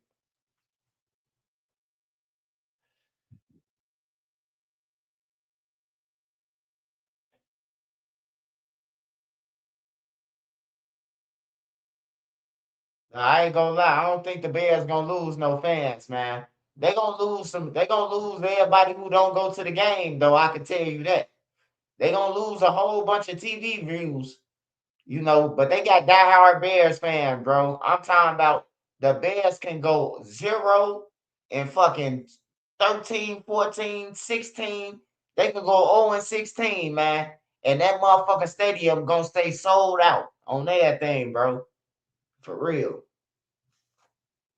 Chicago Bulls, they lose all the time, but the stadium sold out. It's just diehard fans, bro. Motherfuckers be out there at the Bear Stadium butt naked with a bear sign on their chest. Like, hell no, nigga, it ain't that motherfucker serious, man. Like, I love Chicago, man, but I ain't finna get asshole nigga and put no C on my chest just to, I'm a Bears fan. And to the niggas out here who doing these videos, Chicago say this, Chicago say that, that's cool, man. But I'm tired of them motherfucking reels popping up on my timeline, bro. I'm just tired of it, man. In Chicago, you call somebody a goofy, that's the worst thing. Like, hey, shout out to Shorty them though. Shout out to Rich, whatever his name is, and the other dude, man. I'm glad y'all found the lane to get some money. And speaking of those guys, that proves the point of, bro, you could do anything on the internet to get paid, man. Shorty walking around like, Shorty, you ain't never had no bad crush girl, Shorty. Shorty, we bust down the crush girls like this, Shorty, and like a million views. You hear me? Like it's plenty of ways, man. Niggas is just lazy. See, everybody from my city, they want shit for free. They want you to give it to them. Oh, swipe, you at the top. I should be up there. You hear me? Like, nah, bro. Hey, look, I can share your music all day. But if after a while, if I'm seeing that ain't nobody subscribing to you, I gotta stop sharing this shit. You hear me? I gotta move on to the next project. But people don't want to expect you that. I always think about it. What if these motherfuckers was at the top? Or what if they had people listening to them and what it'd be like? I already know what it'd be like. I used to ask niggas, only one who gave me his page. Well, I had all their pages. I had everybody from FBG page except Billionaire and Lil J. I had Ducks, Youngs, Dutchies, Cash. I had all their passwords to all their social sites. Hey, at one point in time, when you thought you was talking to Cash and all them, you was talking to Trenches News. I'm just here to tell you that. So if you was inboxing them 2013, 14, 2000, hey, if you was inboxing them 99.9% of the time, you probably was talking to me. I'm just being real with you. I'm just being real with you. But I had they codes there.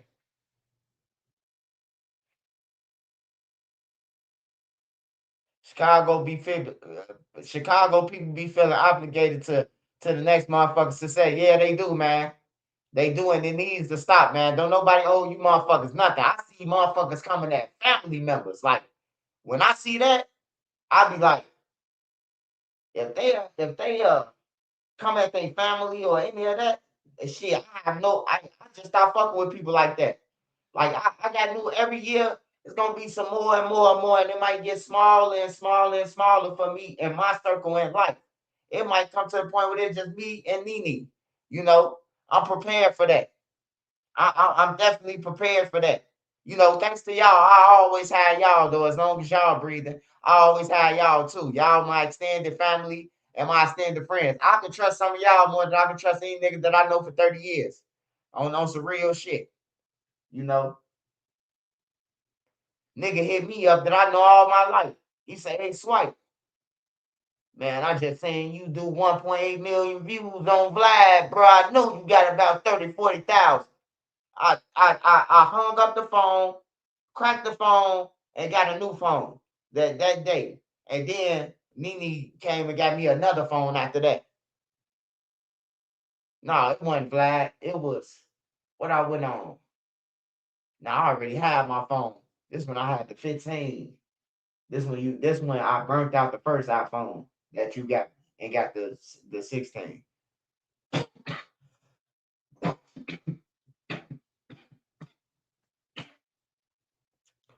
I say, man, you count them views on Vlad TV, them his views. So you telling me, man, he got 1.8 million views in your name, you ain't getting nothing. I say, yeah, I'm done talking to these niggas. Oh, they'll kill you for this shit. They'll kill you for your shit. Google said this. Well, have you ever heard of Google lying, motherfucker?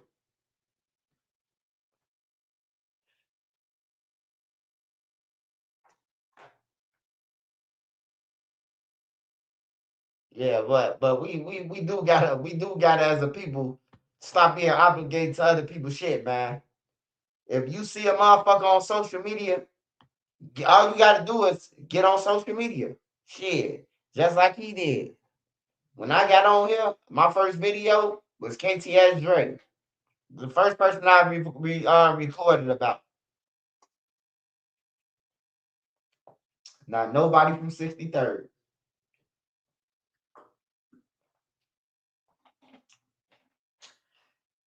I appreciate you, Dre. Because ever since then, man, I dropped that video about you, even though you rest in peace. My channel went up after that. So I appreciate KTS Dre for that. Even though it took you to have to lose your life. I ain't got nothing to do with that. But you the first person I recorded about. So I appreciate you, Dre. Yeah, man, this shit got me stuck, man. You whoever told me to go to this bear shit, Momo, I blame you. I'm fucking stuck now. I'm like, damn, bro, how can the Bears do it? But I heard that the Bears, before here, they was in Decatur. So the people in Decatur probably feel like that right now that the Bears went from Decatur to Chicago. That was the Decatur Bears or some shit. I know that because they got a motherfucking statue in Decatur.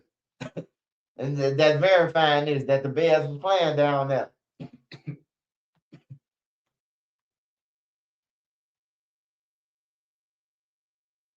Yeah, rest in peace, KTS Dre, man. That was my first video, man.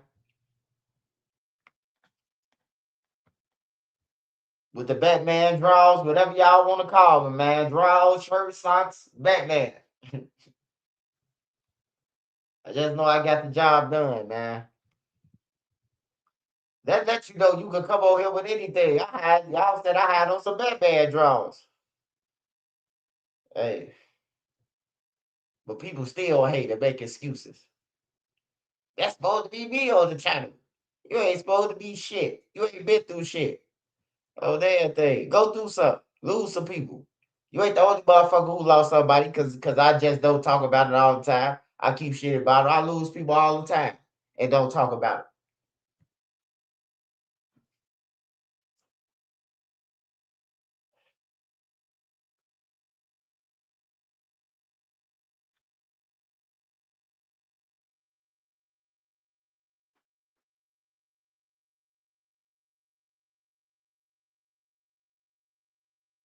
Let's see what this fat Pizza Hut delivery motherfucker got to say.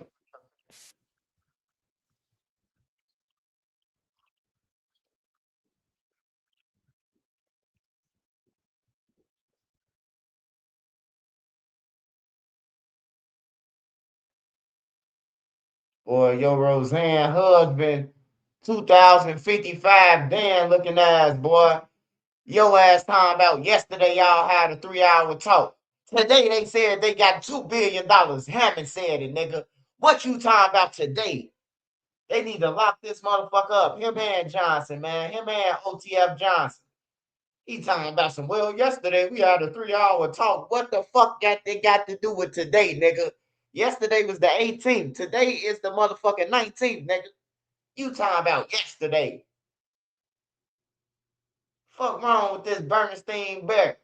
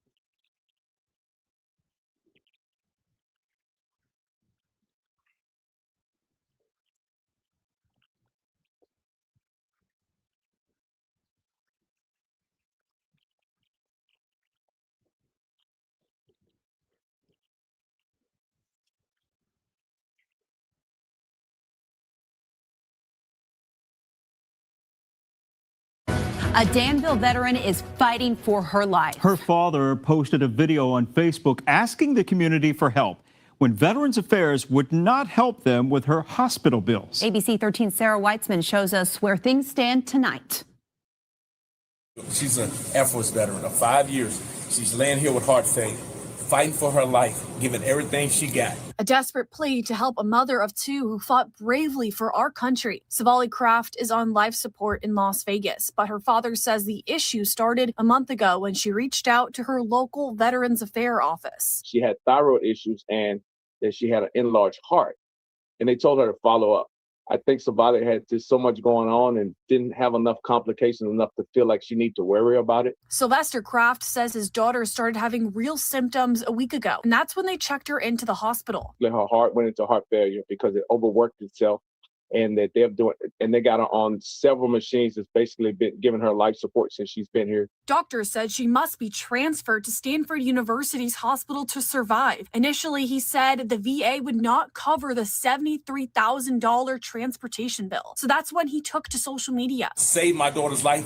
Let this make national media. Send it to every media outlet you can send it to. This video posted on Sunday reached folks from across the country. One of them called Virginia Congressman John McGuire. I actually personally called the Secretary of Veteran Affairs, Doug Collins, and I've been on the phone with him about 4 or 5 times trying to make sure. And what I've got is I've got a guarantee that the VA is going to pay for everything to help make sure this veteran, his daughter, and her name is Savali Kraft, make sure that she gets transported to the right hospital. Kraft says after Congressman McGuire got involved, the VA is now paying the entire bill. He tells me they're now just waiting for transportation to Stanford. I'm just hopeful. I'm impatient. I've had my breakdowns as a father and as someone that loves my daughter dearly, and I'm fighting on her behalf. She will be there in God's speed. In Danville, Sarah Weitzman, ABC 13 News. James was diagnosed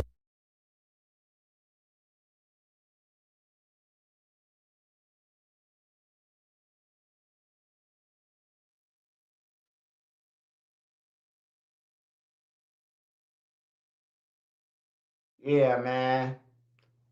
Like that's why I say, man, I wouldn't fight. I couldn't fight for this country, man. Like I go downtown and get them pieces and money and shit like that, bro. And they tell me stories of how they fought for this country, bro. Showing me medals and shit, bro. That shit hurt, man. That shit hurt knowing that you fought for this country, bro. And you homeless, man. Like they should have a military base so they can for the brothers that already fought in the war. Why not build a building for them? They already fought. So they can just live on the base, Shit crazy, man. I'd never fight for this country. Never. Even if I could, I would.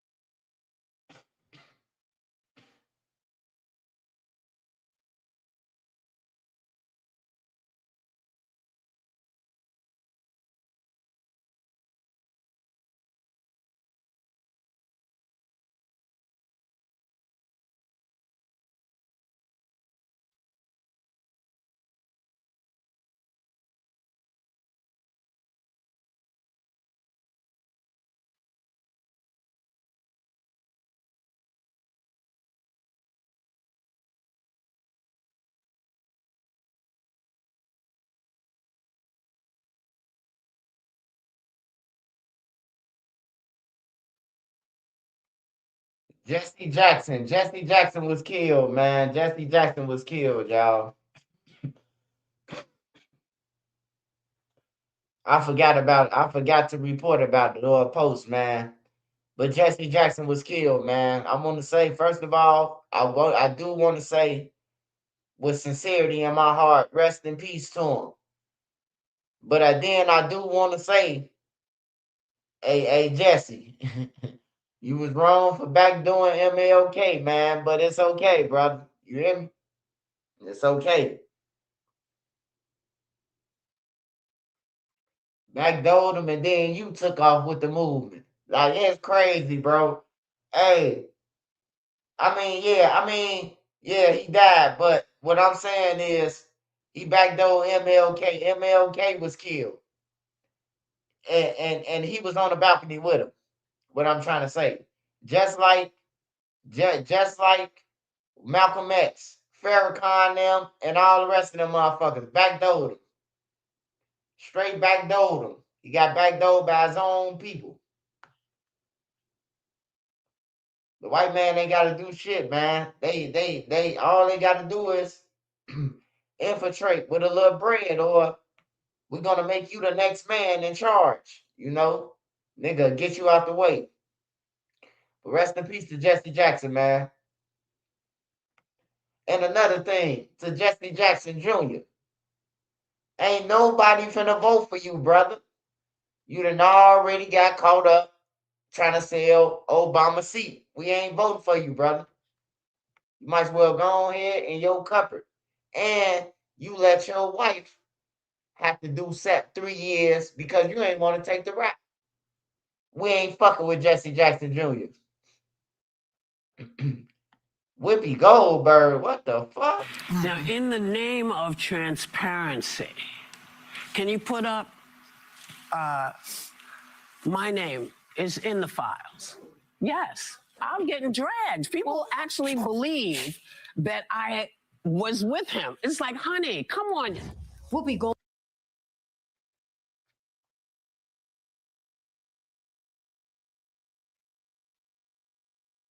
You wasn't on the balcony? Hold on, man. Hold on, man. You said he wasn't on the balcony, man. Now hold on, Method Man. Hold on now. Cause I just seen the news report where he was with Martin Luther King. He was up on that balcony and he the one made the phone call to his wife and let her know that he was dead, man. Hold on. Let me find it. I gotta find it. You said he wasn't up there on the balcony. I'm gonna go back to Whoopi. Goldberg. Hold on. I gotta show Method Man this shit. He said the man went up there with with Martin Luther King on the balcony. Hold on, I gotta show him.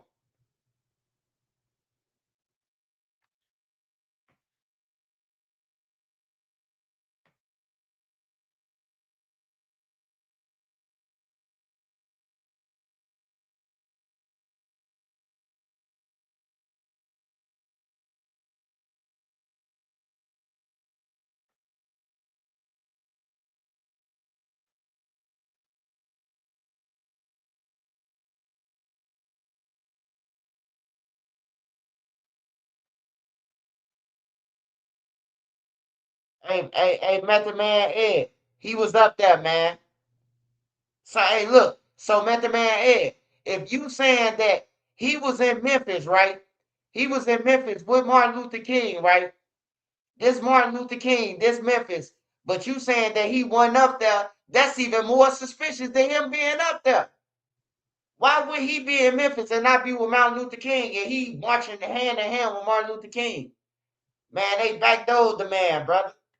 Y'all just gotta just call shit for what it is, man, in life, man.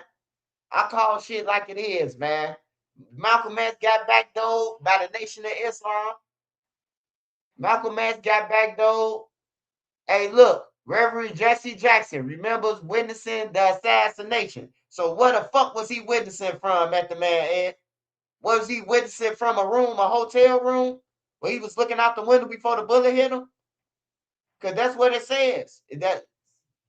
Yeah, the news clip, that's what it say, man.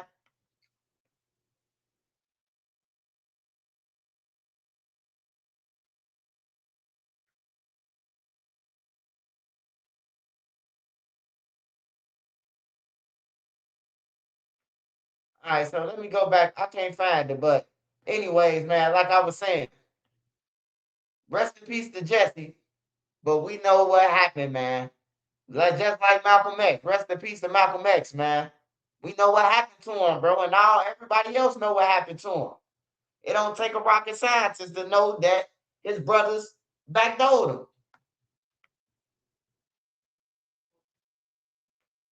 This nigga Method Man Ed say he wasn't on the balcony. What the fuck was he at then, man? If he witnessed it. He the one made the phone call and told his wife he just got knocked off. How the fuck can you make a phone call and say, oh yeah, they just killed him? And he telling her everything that happened. He said this out his own mouth. So now he lying about him being on the balcony. Like, come on, man. I know y'all like to argue though, man. So okay, it's okay. Working across teams is tough, but Asana helps you handle it. Asana AI can spot roadblocks and assign work to keep everything on track. That's how work gets handled. Visit us at asana.com. Whoopi Goldberg explaining how her name ended up in the Epstein files. I don't like surprises. I don't like stuff when it's pointed at me because it's a little bit uncomfortable. 3.5 million documents associated with the sex offender were made public by the Department of Justice in January. Whoopi's name shows up once in a 2013 email to Jeffrey Epstein from a redacted sender. It says Whoopi needs a plane to get to Monaco. Julian Lennon's charity is paying for it. They don't want to charter, so they're looking for private owners. Here's the info. And they give all the information, and they're saying, do you want to offer your G2? Yeah, it appears someone on behalf of Whoopi or Julian Lennon's charity, the White Feather Foundation, asked Epstein to borrow his personal jet to get Whoopi overseas for their annual ball. Epstein said no, and Whoopi says that was the end of it. It's like, really? Really, that's the thing that's making you crazy? You know, it's like, let's get realistic. When I tell you people are trying to turn me into... I wasn't his girlfriend. I wasn't his friend. You were too old for him. And no, I didn't get on the plane because you know what I would have to do to get on the plane? Fly. They were trying to, yeah. And she doesn't fly. No, so they're trying She's to a get bus me. babe. They're trying to No. get me to get on a plane to get to this thing for Julian Lennon. Even without Epstein's plane and a long-time fear of flying, Whoopi made it to Europe to host the event. Here she is with Julian Lennon and the Prince and Princess of Monaco. Backlash is my life. The truth of the matter is, on any given day, half of the population of our country hates me. And that's okay.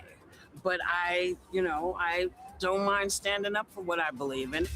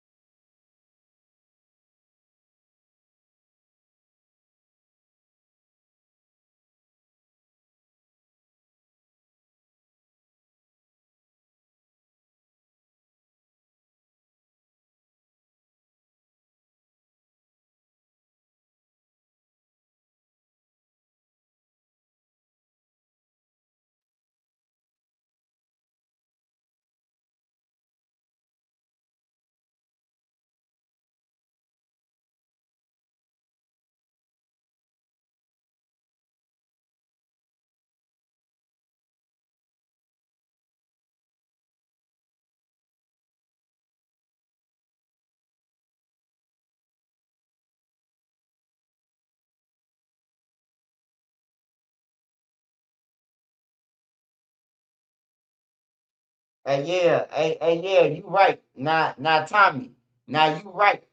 Now, in Jesse Jackson words, Jesse Jackson saying that he was talking from below the balcony to Martin Luther King. This is what the schools try to teach you. But look though, it's been people that then came out and said that he was up top with him. But it still looked bad that Jesse Jackson saying that, rest his soul, man.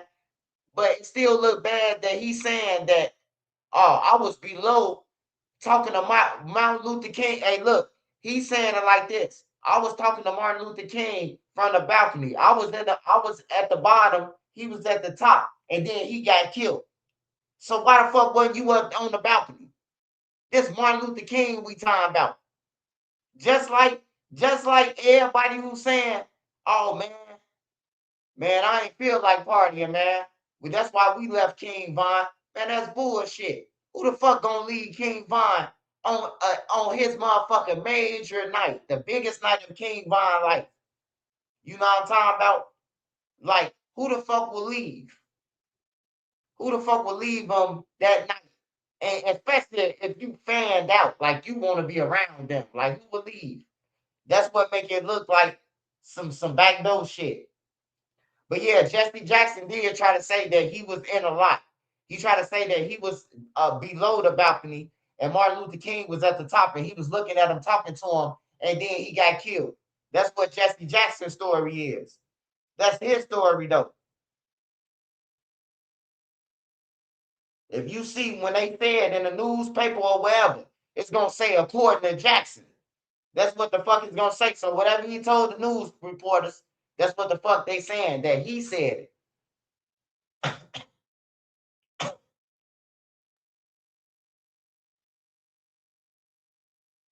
What the fuck? Is that it?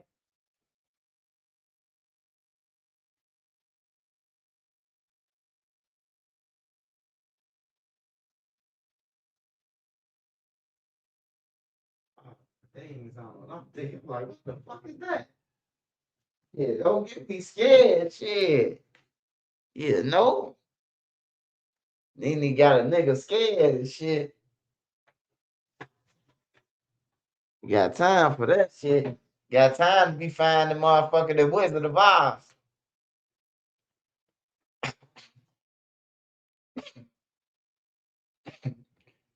Yeah, man, but I'm gonna let him rest in peace, man.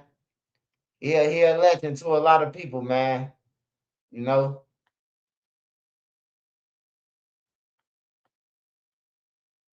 New for us here at 5 o'clock, the family of a murdered woman is speaking out for the first time since 2 people were arrested in connection with her death. On Tuesday, police charged Amos Dalen Krim and Saquon Dejan Kirksey with the murder of 20-year-old Destiny Jackson and 19-year-old Nazira Muhammad.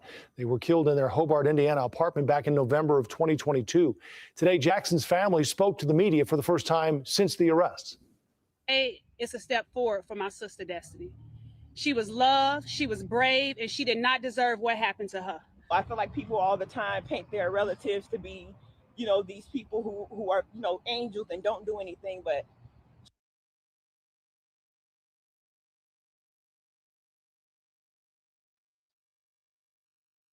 Damn, man. I know these people, man. You see? Damn, bro. I gotta rewind this real quick. It went too fast. I went to school with they people, with their family. And 19-year-old Nazira Muhammad. They were killed in their Hobart, Indiana apartment back in November of 2022. Today, Jackson's family spoke to the media for the first time since the arrests. Hey, it's a step forward for my sister Destiny. She was loved, she was brave, and she did not deserve what happened to her. I feel like people all the time paint their relatives to be, these people who are, angels and don't do anything, but she was truly just a kid. The organization Case Files Chicago also recognized Corporal Michael Gallagher with the Hobart Police Department. Jackson's sister said thanks to Gallagher, they never felt like the case went cold and never doubted justice would be served.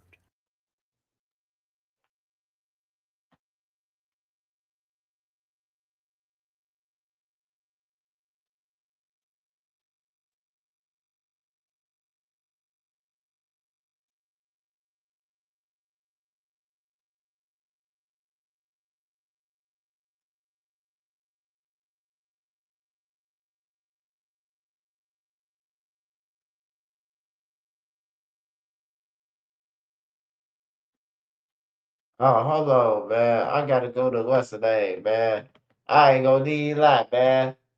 Like, I ain't gonna say like idol, but like, bro, when I was coming up, like in 8th grade and shit, bro, like I love computers and shit. Like I used to love them back then even more. Cause we had them around in the group home and shit. Like we ain't have them in the city. Like I don't remember no computers in the city, but in the group home we had them, and in schools that we went to, we had them. So Bill Gates was like a fucking legend to us, man. And this motherfucker with Epstein, he cheated on his wife. Bill Gates, something else, man. He's something else. He's some motherfucking else. He trying to get out this shit too. He trying to get up out this shit. There's been plenty of fallout from the Epstein document dump. Also in Britain, Morgan Sweeney, the chief of staff to Prime Minister Keir Starmer, did resign over his role in the appointment of Epstein's friend, Peter Mandelson, as ambassador to the United States. Now, Mandelson was fired in September after his close ties to Epstein were exposed. So now we're seeing politicians around the world. We've seen corporate leaders and executives resign or step back after their personal emails with Epstein were exposed. Just recently, Microsoft founder Bill Gates canceled his keynote speech at an AI summit in India that was supposed to happen today as scrutiny over his ties to Epstein intensified. The latest released documents exposed emails claiming Epstein facilitated. Hey, man, there's one thing about it, man. You hanging with that motherfucker, man, y'all know damn well what the fuck he doing, man. Like, for real, ain't nobody, you can't play stupid and say you ain't know what the man was doing, man. This an island, first of all. You just, I mean, you flying on and off the island, like it seemed easy, but it's really hard. So when you come on that motherfucker, you really just ain't just flying right off that motherfucker, you know? So I believe all them politicians and all them motherfuckers was with that shit, man. What the fuck is you doing with him anyway? Like, for real, bro. Like, niggas got wives and shit. What the fuck is y'all doing over there on his island, man? This man is a freak. This man is a straight freak, man. I watched that documentary, man. He like his toes to be rubbed and like he a freak, man. For real, bro. He the raw dog version of Puff, man, with no baby oil.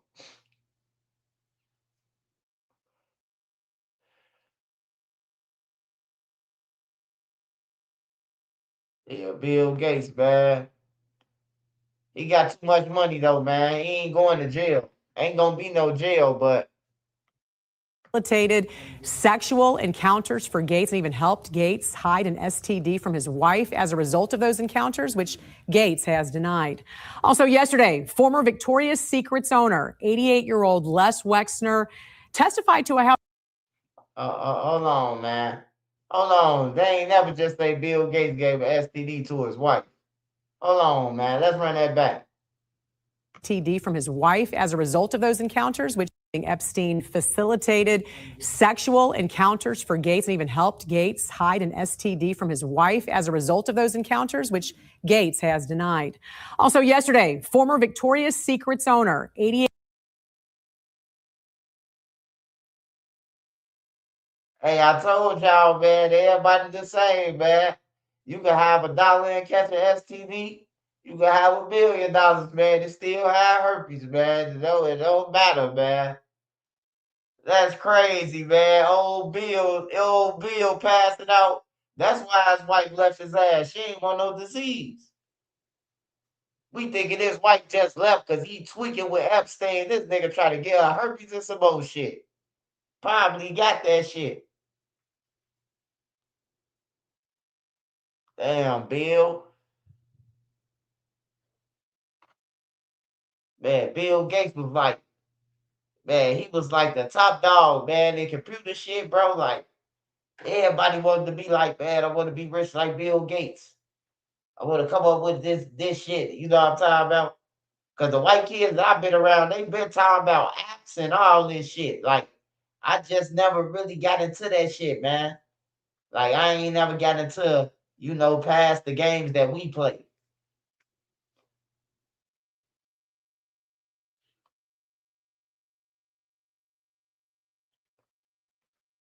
Yeah, that's crazy, man. 88-year-old Les Wexner testified to a House Oversight Committee. He was conned by Epstein and did not witness nor condone any of Epstein's crimes. Now this happened at his home. He's 88 years old, so this happened at his home in Ohio. Wexner did cut ties with the sex predator in 2008 after he said Epstein had stolen millions from his retail fortune, calling him a world Olympic. Hey, see, this what I know they knocked off Epstein at, man. I ain't gonna even lie.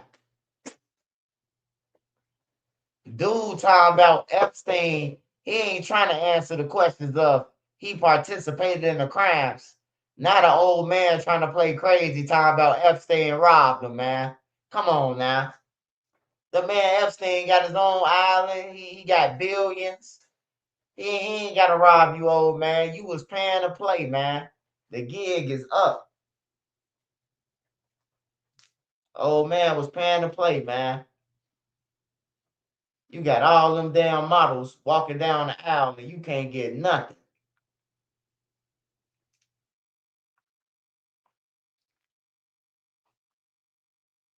Lex Wessner. Hell no, man. There's some big ass names involved with this shit.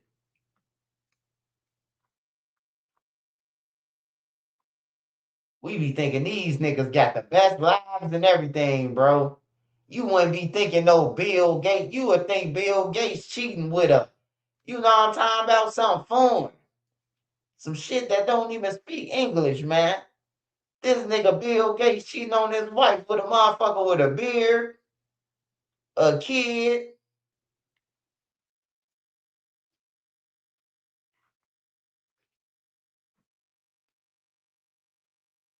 Bill, I hope your wife get all your motherfucking money, nigga. Cheating on your wife and shit, man. Chantilly.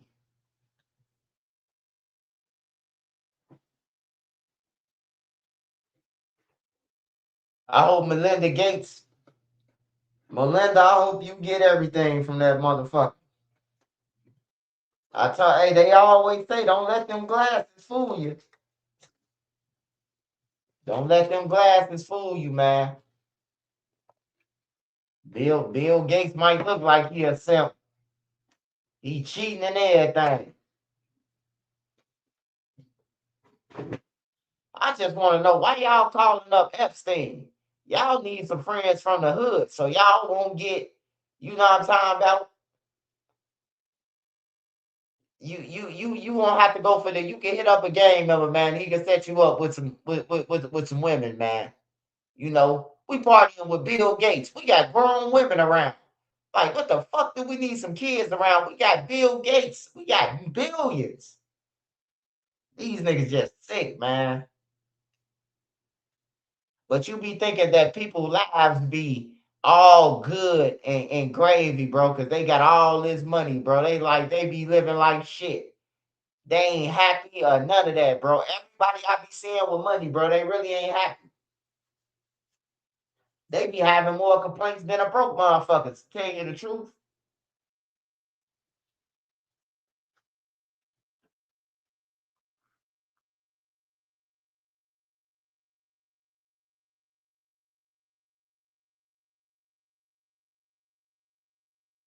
I seen some shit.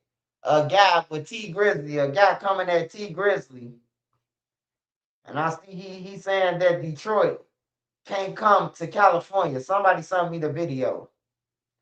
And they said Trenches News react to the guy saying that T Grizzly told on him. Well, I don't have to react to that. All I got to do is tell you this. This one thing about a nigga who say somebody told on him in the streets. He gonna bring that paperwork doing the video shoot.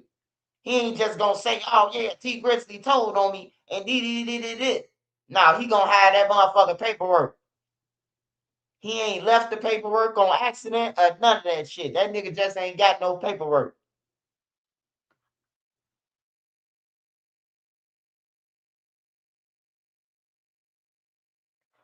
Far as you banning somebody from a city, man, I say anybody could go anywhere they want to, man. Go anywhere you want to. You know, somebody just got to take that risk to play with you. That's all. And if they play with you, man, you know, may it end well, man, for the best man. They always say millions make you miserable. Yeah, I ain't gonna lie, bro. Just want enough, bro. You don't want it all, bro. Just want enough, bro. Like for real. Just want enough so you and your family will be straight, bro. They don't want it all though. When you want it all, it come with all type of shit. I be seeing niggas die, niggas sign a deal, they mama died, grandma died, daddy died, brother killed the cousin and the auntie. Like it be all type of shit happening, bro. And then we call that sacrifice, even though that probably was just bound to happen. But it always happens when somebody gets signed, bro. So it look like that. Yeah, enough to be comfortable, man. Don't want it all, man. God don't want you with everything, man. He don't want you with it all. Just get you enough, man, and let everybody else eat.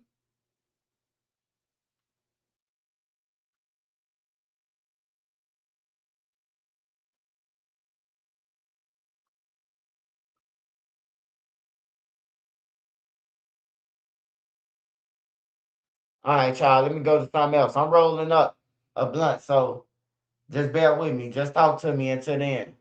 New Mexico DOJ probe claims a body buried near Epstein. Man, ain't the fuck out of here. Now they want to come with all this shit. We ain't saying nobody go to jail, nigga.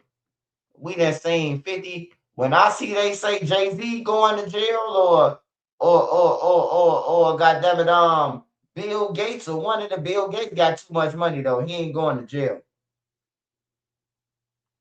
Bill Gates got so much money and connections and power that they gonna tell him to run to where Russell Simmons at. Like, Bill, we love you. We just need you to go to Valley, until we get shit situated. But he ain't going to jail. If it comes down to politics, he ain't going to jail. He probably paid for a lot of motherfuckers' colleges who gonna prosecute him.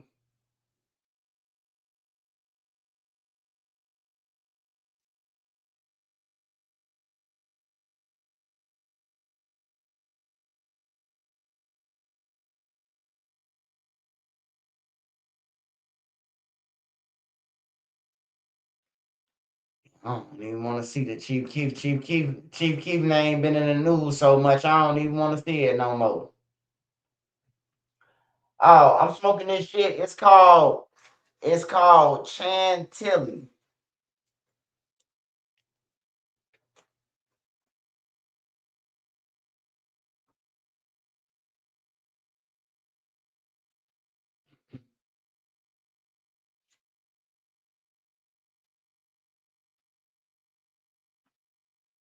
What else we got out here, y'all? Let me go to All Herb and see what happened.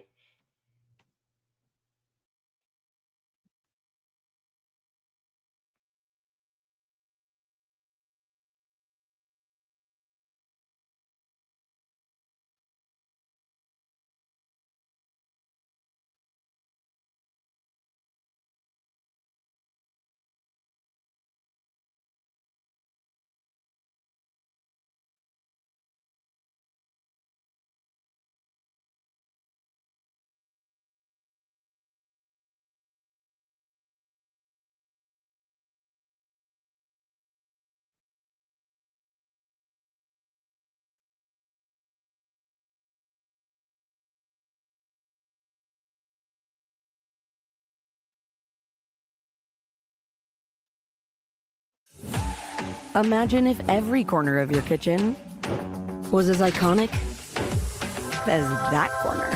Where the difference between last year's meltdown and this year's glow up? Yeah. I'm remembering. The Duval.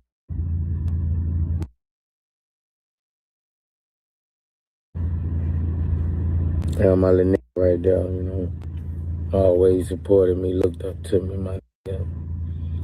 Came to Boosie Bear. Solid little nigga too.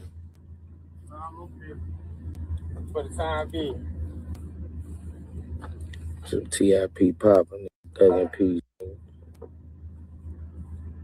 and Pop. Hey, hey, matter of fact, yeah, he probably go to Russia or some shit. You ain't lying. Hey, look, we gotta talk about this, right? Now, that's the guy, Lil Russell. His name, Lil Russell. I don't know if y'all know who I'm talking about, but he from the Bay Area. And you know, I used to watch him on Instagram. That's how I started watching him. Like I ain't never listened to his music, but I seen his reels popping up so much of him singing in his backyard and rapping in his backyard that I started following them and watching them and shit. Now that's cool, right? So Lil Russell, he was one of the guys that I always said, don't sign the deal. He even did a video where he said Jay-Z and them try to get him $7,500, try to sign him for $7,500. So he did a Drink Champ, I think it was. And now he signed to Rock Nation. Well, he said that basically he disrespected Lil Wayne, man. Hey, I just want to say this, man. Lil Russell, you would never make a song like motherfucking Wayne. I'm talking about you got more years to go, and you ain't gonna never make no hits like Wayne. Like, for real, man. Hey, enough of the Wayne slander, man. I'm tired of the Wayne slander. Man. Wayne is the fucking GOAT, bro.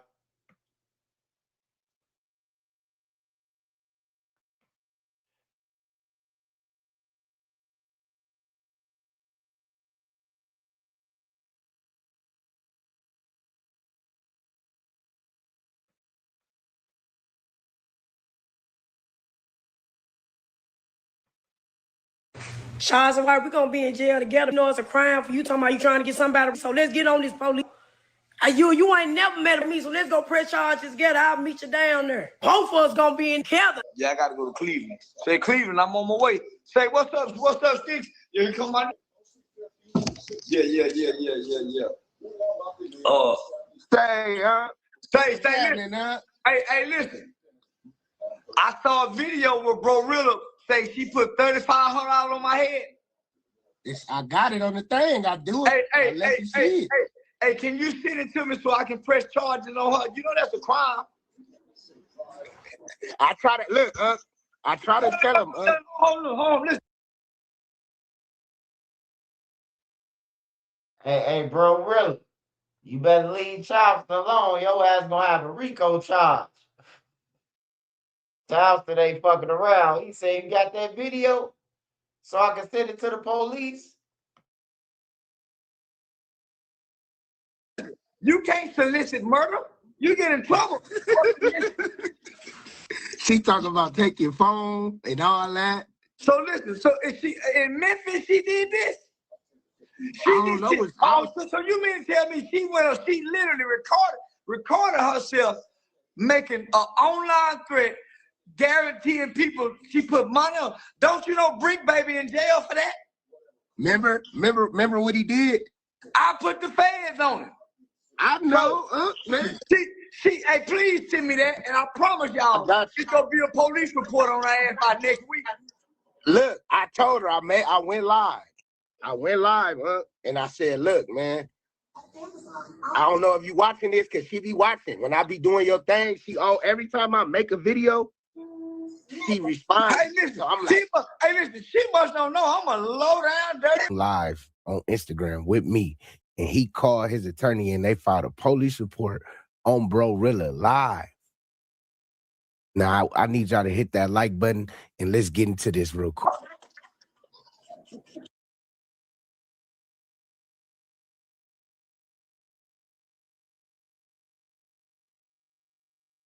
Hey, bro, really, bro, really, you barking up all the trees, man.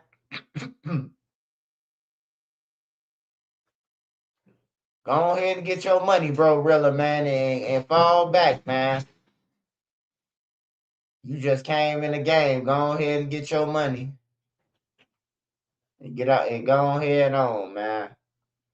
All right, so somebody asking me about Lil Papa, man. They talking about Lil Papa was with 1,200.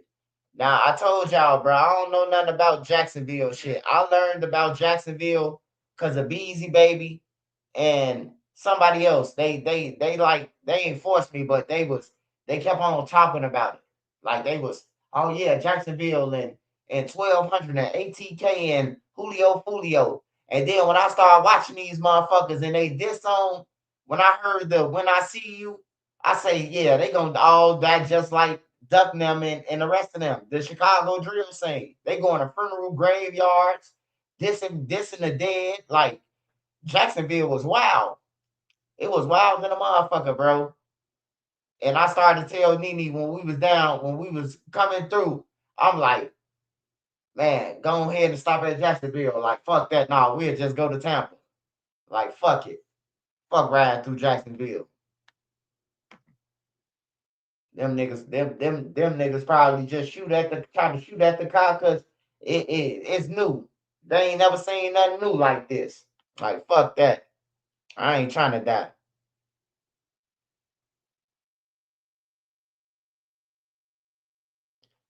You said this the play. Watch they do 20 versus 1. Oh, I can see them doing the 20 versus 1. I can see them doing it. But if Charleston White threaten you like that, like some shit you can't come back from. Like Charleston White, he really liked Woody. You know what I'm saying? He really fucked with Woody for him to be fucking with him. Cause I ain't never seen Charleston White just attached to somebody like that. And he helped Woody get a lot of money. Woody helped him get a lot of money. But they was all on my page before all that shit. So let's just say that. They was all Woody, all them used to come on my page. You know, they just got big now. They don't come on Trenches News no more. They in the light, you know what I'm talking about? So they don't come over here. But I remember before the Thug trial, Woody was on my page, on everything. Before the Duck trial, Butter was on my page every day after that shit. Every day. Until he found a way to try to reverse it as if he ain't sitting in the same seat. But yeah. Have I ever been to Baltimore? Man, no, I ain't been to Baltimore, but I can tell you this though, Baltimore. I'm finna buy me a building or two down there. Shit. I'm about to buy me some property down in Baltimore, goddammit. It's property everywhere in Baltimore. Of course, you know the name of my house would be in Johnson and Johnson and not Trenches News. You ain't think I was that stupid, did you? I mean, not Johnson and Johnson. Hold on. Hold on. No Diddy. No Diddy. Johnson and Johnson. No, I'm fucking up saying that. It won't be in my name. So, you know, but yeah. I've been looking at Baltimore real estate, man, for like the last motherfucking 6 months, bro. And I see that Baltimore, it's a good place. It's a bad place, bro. But you know, if people start putting money into shit, bro, eventually, you know, shit'll calm down, man. But it's scary in certain parts of Baltimore, bro. Like I be watching all the videos and all that shit, bro. It's scary. Like people say, like Chicago is dangerous and woo woo woo woo. Yeah, but people feel like that who live in Philly.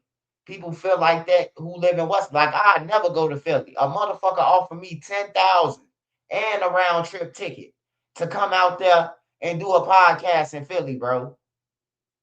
A Muslim dude. He ain't on no bullshit or none of that shit. I say, bro, I can't come to Philly, man. He say, man, ain't you used to the Chicago shit? I say, man, look, man, Philly lost me, man, when I seen a nigga do a hit in a Muslim outfit. The shit that you praying in for Ramadan. You know, I can't go for that, man.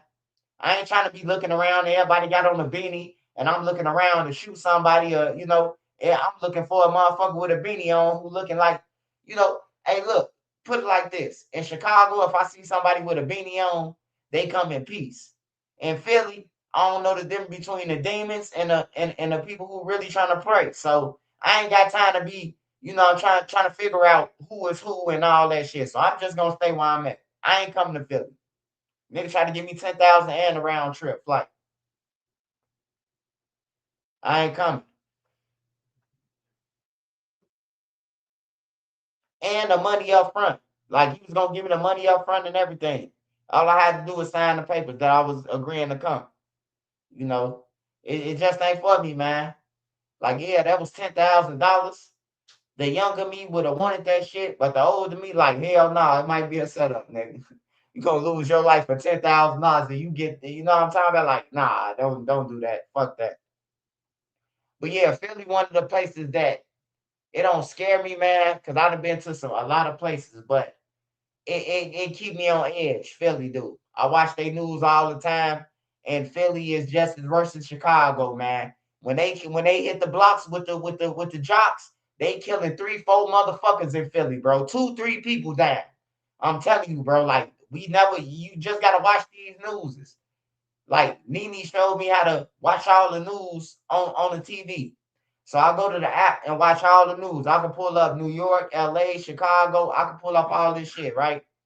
So I'm going through the news. Baltimore, every time I turn to these stations, DC, murders. I'm like, damn, bro. And everybody infatuated with Chicago. Like, everybody want to be like this, and, you know, niggas got their own shit going on.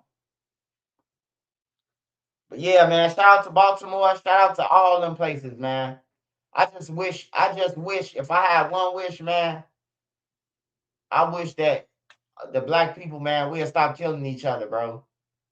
For real, bro. We'll stop killing each other. We wiping each other out, bro, for no reason, man. For being haters, bro. That's what it is. Some hating shit. You mad because this man, your baby mama like him, you kill him. You mad because he got a little bit more money than you kill him. You mad because he know how to scam better than you. Or he younger than y'all and he got all the money, so y'all kill him. You know, we got to stop that shit, man. That's the only wish I wish for, man. I don't give a fuck about being a millionaire, none of that shit, bro. I just wish black people would stop killing each other, bro, and help each other, man. Like, for real. And help everybody, bro. But the reason why I say black people, bro, because I don't see no other race chopping each other down like we is, bro. Like, everywhere. Like I just told y'all, I could turn to Oakland news right now. Some black people kill some black people. I could turn to fucking Louisiana. A black motherfucker stood over with a rifle and killed a black motherfucker. Like, it's everywhere, bro. It ain't just Chicago, man. It's everywhere. It definitely needs to stop, man. Yeah, it is these drugs, man. These new drugs are enhanced, and the kids are really popping anything. You know, they pop. They running in the prescription place now, though. So it's way beyond the drug dealers now. The drug dealers can't meet the demand, because every fucking day I see some niggas, 3-4 niggas getting caught for a dispensary, running inside a fucking Walgreens or CVS or a pill prescription place. Like, these motherfuckers running inside the prescription place now. You know? So they doped out now. They really crackheads, man. You know? They really doing the real drugs, bro. The young motherfuckers, the junkies. For real.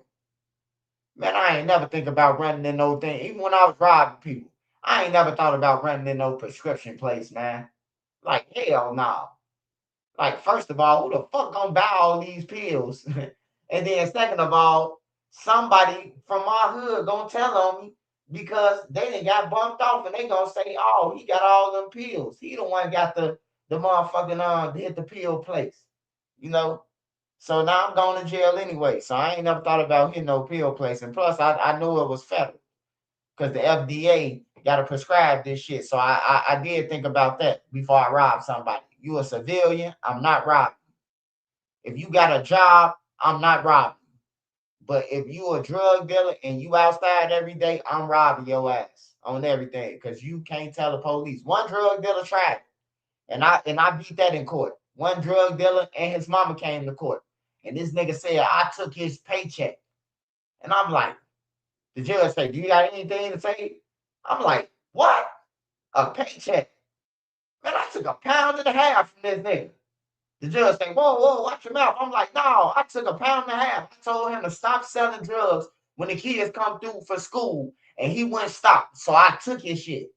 And the judge said, is this really true? He said, take me to the back on everything, bro. Let me I got up out of that jam. Nigga tried to say I robbed him for his check, his paycheck. When I robbed him for some weed, man. A drug dealer, bro. On some real shit. That was the first time I ever was gonna be charged with a robbery. The first time ever, bro. I never got charged for no robbery, no stick up, no none of that shit. This was the first time it was about to happen. Out of the million times I done robbed somebody, bro. This nigga pulled the tech. The police looking for you. They riding around looking for you with your picture. They saying you robbed somebody.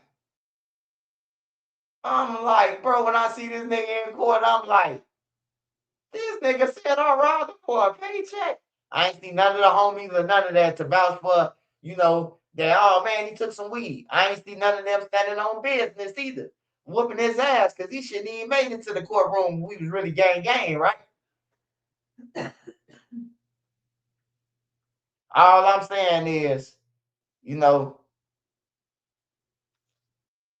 I got out that jam that day. I wasn't going. You know how the public defender be like, shh, no, you shut the fuck up. Hey, move out the way. Hey, Your Honor, I ain't robbing.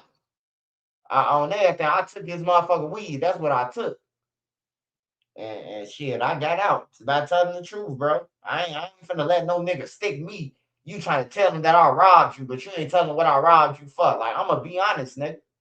For real. I ain't going like that. Nigga, if you gonna tell him that I robbed you, tell him what I robbed you for.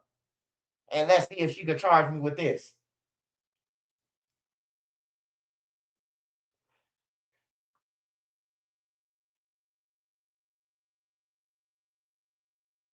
We listen to drug dealer music back in the day. You listen to drug user music. Hey, yeah. You ain't lying, man. You ain't lying. We list all the drug people, from New York. Jay-Z and them talking about drugs, fucking down south, pocket full of stones and all them motherfuckers. Everybody was talking about drugs. Now these motherfuckers, I think I'm about to do a perk 90. I need another perk. My girl just left me because I pop in all the perks. Like, get the fuck out of here, man. Like, for real, man. These niggas some junkies, man. Some real junkies. Ain't no helping some of these niggas, man. Like, they be like, hey, Swipe, man, you reporting about the murders and all. I'm going to keep on reporting about the murders, nigga. On everything. If we just stop talking about the murders and the crimes that these niggas committing, then guess what? That means everything's swept under the rug. That means it goes back to don't nobody know shit. It's over with. People just dying out here. Innocent people getting killed. Hell no, I'm putting a spotlight on your motherfucking back, nigga. If you kill one of your homies, nigga, I'm going to expose you for doing the shit. If we find out, I'm going to put you on blast. Just ask the guy from No Limit. What's his name? Fade. Just ask Fade on everything. But I didn't do that to Fade. You know who did it to him? His own block. Because they inboxed me and told me to report about it on some real shit. Hey, look, this is how I feel, man. Since ain't no rules in the streets or none of that, I feel like I'm the judge now of the streets. I'm going to point myself as the judge. So, depending on the crime, and I assess it what it is. If you backdoor somebody, I'm putting a spotlight on you. I'm putting a spotlight on you. I don't know. If the police don't come get you, hopefully the Reaper do. But you need to be gone because you don't need to keep doing this shit. You hear me? That's how I feel. I ain't going to lie to y'all. That's how I feel. When there's innocent people get backdoored and killed and all that shit, bro, like, I got zero tolerance for it. Like this lady I knew her for a long time, bro, since I was in the group home. Leah Hope. Somebody jumped on her and robbed her and shit, bro. Like her mama then was donating to Maryville and shit, like donating us. That's the reason why we got on night, they might come to the, give us 15 kids. We want to take to the Nike factory or the Nike outlet, you know, and buy us all new Nikes. We already got shoes, brand new shit on, but they just want to buy it, you know. They just thought about us in the morning then. You know, somebody jumped on to try to beat her and take her for a car downtown. You a coward, you know. Shit like that to me is a fucking act of cowardness. Bone Yak, this nigga a fool, Mo. And Reese told me tell you he love you and send him some pictures.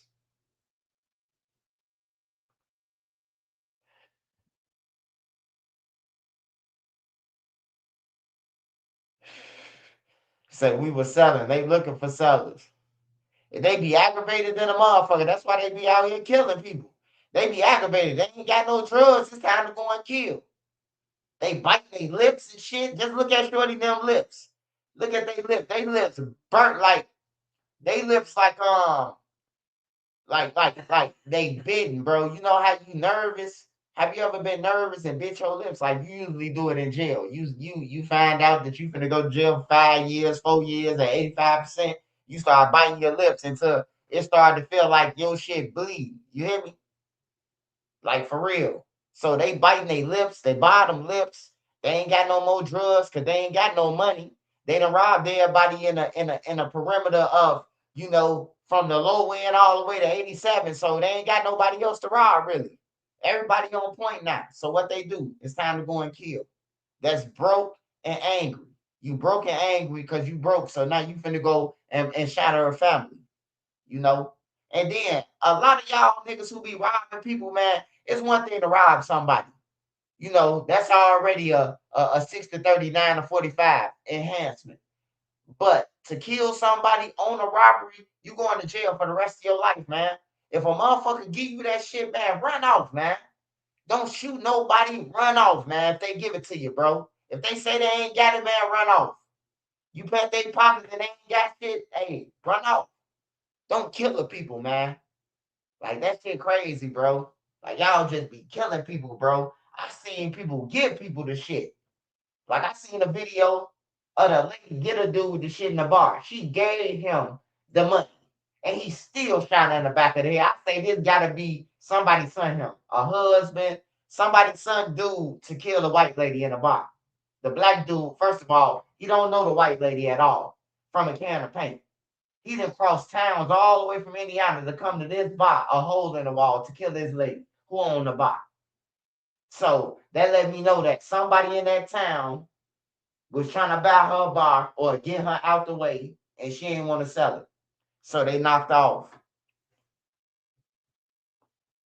She gave dude the money, man. She gave him everything that the bar had, man, and he knocked off, man. She turned around and he. I'm like, damn, bro, like this shit crazy. Like I don't like people dying, bro. I don't like people to get killed, man. That's the last resort, man, of somebody dying for me, man. If you seen it, if you done been through it, like you don't want to see this shit, bro. But the reason why I report is because we not gonna act like this shit ain't happening. Like we not gonna sit around and be like, oh man, everything good and nah, everything ain't good. You know, and to the people who been through it, you should be able to talk about it. I've been in the streets. Can't nobody tell me shit. I was in the streets before it was a drill. Before it was a drill, and I'm still alive now. So I'm gonna talk. You can't tell me that I can't talk. Yeah, I'm a blogger, but I was in the streets. I'm from where these guys from and been there before them. Like a lot of people on 63rd, they be saying, they be confusing me. Oh, Swipe was on both sides. Hey, nigga, I've been on 63rd. And look, all you got to do is your homework. If you just take, I'm telling you, in 2002, I was on 63rd. All you got to do is take Butter age or anybody else age, and you will figure out how old they was in 2002. So that means if Duck was born in when? 94, 96, 92? They say Duck was born on 94. That means Duck would have been 8 years old in 2002. You get my drift? Like you was a kid, bro. I was already in high school in 2022. I mean 2002. I was in high school. You was a kid. I've been on these blocks way before all y'all. When I was on these blocks, you can walk around everywhere. Now these niggas can't go from fucking. They can't go from like they don't even like going to King Driveway, bro. Like for real, King Drive is the main strip. They don't even like going that way, bro. Like I've never been a person that's been told that you can't come off this block or go over here. I was everywhere. At one point, bro, I had skates on. Y'all think I'm playing, bro? I was skating through No Limit, Brain Dead, G-Ville. I'm telling you, bro. Like, for real. I wish the niggas was alive who could tell y'all, for real, bro. Like, that's how many people dead in Chicago, man. Everybody I used to ride down on with the skates. I'm talking about I'm riding on down on niggas with skates. I had some boots with some skates on them that I brought from the motherfucking the finesse man. Y'all know what I'm talking about. The fake mics, fake shoes, fake Jordans.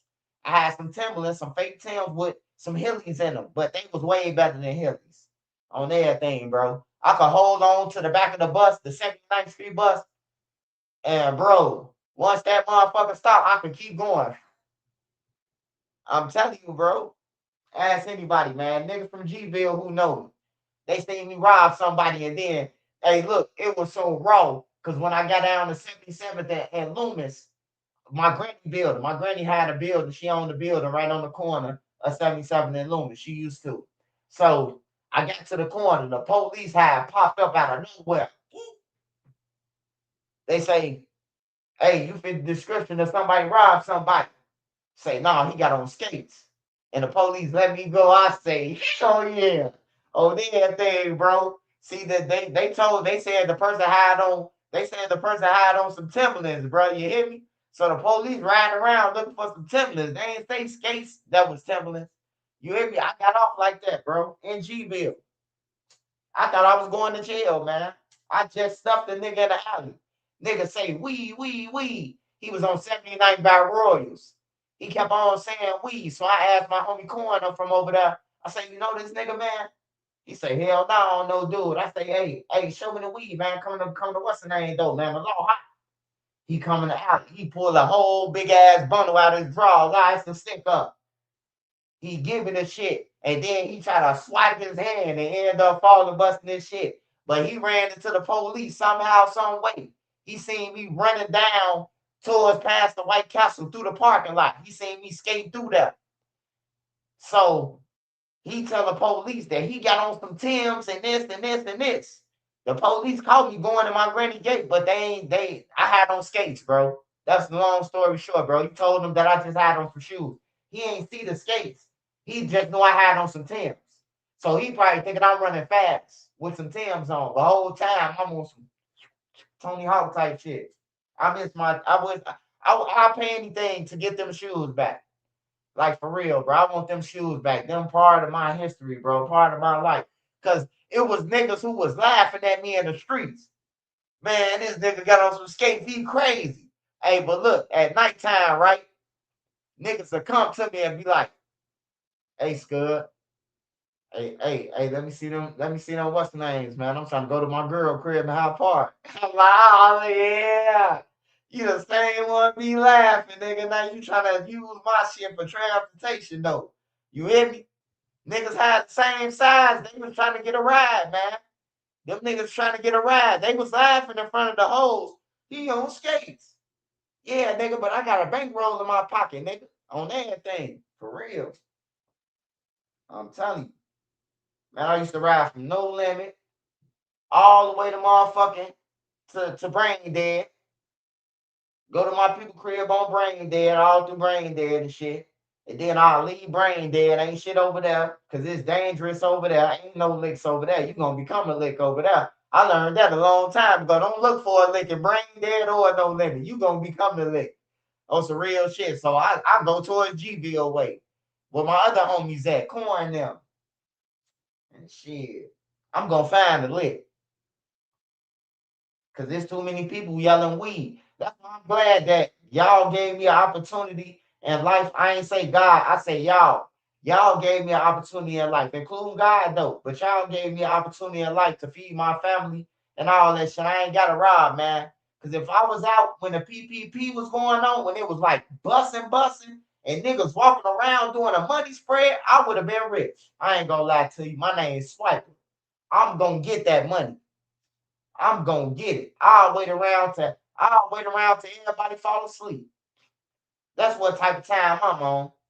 Get everybody drunk. Keep on drinking. Another bottle, another round. On some real shit to everybody out. Motherfucker be like, damn, bro. We woke up, man. Everybody money was gone and Swipe was gone. I'm telling you, it be like that. Nigga hit the whole apartment. I got patience. When it come to money and I got to give my baby mama them something so they won't call me a bomb on the internet. Hey, bro, I gotta have it, bro. I remember I robbed doing these niggas from Newtown, from my block, my old block. He say, man, you gonna rob me, bro? I know your brother need money. I'm like, nigga, I don't get no fuck, nigga. On everything, I need this. For real. He went to go and tell my brother. My brother then was like, bro, why would you tell a nigga named Swiper that you got some drink, pills, or anything, bro? My little brother ain't got no money, bro. He gonna rob you, bro. At this point, y'all should know. My brother got tired of niggas asking, telling him. My brother got tired of niggas calling him and telling him. Every nigga on the low end, through every project. Oh, he robbed us. Hell yeah, my dad was about to kill the nigga though. 3 motherfuckers walked up to my dad. He like, your son just robbed us. My daddy say, so what the fuck they got to do with me? And pulled out his gun on everything. Nah. I ain't incriminating myself. I'm telling my story. Hey, all these people drug dealers, man. DC, you ain't listening to me, Sparkle. You ain't listening to me. I told you, I don't rob no civilians. I don't rob drug dealers. I didn't rob none of them, bro. Like, I had a certain thirst for gang members. I had a certain thirst for members. Some people still alive right now. You know, they know what I'm doing. I'm Trenches News now. I'm glad that I ain't got to do that no more. I'm just telling my story. And the shit ain't worth it. You see, I got a message for everything that I talk about. If a person listening, I ain't glorifying it. You gotta look over your shoulder when you rob people. You know, niggas who I was robbing, they was coming back shooting. I damn near lost my life 15 times on everything. And the money was gone. You hear me? The money was gone. Not only I'm damn near losing my life, but I spent that money shit a year and a half ago. A nigga still shooting at me from a year and a half ago. I been spent that. But they ain't forget that I robbed them for $25K. So they still looking for me. You know, it ain't worth it, man. The money goes so fast, bro, and the niggas be looking for you still, bro. Like, ain't none of that shit worth it. I'm glad that I got an opportunity. I'm glad that I got an opportunity to you know, this and whatever else to come, man. I'm just glad, man. And I'm telling the youth, anybody could get on YouTube. Anybody could press record and say, hey man, this is what I've been through. This is what it's like in jail. You ain't got to talk about what Trenches News talk about. Hey, look, I don't like LeBron James because he do this and this and this. And Steph Curry the best. Man, it's a million ways to make money, man. I watch it every day, bro. I seen a video where this guy, he act like he pouring liquor, and this guy named Jay. You know what I'm talking about? It's a video with his kid, like he got like Down syndrome. He a cool guy though, man. He a cool guy, bro. Like he funny. But the person who with him play like he pouring some liquor in his cup. Like he'll be shaking the bottle and then he'll drink it. Before he even taste the shit, he playing like he drunk. Like the Down he like, he ain't even getting no liquor in this cup. You hear me? It's just that what I'm trying to say is you can do anything you want to do on YouTube, on Instagram, on TikTok, and come rich on some real shit, bro. I know a motherfucker right now that make $15K a month off YouTube reels. I mean, off Facebook, just off Facebook. $15K off Facebook, bro. Like for real, man. Hell yeah, it feel good to be alive. Somebody got to tell a story. Somebody got to tell a story, but people be hating though. They think they gotta tell all the stories. Even if it's your family, I don't give no fuck. I'm gonna tell the story. If I was around, it's my story. I don't give a fuck who you is. On everything. If I'm telling the story, you can't state my story. If was you there, if you wasn't there, you can't tell me my story, Cap. You can't. It'll be impossible. On everything. It'll be impossible. It's not that I was got anything against Butter, but that's all I was trying to tell Butter. After I put you in a car and you drove off, you don't know what happened to K after that. I'm the only one to tell that story because I was out there. You wasn't. It's a couple of more people, but they don't want their name on the internet that was out there. But I know Butter wasn't out there no more because I put him in the car that I was in, to drive him all the way home to his mom. But they just always speak the bad on me, man. A nigga ain't gonna never say, man, Swipe got out the car and ran to me and put me in the car. Like, yeah, I never say that, bro. A grown man will, though. Like, I ain't gonna lie, bro. Swipe. I love you for that, bro. That's when I respect Butter, bro. But until then, he want to keep on, oh, I ain't testifying and all that. Like, fuck out of here, man. Like, I like niggas who keep it real. Yeah, I sat in the seat, but you sat in the same seat I sat in, nigga. So ain't that about a bitch? Like you was in a different position or something. Oh yeah, I sat in the same seat, but who was asking you questions? Was the government asking you a question, or was the motherfucking lawyers of Muwap them asking you questions? That's the big question. Muwap them lawyers, well, of course, because you was against them, motherfucker, on everything. Like, it's just common sense.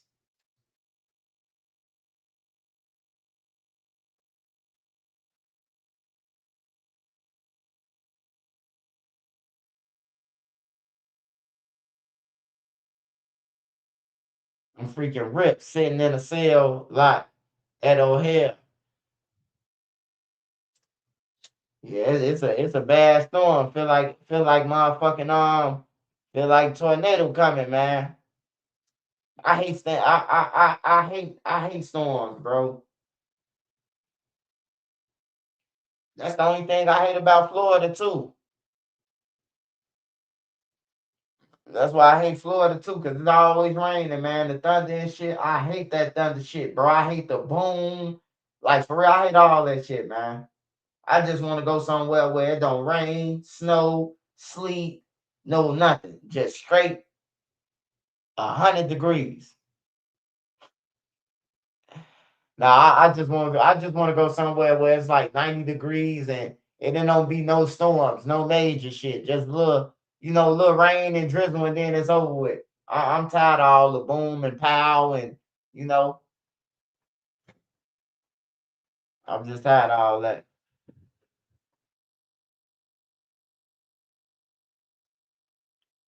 You think Vadi use OTF credit cards on purpose?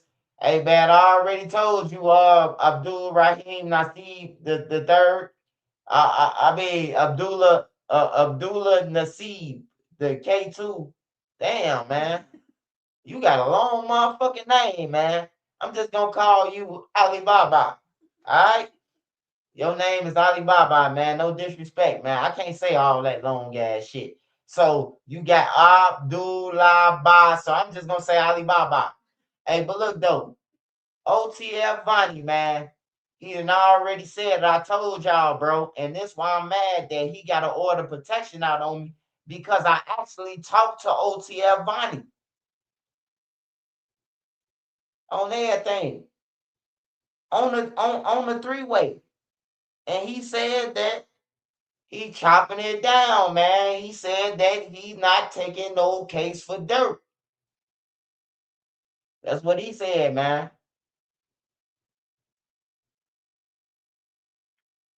Hey, hold on. Hold the fuck up, man. Hold the fuck up, Alibaba.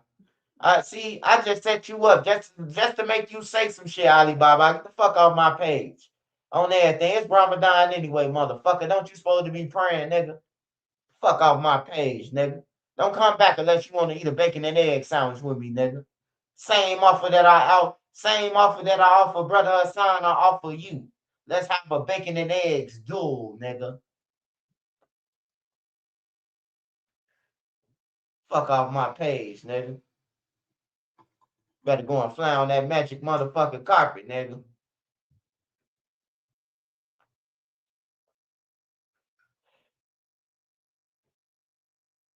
Asking all these stupid ass questions. Is either all got 2 ribs? Does BJ got his left toe? Like, get the fuck off my page. You been asking stupid shit for 5 hours now. I just been paying attention to you, bro. For 4 hours, you been saying the dumbest shit. And Dro told you to stop spamming the page too, Alibaba. I've been watching. I pay attention to everybody, bro. Everything. Don't think when Trench News you think I ain't watching. I'm watching. I'm watching, bro. I'm telling you, I got more weapons than the army of the United States of America, man. I just be trying to spare people. You think Body was on Dirk Esther or he sent the messages? No. But Body did it. He did do it. If that's what you try to say. We got shirts too. We got hoodies. We got Bonnie did it hoodies and shirts. Make sure y'all hit Nene up for the Bonnie did it hoodies and shirts, man. We got them. Every color. Bonnie did it, man. Hit up Nene for the Bonnie did it shirts. Shirts and hoodies. Bonnie did it. And if you want me to put free Lil Durk on that motherfucker, it'll cost you an extra 10, but we'll do it for a friend, goddammit.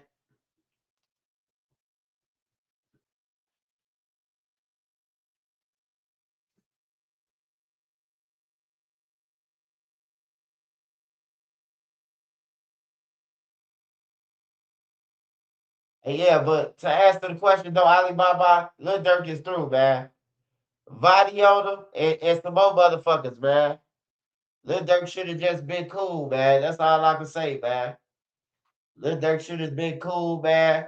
It ain't nobody's fault but Lil Durk, because everybody who he gave some money to gonna be the ones that testifying on him. You ain't gonna see Trench's News name up there, because I ain't got shit to do with Lil Durk now. And plus, I was BD, so I'd be kind of rooting for them, until they do dumb shit. Then I'll talk about them, I would, it's like being in a Hall of Fame for them. You try to root for some motherfuckers that they making because they was in the streets, but these people fucked up really in the head and they do a stupid shit. Like Lil Durk, he did some stupid shit.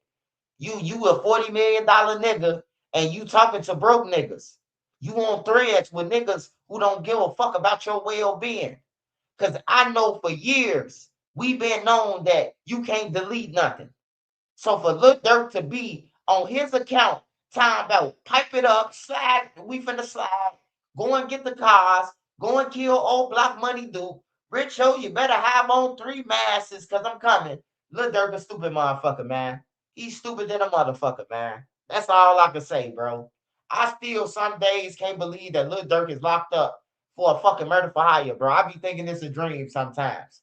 Like, for real, no matter how much I report about him, I just be thinking, like, this gotta be like a witch hunt. Like, what the fuck? How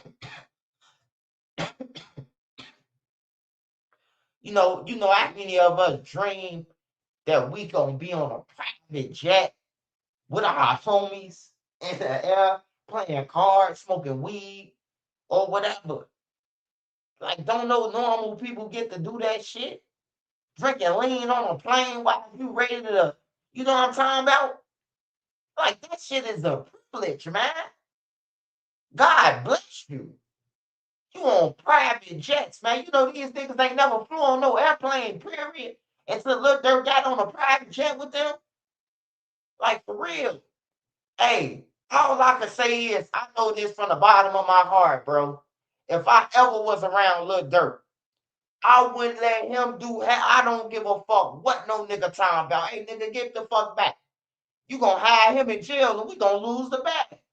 You ain't having no nigga to tell Durk that, bro. All it took was one nigga to be like, hey, man, we ain't doing that, bro. Hey, don't call his phone talking about Quando, Rondo, them, none of that shit, nigga. Like, just the money. Like, what the fuck? Man, they say, Lil Durk talk to the nigga, bro.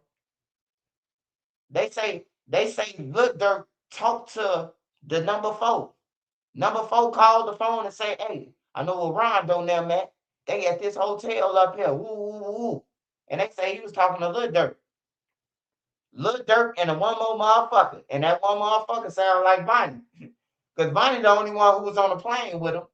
Him and Bonnie flew a private jet all the way to Cali, just them two. That's crazy, man. That sound bad, bro. That sound bad than a motherfucker, bro. Like, Drew gonna have to explain this shit. And when Lil Durk get found guilty, and my name ain't in none of that, I'm gonna have 4 people who do content AdSense on everything. You finna be paying me for a minute, because I'm filing a lawsuit on you motherfuckers. I'm tired of y'all clickbaiting y'all channels, using my name just to be using it. Like, that ain't no G shit, gangster shit, or none of that. On everything. That's some lame ass shit that you ain't got nothing to do, that you gotta put my name in some bullshit. On everything. I'm gonna have like 4 channels though. So just keep on, man, so I can build my evidence. So I can show you what a lawsuit look like. Keep on. All you little channels, all that shit. I'm gonna hide your shit. Keep on.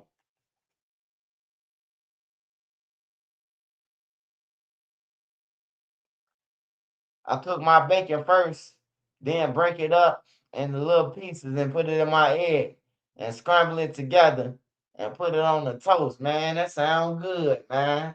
You lucky it's 9:53. I would have told Nene, let me get a bacon. But I'm good.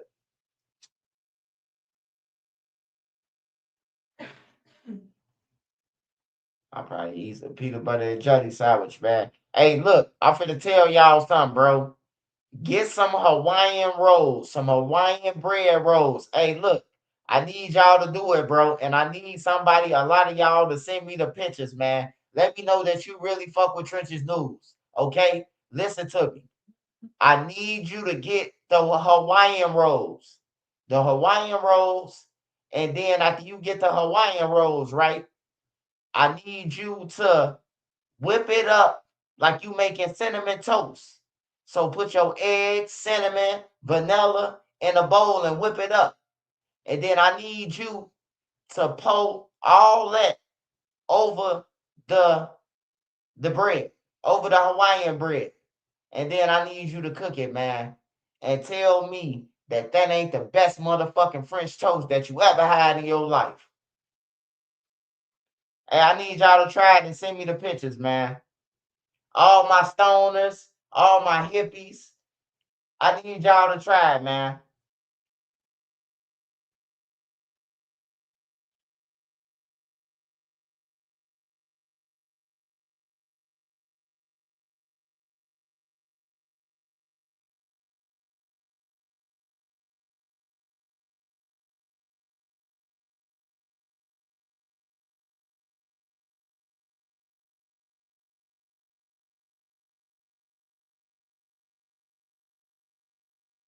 Hey, get that done, man. I need a picture. I need sparks. Hey, I need the pictures to kick off.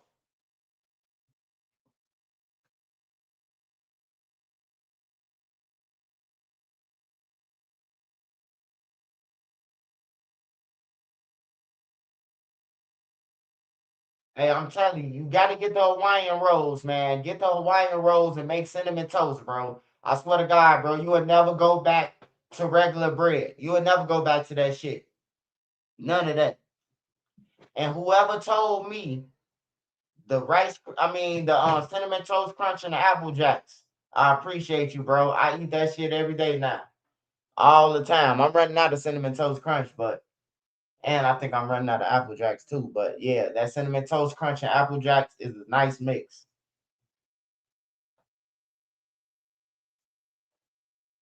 Shout out Louisville, Kentucky. Shout out Louisville, Kentucky, man. I always pass Louisville. Shit, I just passed Louisville. Coming back.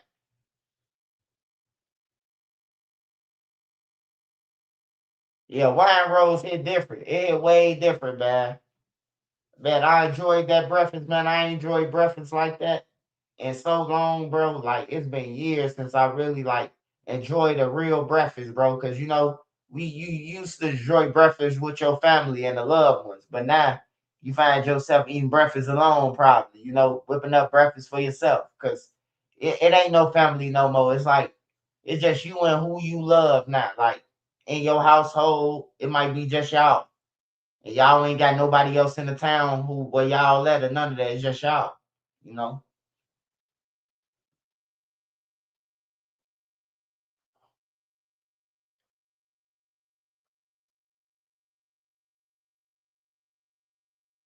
Hey, yeah, Jeff Hicks. I appreciate you, Jeff Hicks. Hey, that shit the best, man. That cinnamon toast crunch and apple jacks, bro. Hey, that's all I'm buying. That's all I'm buying, Jeff. I ain't gonna lie to you. Let me see what else going on around this joint.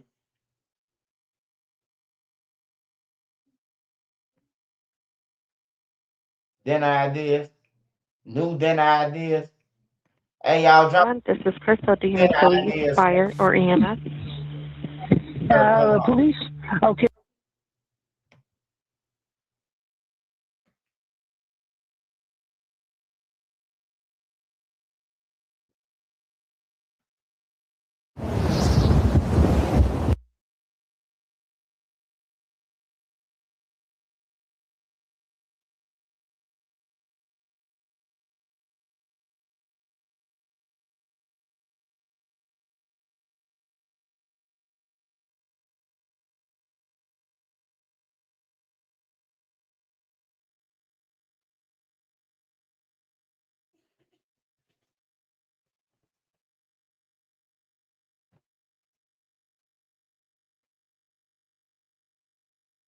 Hey y'all, hey, Honey Nut Cheerios be busting, period. Hey, look, Honey Nut Cheerios, they be busting. Just period. That's a classic. You hear me? Hey, but look though, hey, to all my friends out here, man, that ain't married and shit like this, I just want to tell y'all, man, don't go to no massage parlors with the Chinese and none of that. They slick, they gonna lock you in there and say, you owe me $500 on everything. Hey, look, hey, look, me and my homie went one time, man. I thought I'd never tell this story. But me and my homie went to a massage parlor, man. You know, and he telling it like, oh yeah, man, everybody good, man, the happy ending and all that. You know what I'm talking about? Hey man, hey, look, man, I'm telling you, bro, you ain't getting no ass to none of that. They gonna rub your nuts and smack them and then say, goddamn, you owe them $500, goddamn it. On everything, you could have rubbed your own nuts. I did my job. Hey, look, I'm calling the federal authorities. You better unlock that motherfucking door. You heard of ICE, motherfucker? ICE.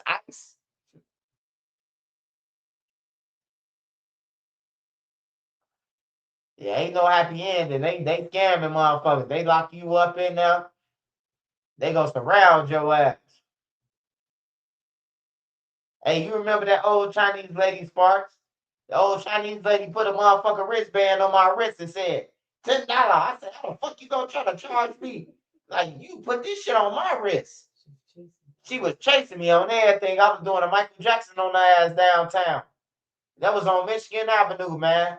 Chinese try to extort me. She walked up to me, put a bracelet on me, and then say, $10, motherfucker, and then started trying to chase me. Like, for real, bruh. That shit was crazy, man. I say if I was chasing the Chinese, did Dirk do too much block hopping? Oh, he destroyed the blocks. He ain't just block hop. Hey, he used them until they sunk or until everybody went to jail. Then he went to the next block. And then they got killed. And then he went to the next block.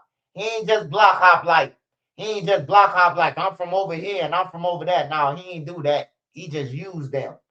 Hey, look, he a killer, he a killer, he a killer. All right, I'm going to hang with them. Now I could go on they block. Then I could go on this block because I got this killer, this killer, this killer. Like, Dirk ain't no dumb nigga, man. He did some dumb shit. He did some dumb shit. But he ain't no dumb nigga, bro. When it comes to manipulating people, he good at that.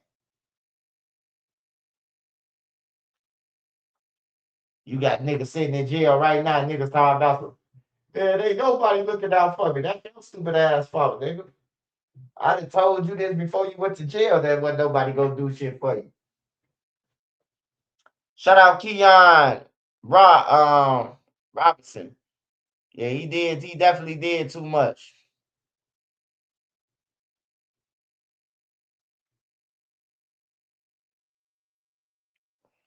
Hey, yeah, bro.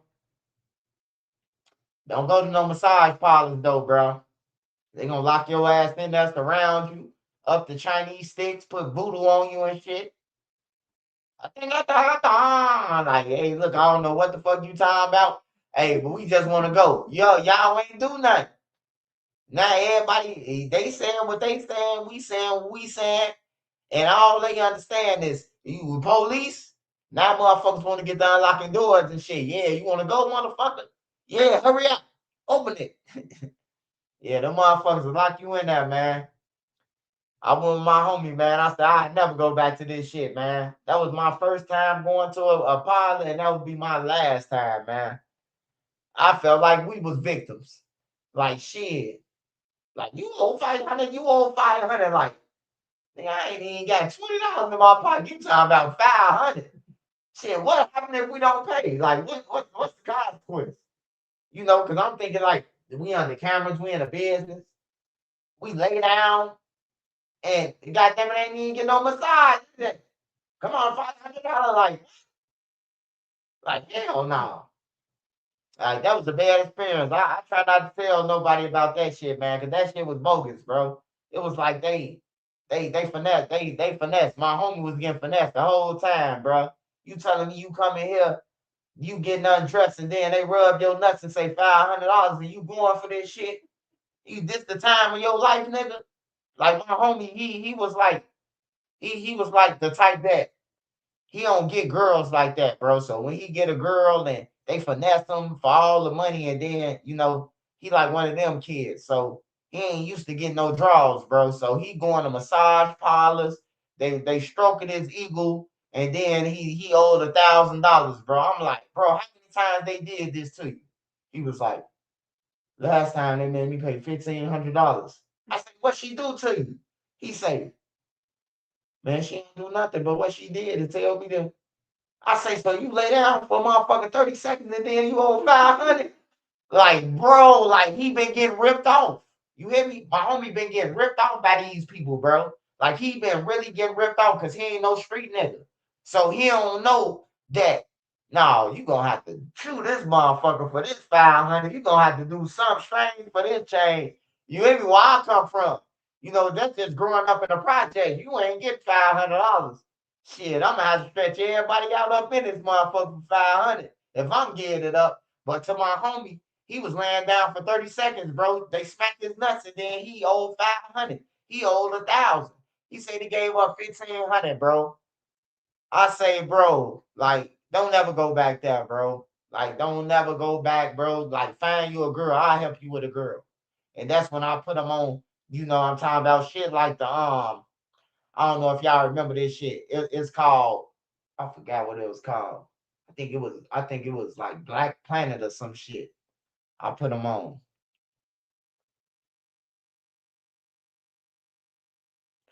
Yeah, hey, they smacking nuts up in there. I'm telling you. Hey, I'm telling you, ain't no refund or none of that.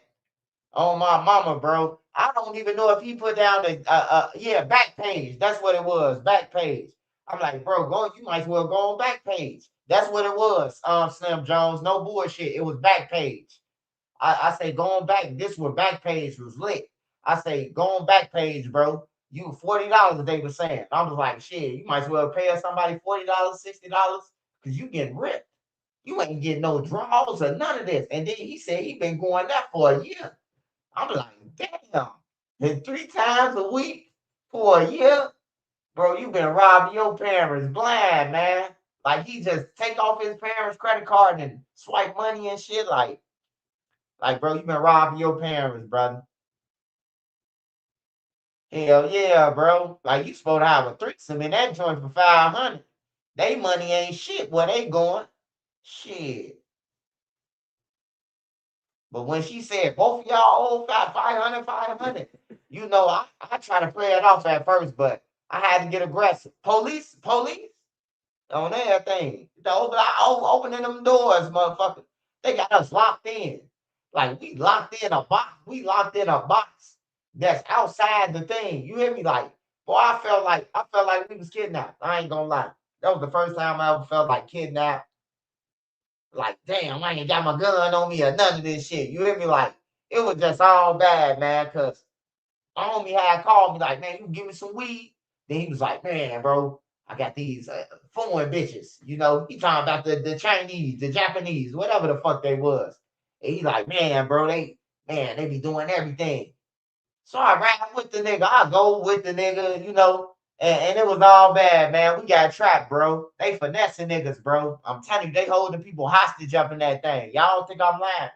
On my mama, bro. I be seeing why the police be raiding they shit. They will hold the nigga hostage. I swear to God, they will hold you hostage, bro. You ain't going nowhere until you pay that money. For real, bro. They'll hold your ass hostage. Cause I ain't had number like $16 on me. He gave me 15 for the weed. I had a dollar in my pocket already. On everything. So they wasn't gonna get shit out of me. And I damn sure ain't signed no contract to say no $500. I wouldn't even came in a spot if they would have said, if you got 500, hell no. And I ain't let my friend give up 500 either. We finna go to the hood where some bitches at. On everything for $500, you can hit a hike, goddamn it, or something. Shit. I had $16, man. Hey, I ain't gonna lie to you, man. I ain't gonna lie to you and tell you that every day was good for me. But I always hit a lick, though. I always made days for other people, bro. Like other people could have been fucked up. Now you got your bottle with Hennessy and whatever else you drink. I don't drink, but whoever around me, bro, I'm gonna make sure that it's comfort for all of us, bro. Like if you drink, what you drink? Hey, go to the liquor store and get him some of this. What we all smoke weed. They do pills. You know, I just try to look out for everybody, man. We all in the trenches going through the same thing, bro. We trying to survive another night, bro. So long as all of us was happy who was around me, bro, I really ain't give a fuck about being broke, bro. Long as we stay alive, cause I started seeing shit getting like shit was already real, but I started seeing that like niggas just killing for no reason. So it was like more of an alert to me to stay alive, you know. And that's disappearing on niggas. I'll be around niggas for 2 days and then they won't see me for 3 months. Then I'll pop back up. Where you was? Only one knew who I was Brick, because he the only one, Brick and Creed now. Boss Creed. I'll call them and talk to them.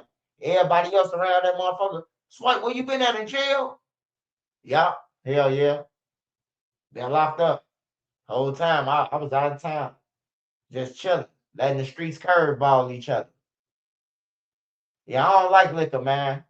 I don't like liquor, man. I done been with a nigga, a bad experience, bro. My homie borrowed my other homie shirt. Now these my homies. So I'm with my three homies. We on Roosevelt by the Jewels, by the Oscos.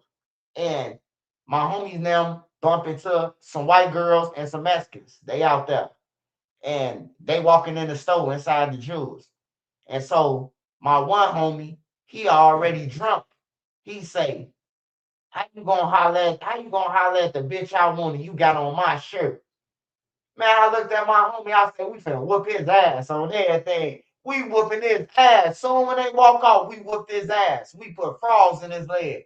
On everything, you don't do no shit like that, bro. That ain't no player shit, bro. Right in front of the hoes, he said that shit. How you gonna holler at them like, bro, you ain't that drunk, bro? Like, yeah, you gave my homie a shirt, but god damn, bro, you gonna front him off? He said, how you gonna holler at a bitch that I want in my shirt? I said, we fucking him up. Soon my homie looked at me. He looked at me like, I say, we fucking him up. Soon with these hoes. Soon when they walk off, we beat his ass on everything. My homie, bro. From Newtown, we whooped his ass on everything, bro. We whooped his ass. And then when we got back to O Block, I whooped his ass again, myself. Put the UFC on his ass. Elbows, knees, and everything on his ass. On everything, bro. Like, I just felt like Like, bro, you that drunk where you gonna front a nigga off who you knew from the sandbox over a shirt that you brought from Burlington Coat Factory? Like, come on, bro. That's why I don't fuck with drunk people, bro. I don't fuck with people who drink. Cause shit like that, bro. Like, the hoes got, they ain't even want to holler at them no more. Like, you got on somebody else's shirt? You know how white people be like,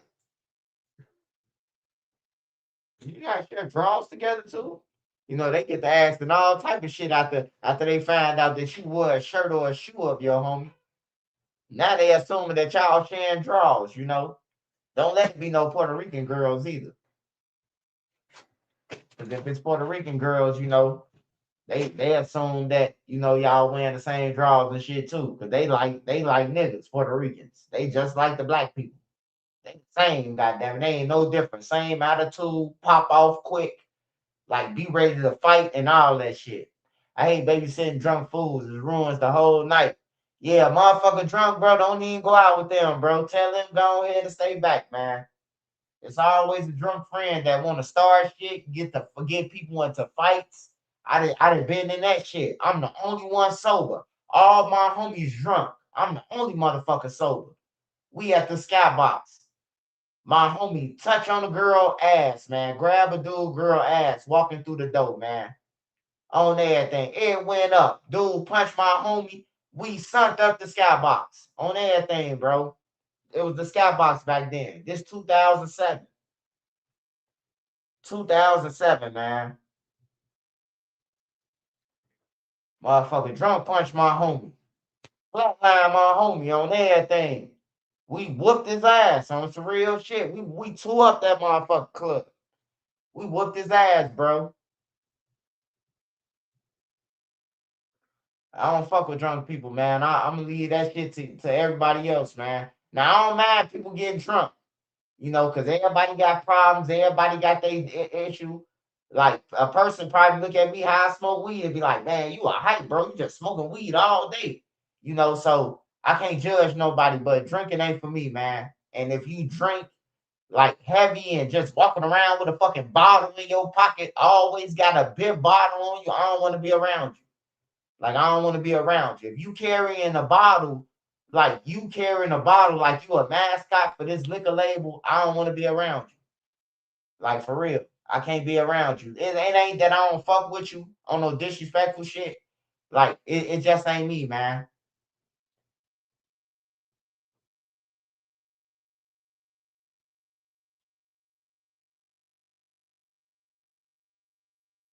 Say, I was at the club with Bro Rilla last night. She cool.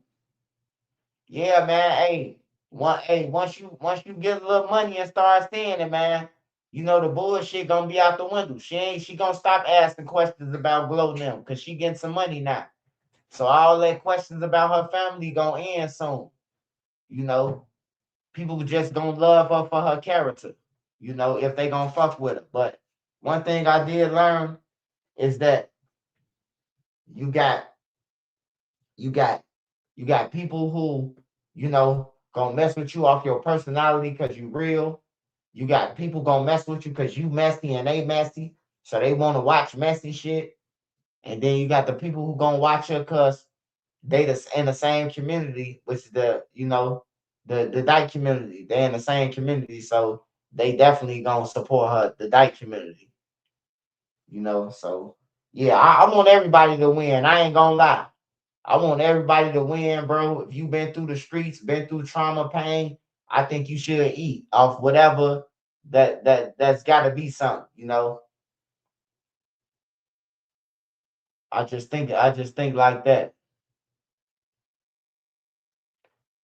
Keon Robinson, the craziest robbery you ever did. The craziest robbery I ever did. Oh, me and my homies, we had it was this nigga living next door on 4-6. He was living next door to my homie. And he had all the pounds of weed. So me and my homie and them, we tricked him down to our block. We tricked him down there. Like we showed him some money. Like, man, get up with us, bro. We got this money. We trying to get up with you. But he just looking at the stack of money. We got counterfeit blended in and everything. So he come down there. We tie his ass up. We tie him up. We get his keys. My homies them go to the crib. Now me and my homie them there, right? We untied him. We took out the bullets and he taught us how to break down guns and everything. He was an Army veteran on everything. Told us that we was breaking down guns with him and everything. Me and my homie Chucky, Philly. We let him get the gun and he was breaking it down, showing us how to clean the gun and everything, bro. Like that was the craziest shit ever.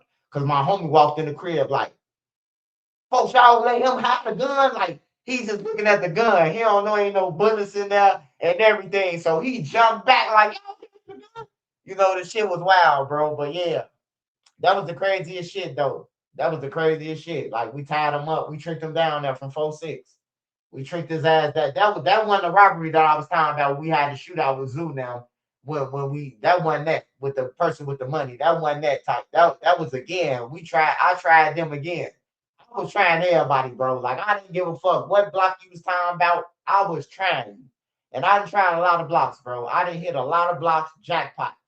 That's why I'm mad. You can say whatever you want to, but just tell the people after you done talking about the duck shit that I robbed you and you was scared in the streets. Like niggas don't want to meet that match. They don't want to meet that challenge. That's why they haven't said nothing. But I'm cool. If they don't say nothing, I won't say nothing. You know, for real. It's just like that. But that was the craziest shit ever, man. Yeah, I want everybody to win, man. I want everybody to win, bro. I really, when I wake up, bro, I just think about doing my content and just doing me, bro. I don't think about no other channels. I don't wake up with no ill heart or intentions. I don't wake up, gotta vouch for, need nobody to vouch for me. I vouch for myself, man. I don't need no motherfucker to vouch for me.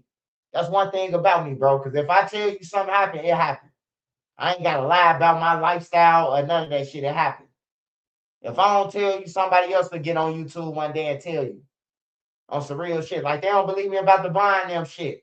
Like people be like, oh, how did Vine them was looking up to you? Hey, look, bro, shit bigger than you think on everything. But like I said, Lil Vine them and all them, bro, like I knew them since they was kids, bro. Before they even got on killing shit and all that. I knew Duck them before they even got to talk about killing and before they got to choosing sides and everything. I knew them before that. I done been around them before that, bro. So, you know, that's just my one up on everybody, on all the blogs and everything. I got one leg up because I've been around everybody. LA Capone, I can tell you about everybody, man. It ain't nobody that's important, that's to y'all, to the drill, that I haven't been around and don't know. And I was in the streets before them. So I knew them when they was Urkels. You know, they don't know me. They just heard the swipe and, you know, some people know me like Lil Reese. I'd have been around Lil Reese and them a lot of times. You know, I watched Lil Reese grow up, but when he was older, like I'd be around Dart and them. They come to the city. I got the guns and whoever play with them, you know what I'm talking about. You got to see me because, you know, they chilling. They don't be on that type of shit. Dart and them, they get money. They straight hustlers, bro. They just want to get hustled and they dress fresh as hell and get all the girls, bro. And niggas on 63rd and O Block and the Calumet building used to be hating. They used to be hating on Dart. So I stayed with him. Every time he come to town, he come pick me up from Concordia. Come pick me up. We going to the malls, wherever we want to go in the city. That's where we at. And on everything, ain't nobody gonna fuck with him. But he end up getting backdoored by a nigga he called his son. This is my son, Swipe. This is my son. Got backdoored by his son, man. That's why I say, man, less love in the streets, man. Don't give niggas too much credit. Cause the nigga end up being your killer, man. Cause Dart told me this. Dart brought the nigga to my house out there in the hundreds. On everything, bro. This is my son. And this the nigga who killed Dart. This the nigga who set him up and got him killed. His son. So I don't be trusting niggas anyway, man. But I'm glad I'm in out the streets. I don't give a fuck. The duck trial shit, I don't give a fuck about none of that. I'm glad I am out the street.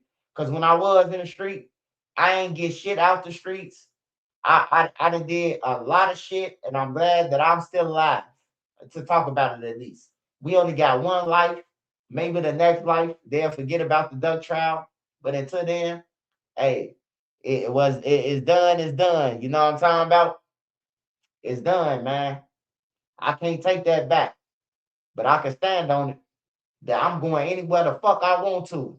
If I want to go and have a motherfucking a great pecan at motherfucking the middle of 63rd, goddamn, I'm going in a restaurant and shut that motherfucker down on everything. Outside, inside, with real members, killers. That's out there. Hey, who up in there? Oh, look, back up. Trent's News up in there.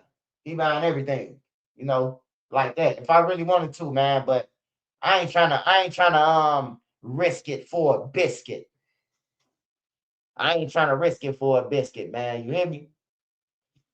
I'm just trying to live life, man. I finally get a chance to, support my kids and shit like that. Cause when I was in the streets, bro, I was either in jail or like I was with my kids and seeing my kids and shit, but it wasn't like that, bro. Like it wasn't being no man, bro. Like I could provide now. You know what I'm talking about? Like the shit I do now for them, or they call me and I give them money, I'm able to buy shit. I feel like a bomb. I was a bomb in the streets on everything, bro. I was a straight bomb in the streets. Like for real. Like the shit that I can give my kids now, and you call me, you need some, I send it. I wasn't able to do that shit. And kids want something all the time. They don't understand. No, they don't understand that you ain't got it. So kids want it all the time. You could just buy them some mics and, Dad, can I have $75 for this? Like, hey, look, money don't grow on trees. But you got to explain to the kids now because they ungrateful. They only call you with money. Like, I used to call my daddy all the time. See my daddy on the streets, whatever. Yeah, what up, Pops? They come over my house for the weekend. All right, Pops. You know what I'm talking about? Go over their daddy house from Friday to Sunday. Eat good, smoke good, all that shit. I never use my dad. I'm just gonna use him. Sit around how long I can use them. Like I never thought about that, bro. I never thought about just using my kinfolks like that. Like just use them. I'm just gonna lay on them until they get kicked out, and then I'm gonna leave. Like you got people who playing that. I just didn't. But the kids ungrateful than a motherfucker, bro. Yeah, Fredo. That's how me and Fredo got locked in because of Dark. That's how me and Fredo. The day when I told y'all that Lil Reese, the dude pulled up in the car, he was on a high-speed chase, and he split the whole crowd up in half, bro. Like the crowd went half and half. It was like a motherfucker was doing an electric slide. You know how what's the shit called? What it's Soul Train when they break up the middle and somebody come through the middle dancing. That's how the kind of police came through the middle. Dude threw all the drugs, the guns, and everything out the window. It was me, Fredo, Dart, Lil Reese. On my mama, Lil Reese already said this story. Lil Reese know. Lil Reese Lil Reese grabbed the guns, man. I was mad to the motherfucker because I'm like, damn, I want that gun. That motherfucker two-tone chrome. I couldn't get it. I got me some weed. I got some pills. Fredo got some weed and pills. They got some coke. Like he threw a motherfucking care package out the window. I swear to God, he threw all the money out the window and everything. This nigga who was running, he was somebody. Cause he threw everything out the window. I'm talking about the shit went in the air and niggas didn't even know that. Nigga, like this is zipper crack. Like he threw everything out the window. This nigga was on a run. And how it happened is we just chilling in this field. It's a loudspeaker with the DJ, but he got one speaker and the DJ got his table next to the speaker. So we got a speaker. It's me, Dart, Nut, K Smooth was there, Reese, Keith and them came, but Keith and them was there for a little bit, then they bounced. Me and Fredo walked to the stove. We got some blunts, got some cigarettes, and we walked back to where Dart them was. And so we get to talking, Fredo talking on BD. Then the cotton shit just happened like that. We all came up though, long story short. Everybody came up, bro. Everybody got something. Not everybody, the whole crowd. But everybody who was standing around us, we all got something, bro. Like he threw it right outside the window where we was, on the side that we was. We couldn't believe the shit. And then the law come back, talking about, did y'all see him throw some guns? Man, you think we finna give you something, nigga? Get the fuck on. They They broke up the whole little Calumet building shit. They broke that shit up. But yeah, man, that's my favorite memory with Reese, Fredo, Dark. It was everybody out there, bro. Like everybody was out there. Everybody was out there then. Like everybody was out there. Parkway was over there. I seen Trey Five and them out there. Like it was a lot of people out there, bro. But yeah, that shit, that day right there, a nigga wasn't flat broke, but a nigga was damn near flat broke. And it's like he threw everything that I needed right there in my hand. Hey, I'm 63rd. I opened up 63rd. Hey, I got pills. I got everything, goddammit. Just off him, you know. So it was a blessing. It was like God came through, split the Red Sea, huh? Here goes some more money for you. That's how I look at it, man. It was a blessing. Being alone is the safest route. Yeah, man. Hey, I don't mind being alone. I don't mind being alone. I don't mind being in a house by myself. Like, I'm cool with it, bro. Like, for real. I ain't never mind being alone. All my life. Like, for real. All my life, I could be alone. Like, I don't need no crowd of niggas or none of that shit. Just me. Because I know at the end of the day, like, if shit fall, like, I'm going to be by myself. All the 13, 14 people, they going to go on. They got to go somewhere else now to get the income, you know? So I just always say that Fredo was the glue for real. Hey, yeah, I want to say this about Fredo too. Now they spreading this rumor talking about some blood money got killed by T. Roy and Vaughn. Well, let me tell you this: Fredo Santana. Can anybody tell me when Fredo got killed? Anybody? Do anybody know when Fredo Santana got killed? I mean, I know, but I'm just asking y'all. I know when he died, but can y'all tell? I just want to make a point of why O Block and King Von didn't kill Blood Money. This is just gonna be a crucial point. It's one thing to argue with somebody. It's one thing for y'all to rob somebody, but to kill, it's a different story. Can anybody tell me when Fredo Santana passed away?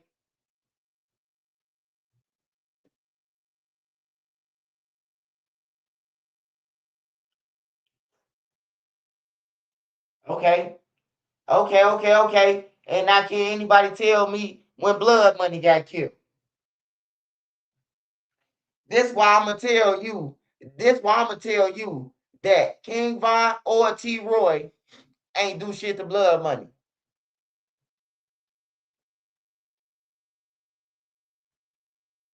When did Blood Money get killed?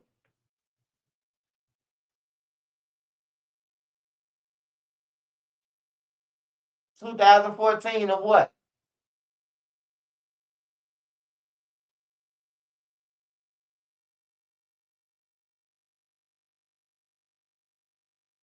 They gonna get it right.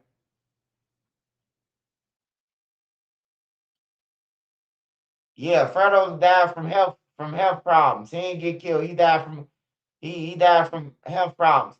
But look, this is what I'm trying to say, right? So Fredo was still alive, right? When Blood Money got killed, right? If O Block would have killed Blood Money, hey, look, I could tell you this. Bro. Like, for real, no bullshit. Because everybody be, you glorify shit, you say who gonna do what, and it's killers everywhere. Let me just tell y'all this. If King Von and T. Roy would have killed Blood Money, first of all, it would have been around all the way then that they did it, but it wasn't. So, if they would have killed Blood Money, they wouldn't have been alive. King Von would have never made it to 2020, or T. Roy wouldn't have made it to 2017. To make a long story short to y'all. All right? So, we could just stop that shit, man. It's more killers than King Von and T. Roy in Chicago, man. Like, it's way more killers than that, bro. And then that'll spark some shit up between old block that they ain't even got shit to do with it. Old block living good over there. Old block got security. Yeah, the street. Hey, look, the streets ain't never heard about this shit till a nigga got on YouTube and said it, bro. Like, ain't nobody ever in the street said. I ain't never heard nobody say, "Oh man, King Von and T. Roy killed Blood Money." Like nobody ever said this shit in the streets, bro. Fredo was still alive, bro. Fredo would have dead them boys. I'm telling you, and he was a millionaire. Just think about it. This ain't broke Fredo. This Fredo a millionaire. Fredo died as a millionaire. Man, Fredo would have been, he would have been hit the block, man. Fuck putting money on them, bro. I guarantee, bro. Like I know him. They would have been DOA, wrapped in sheets. They all know where each other live at. They all know where each other live at. And then at the time, 2014, 2015, T. Roy stayed on MOB in 2000, like 2014, 2015, I want to say. Was that 14, 15? Yeah, he was staying on MOB. He was staying over there. He was staying over there on MOB in a white building on 59th. Fredo and them would have been dead in his little ass, man. I'm telling you, bro. Like, I ain't never heard of it, bro, until Fredo and them was dead, and then that nigga saying that. Like, then nigga saying it now that Von them did it. Von them wouldn't have bragged about it. They wouldn't have did none of that shit, bro. Like, if Fredo was alive, bro. Like, it's one thing to get into it with a motherfucker, be mad at Keith because, you know, Keith ain't do it, but you ain't gonna kill one of their family members, bro, and then get away with it, bro. Like, nah, bro. Fredo been doing that shit way before Von them hits and shit. Like, nah, it ain't gonna happen.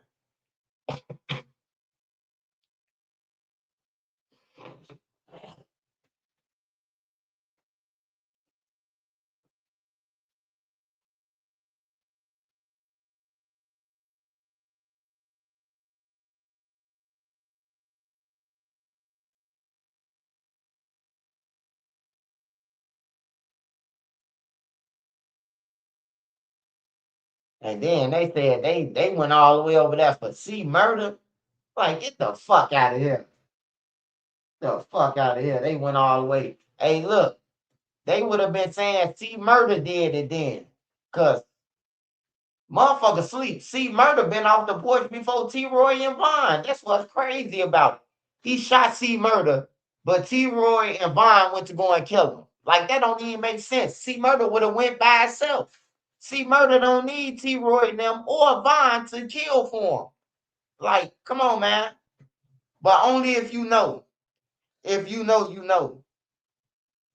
If you don't know, then you would think that, you know, they the only ones who do shit in O Block, the way people be talk bragging about it. But I'm like, shit, they ain't need C Murder to fucking, I mean, they ain't need no T Roy and Bond to go and hunt down, bro. Hey, look, C Murder would have went by itself to go and find Blood Money, man.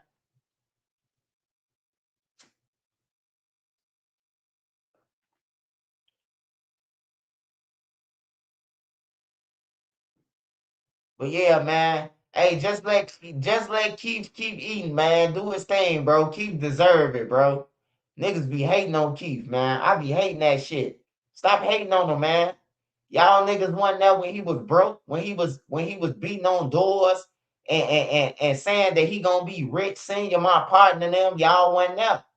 So for y'all wasn't there to support him, y'all can't say, you know, that he bogus and all that shit, nigga. Y'all wasn't there. And who the fuck gonna trust somebody after they robbed him one time? You robbed me once, and then I trust you again, so you can rob me again. Like, get the fuck out of here. Keep doing the right thing, man. Stay the fuck away from old block and all the rest of these blocks. Stay in California, smoke your weed, you know, make your money in California, because he ain't got to leave California to make money. He do shows just in California, he gonna make all his money.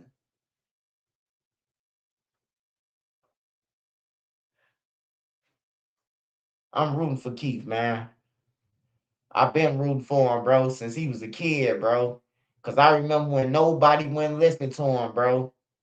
Motherfucker, like, man, we don't want to hear that beating on the dope shit and all that. Man, Keith deserved this shit, I'm telling you. I remember he had my partner and them on the CD. He said, hey, Swipe, play this. I went upstairs and played it in my crib on a loudspeaker, bro. I had some big speakers in Parkway on everything. And it was my partner now, bro. I remember it. This before the world even heard that shit. This like 2008, 2009, going on 2009. This when I heard my partner them.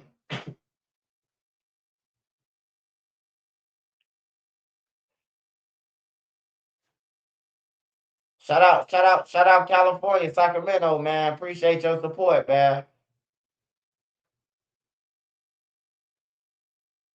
Man, that's the first time I heard my partner them was 08, 09, bro.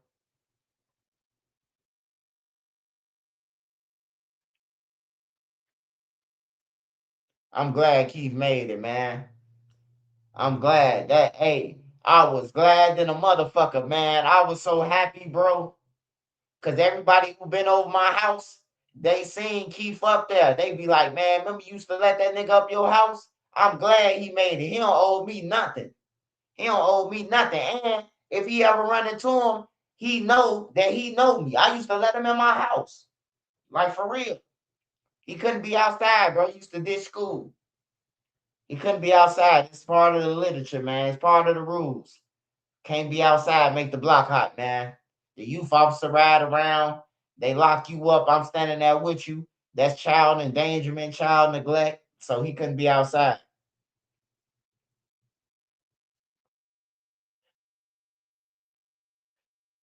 Yeah, Dirk used to send Boone and them at Keith.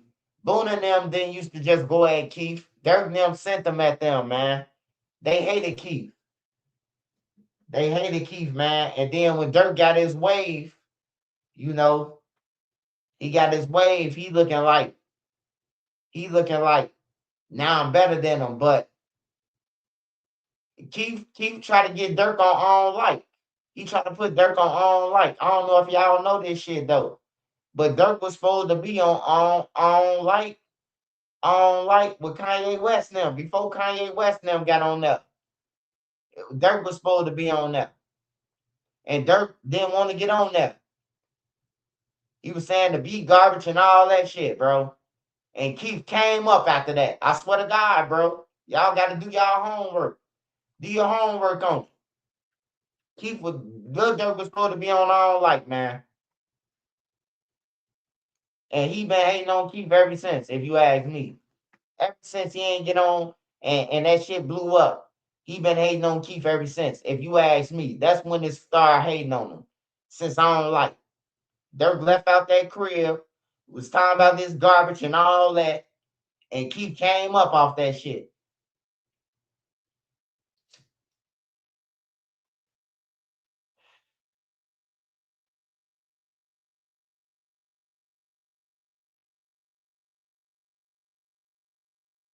And Keith, the first nigga who told 50 Cent them he ain't doing no song with Wiz Khalifa because he wearing skirts and dresses and shit. Like, hell yeah. Hey, 051 John Wick, what's up, my boy? Long live all your homies, man. Long live Melly, Zico, Fats, T Streets, Woo. Long live all of them, man. What about the other guy I reported about? I know that's your homie too, right? Mills. Oh, you got Mills down there?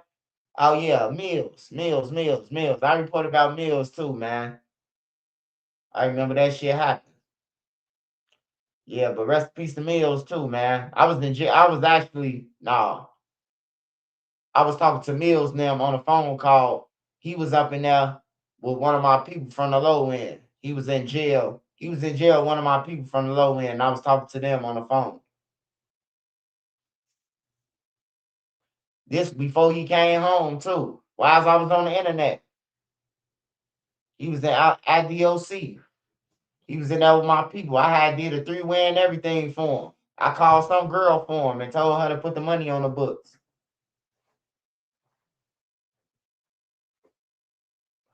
And then soon he came home, he got killed. He was home for a couple of weeks or months, but he got killed.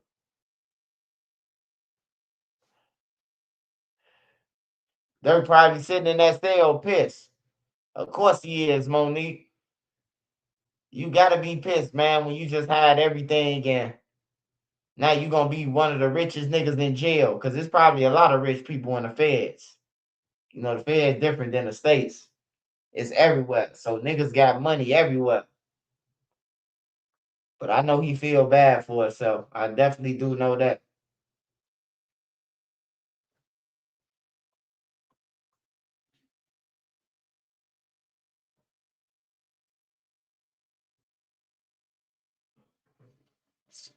Smash that like button for me, y'all. Smash that like button for me. Let me go back over something real quick.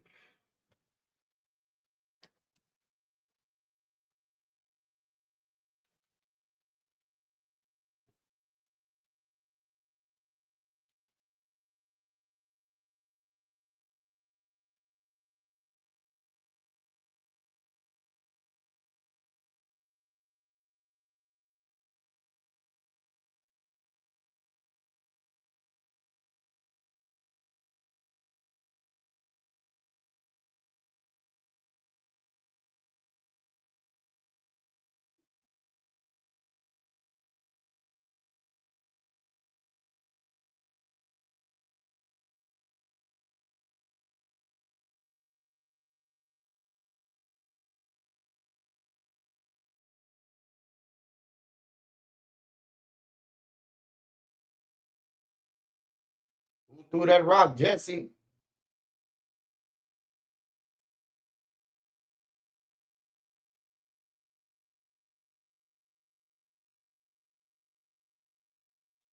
Oh, let me see this shit. T Grizzly. Somebody keep on inbox me about this shit. They want to know about T Grizzly. Let's see.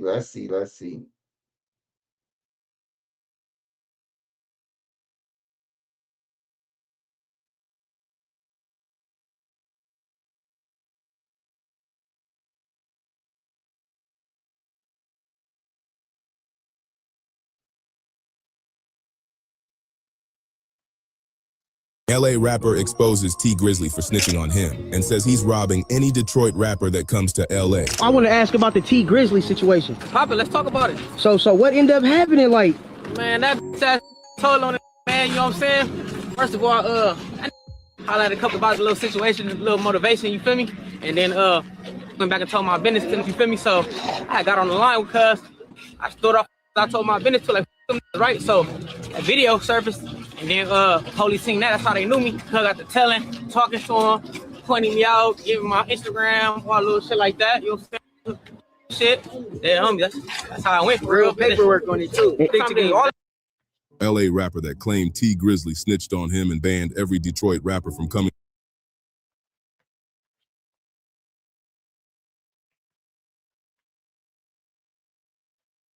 Man, how you gonna so you telling me this guy called T Grizzly and told T Grizzly who robbed him?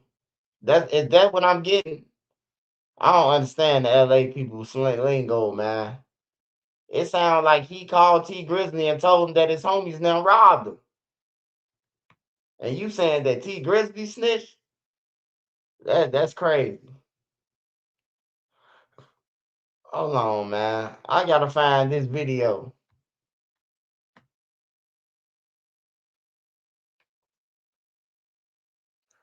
Yeah, man. Like, how you gonna ban somebody from LA? LA big as hell.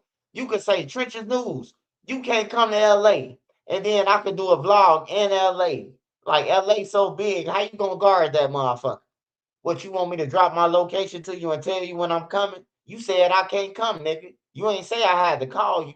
Like, niggas clowns, bro. I hate people be saying like that shit, bro. Like, you can't ban nobody from nowhere, bro. I'm just gonna keep it real. But niggas do get scared when certain people do say they can't come somewhere. Niggas really scared.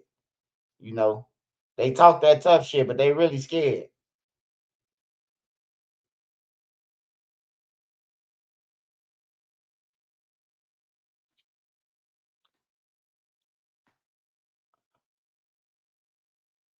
All right, hold on, y'all. I gotta just see this shit. I gotta hear this dude's story, man. Cause it sounds like some bullshit. So I gotta hear it. Hold on. Hey, do anybody know the guy name, man?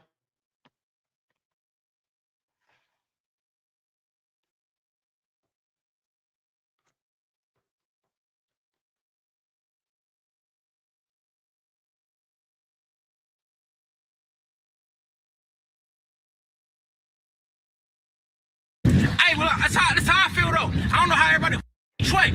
I catch any niggas in the city. I'm robbing all them. I'm robbing all. I catch in the city on the dead homies. All them Detroit. That's Shooter from the Avalon Gangsta Crips, fresh out from beating 2 life sentences. And he's sending a spooky message to Detroit rappers. You got 8 miles you can stay on, but don't come to LA. He's putting a green light on y'all. This all started when Whack 100 made an announcement on No Jumper that T Grizzly bit the cheese. He's a rat. Shooter been telling me for like 9 months. It's on my phone. Right? Bro, Whoopi Whoop told on me. I say, Shooter, you know I know T Grizzly. Because Shooter basically broke into T Grizzly's house. I don't know. Allegedly. This is what he's being charged with, right? Yeah. So he been telling me, I'm like, you got the charge? He said, nah, but it's coming. My attorneys keep telling me the detectives is calling him, right? Huh? That's a bold move to put a snitch jacket on somebody when there isn't even a charge for it yet. But Whack was confident there's paperwork, and he doubled down. So Whack, you have the full paperwork that yeah, I got it all. That's valid. So it's, okay. Is it a way that could be posted? Like I'll throw it on the page if you want. Who cares? Definitely it can be posted. Listen, by the way, academics, he told you to tell T Grizzly to put up $50,000 that it ain't true. Yeah. So T Grizzly gonna put up $250,000.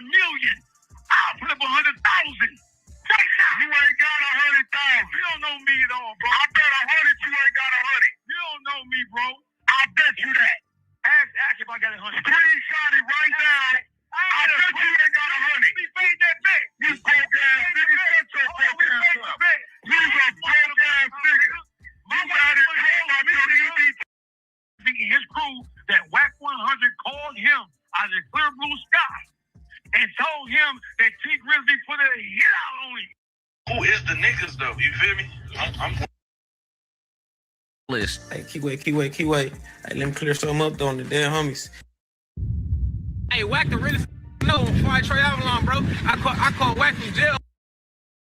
It's sense, but Shooter's fresh out now, beating. All right, it's Nick. It's my cousin from schoolyard, bro. Boom. What? He said his cousin from schoolyard? Ever since T Grizzly put up that $250K, we haven't heard about this since. But Shooter's fresh out now, beating 2 life sentences. And he came out with a vengeance, because the first thing he did was put a green light on Detroit. And guess who bailed him out? That nigga 5'4" with a big booty. On pyro.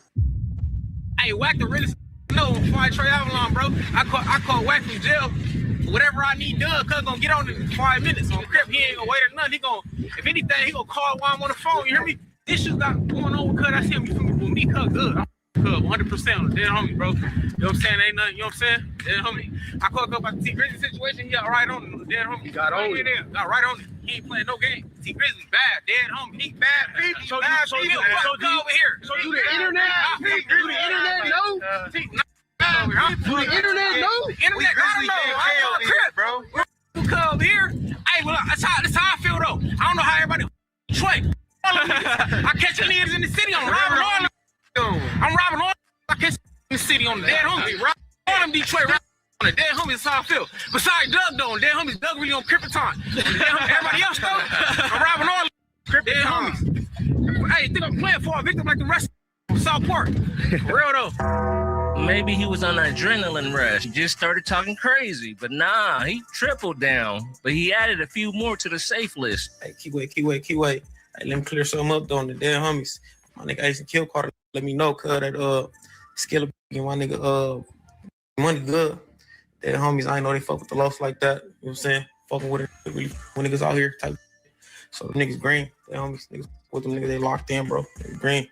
Like I said, the rest of them niggas fool. The damn homies. Ain't nothing changed with the rest of them niggas. Skill fake money. Niggas green. Locked in. A green light on the whole Detroit. That's a bold move. But a lot of us got questions, including Rockstar. He went on Smut Free TV today, and they wanted to get to the bottom of it. This is just some of the questions. You go to Rockstar's channel on Smut Free TV to catch the full clip. But let me play some of it. You know, I see in the hood, in the vlog, you saying that, you know, T Grizzly is still no good after, you know, everything that's come out, and you standing on that, like, you know, I thought, at first I thought y'all was like in cahoots, like you was with T Grizzly. So like, where did it go wrong? Nah, I ain't never fuck with that nigga, man. You know what I'm saying? I was just dodging a little something, man, because I ain't want to catch a case type shit, and I ain't want my name in certain shit, you know what I'm saying? But I ain't never fuck with that nigga.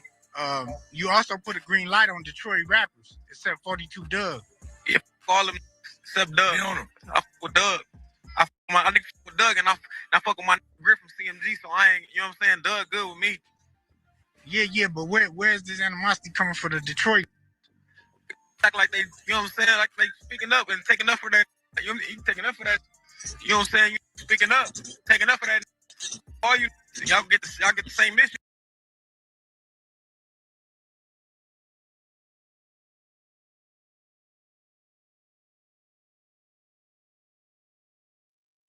Man, this nigga ain't talking about shit, man. This nigga ain't talking about shit. All I hear is him lying on the dead homie, man. That's all I got out to this the big shit. homies, your G homies or whatever. You niggas got quartered on, right? Like that over here, but Header J3 from Westside Pyru said, hold on, slow your roll. You don't got enough credentials to tell anybody they can't come over here. It was a time when a lot of you niggas got quartered on, right? A lot of you niggas had to get put on and answer to the big homies, your G homies or whatever. Like, some like, you gotta be a G homie, like, to make certain calls, like LA nationwide calls, like, you gotta be a big with a whole lot of rank, like OG status, like, at the end of the day, like, we with the deep, you feel me? We with the keyways, you feel me? This ain't no disrespect to the keyways, but on the hood, we put on for these. We put on for this bomb, this Pyru shit, and at the end of the day, what we say go as well. You feel me? On the hood. And we got a lot of who gonna stand.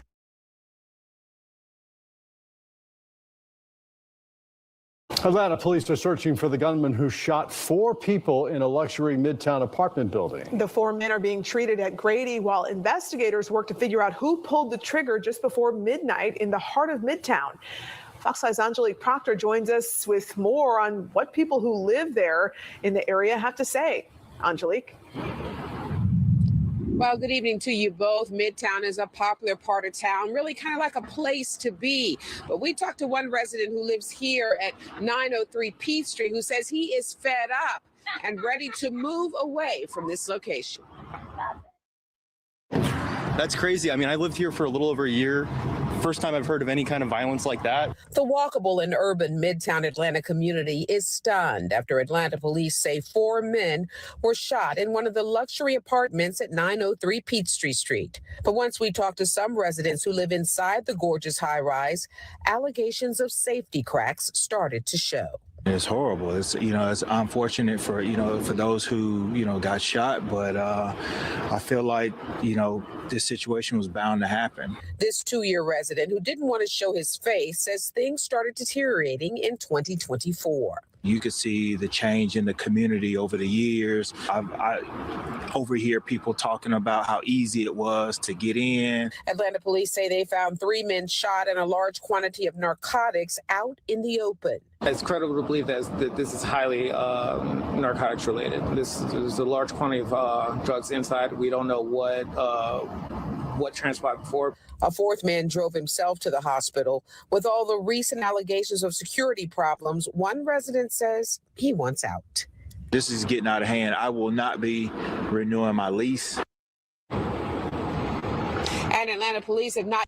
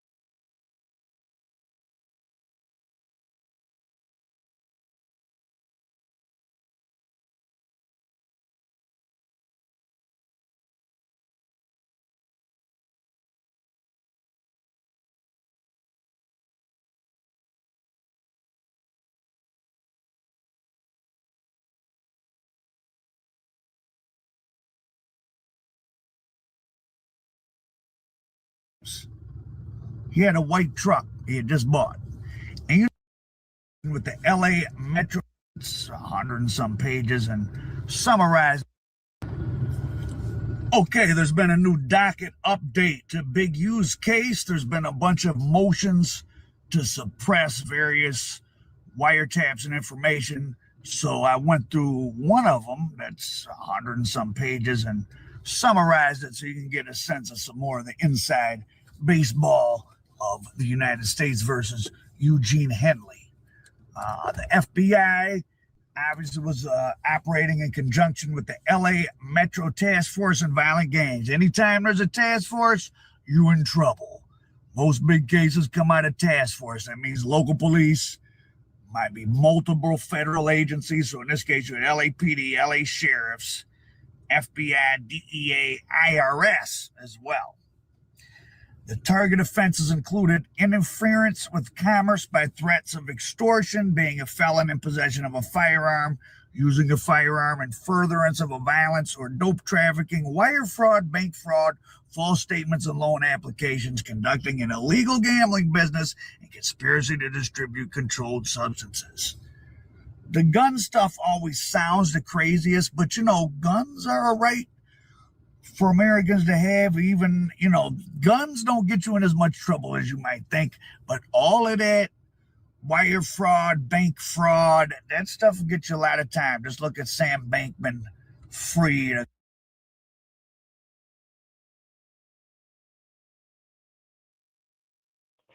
Brick coming home. He hasn't been put in the Rico yet.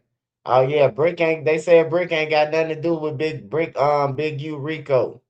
Like Brick baby trying to cop out for 9 years right now. He probably do like 6 and some change, 7 and some change.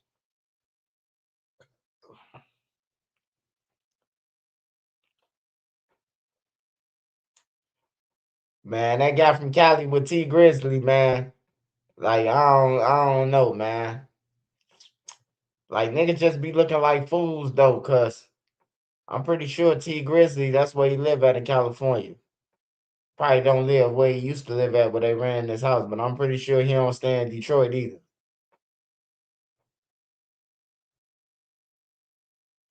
What if Brick and Dirk shit? Hey, I say it's 3 people, man. It's either Big U,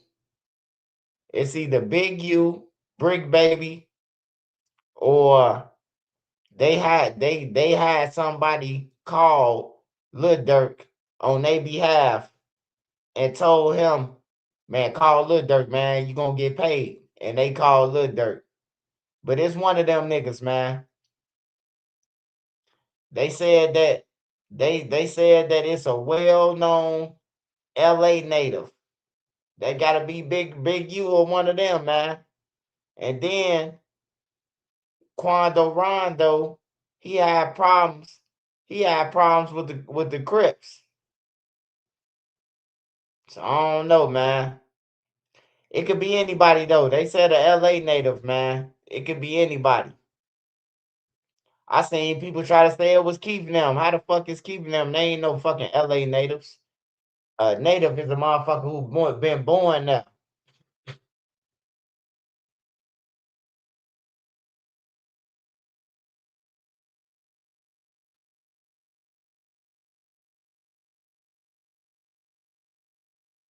Yeah, somebody though. We gonna see in 1 minute who it is. Cause the person who close, if they ain't make the call, they know who did.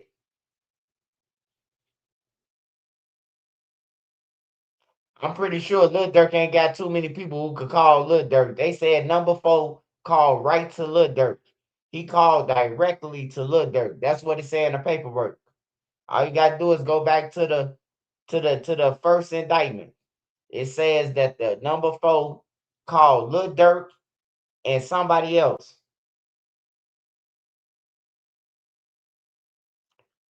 No. They said a native. They saying a lifelong resident. It say that in the paperwork that it's a lifelong resident.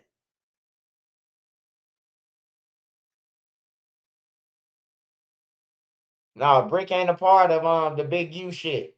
He ain't in there with Big U. Brick baby going to jail for all the gun cases he beat and the other shit, the threats to his baby mama and shit like that. He ain't got nothing to do with Big U case.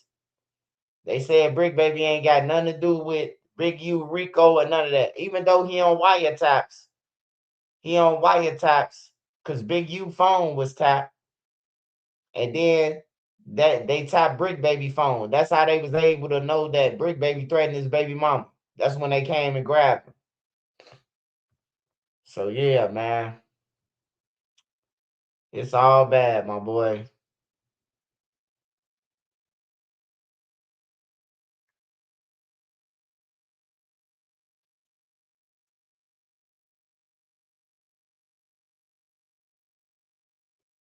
After I seen what Uncle Junior did to his 6 family members, I ain't trust my family since, man. Hold on.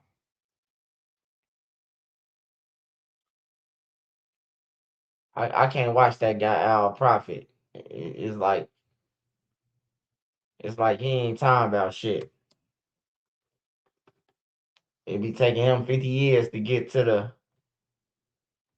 the details.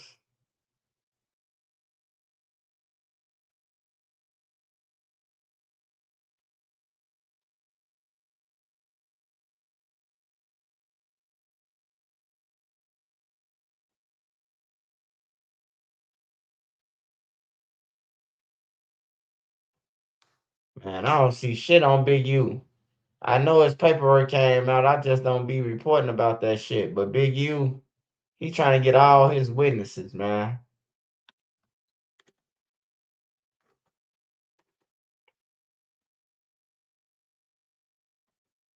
Update that looks promising about this baby monkey that was abandoned by his mom that I feel personally attached to. Punch. Come on, man. The fuck? Talking about a goddamn monkey, man. Like, it's racist shit. Fuck on with that shit, man.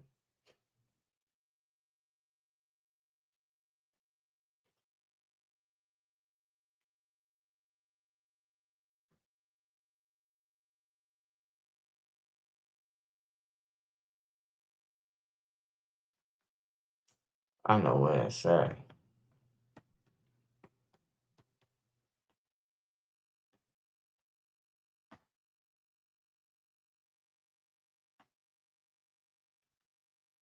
Conspiracies.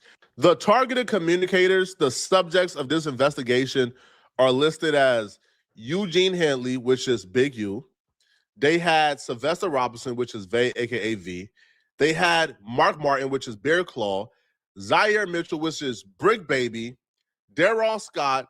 Devon Douglas, aka Debo. Lamarck Saunders, aka Tiny Draws, and other yet unknown, collectively the targeted communicators. Now, this is very important, and you have to know this.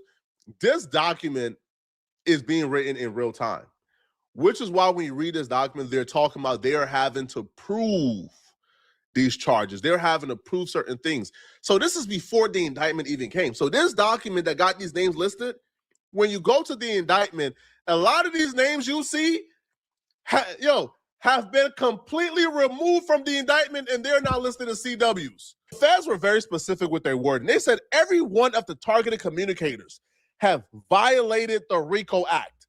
They have violated the RICO Act, and there's evidence they have done so. So the feds don't just list you as somebody who has violated the RICO Acts, right? One of the people who is helping Big U, conduct this criminal enterprise, and they'll say, that's... Now, maybe the feds are still investigating some of these guys. Maybe that's why they haven't been picked up yet. But if you were listed as a targeted communicator and the feds is listing you as somebody who have violated the RICO Act, but yet you weren't picked up and there's no mention of you being indicted, I'm looking at you a little bit suspicious. All right, now I'm not a street dude. I can't tell who's a right, who's not, but I'm looking at you suspicious, okay? Maybe the feds are still investigating some of these dudes. Maybe an indictment is coming, so maybe it's too early to call these dudes rats, but that's suspicious to me. I'm sorry, okay? Let me tell you how effed up the feds are, how messed up they are, okay? The feds said, listen, man, it's too dangerous to have our undercover agents try to get close to Big U. It's too dangerous, man, right? Because they're going to have to prove themselves. They're going to have to commit crimes. That's too dangerous. So they began to recruit other known informants around Big U to try to infiltrate those meetings. So they try to get one of their bats rats to do it, right? CHS2. Now, CHS2 has been working with the Fed since about 2020. They try to get them to be one of the people who try to infiltrate the target location, Bear Claw shop, and be present for one of those meetings with the targeted communicators. And they said, hell nah. What? You trying to get me killed. So CHS2 has provided information on Big U and other associates of Big U. CHS2 was limited to providing information he/she received from an acquaintance of Henley. CHS2 does not have the ability to consensually record conversations with Big U, nor the ability with targeted communicators at the target location. While CHS2 does have the ability to consensually record conversation with one of Big U's associates, CHS2 fears for his/her safety if he/she were to develop a closer relationship with him. CHS2 has been provided information to the FBI since October of 2020. CHS2 has provided information on Big U's involvement in human trafficking activities. However, right, the LA task force has not yet been able to corroborate the information.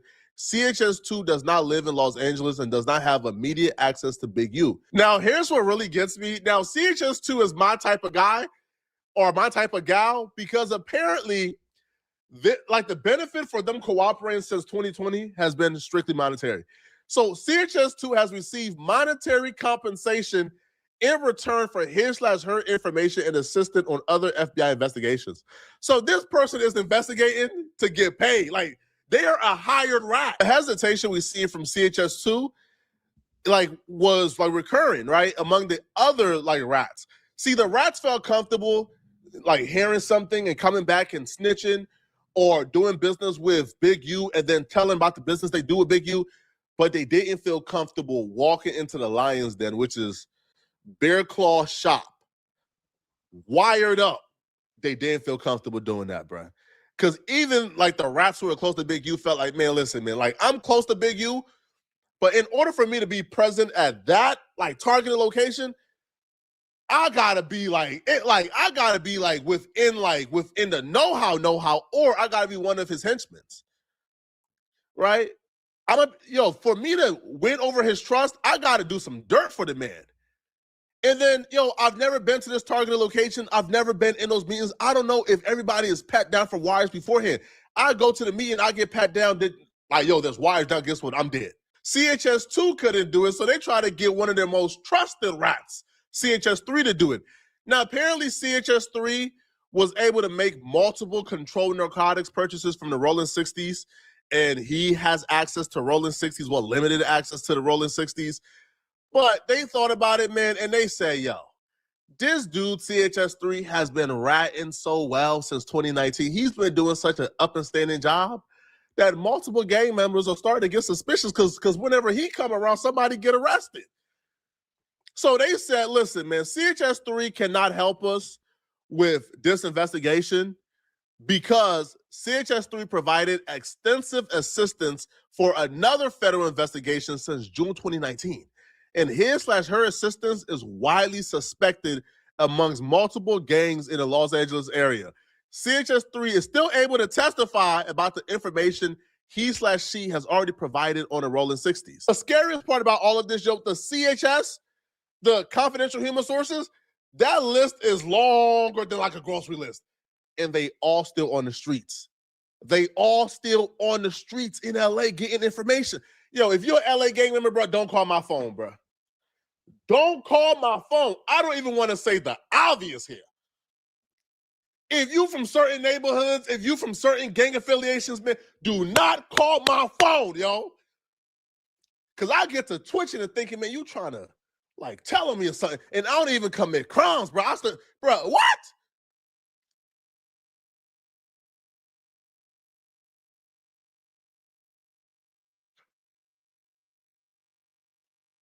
Yeah, it look like Big U. It look like it's over with for Big U. Look like it's over with. Big U got too many motherfuckers who own him.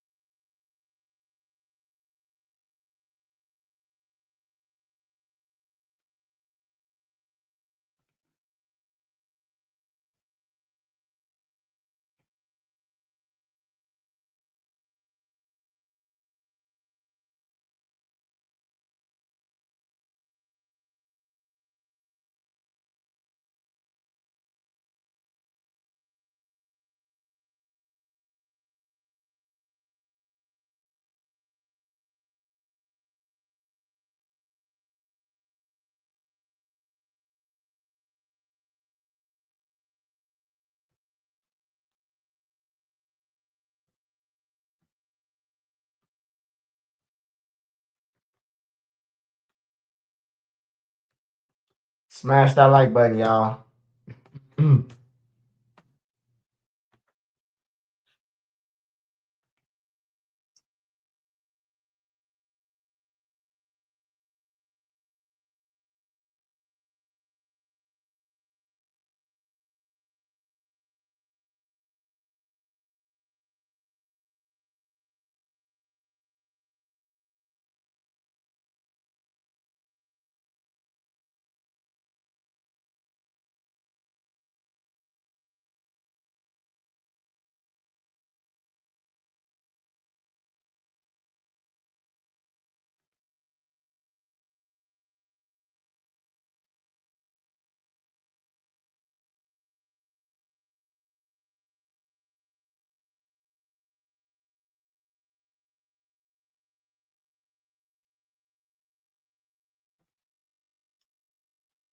Turkey, yo, get hella family and homies caught up. Yeah, man. Big U son. I guess he got a good deed with his son. Shit, if his son is still helping, that's crazy. You got to spend all the real money on your daddy for his lawyers try to get him back home.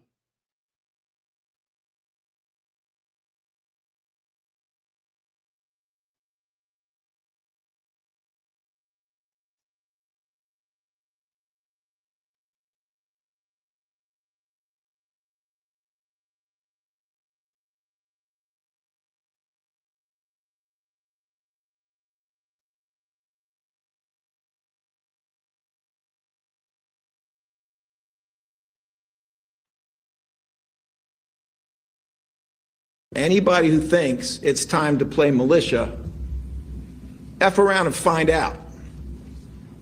Anybody who thinks it's time to insult, to deride, to mistreat, to threaten people, F around and find out. We do have the cuffs, we do have the jail cells, we do have the Philly juries, and we have the state prisons. So if you're going to try to turn an election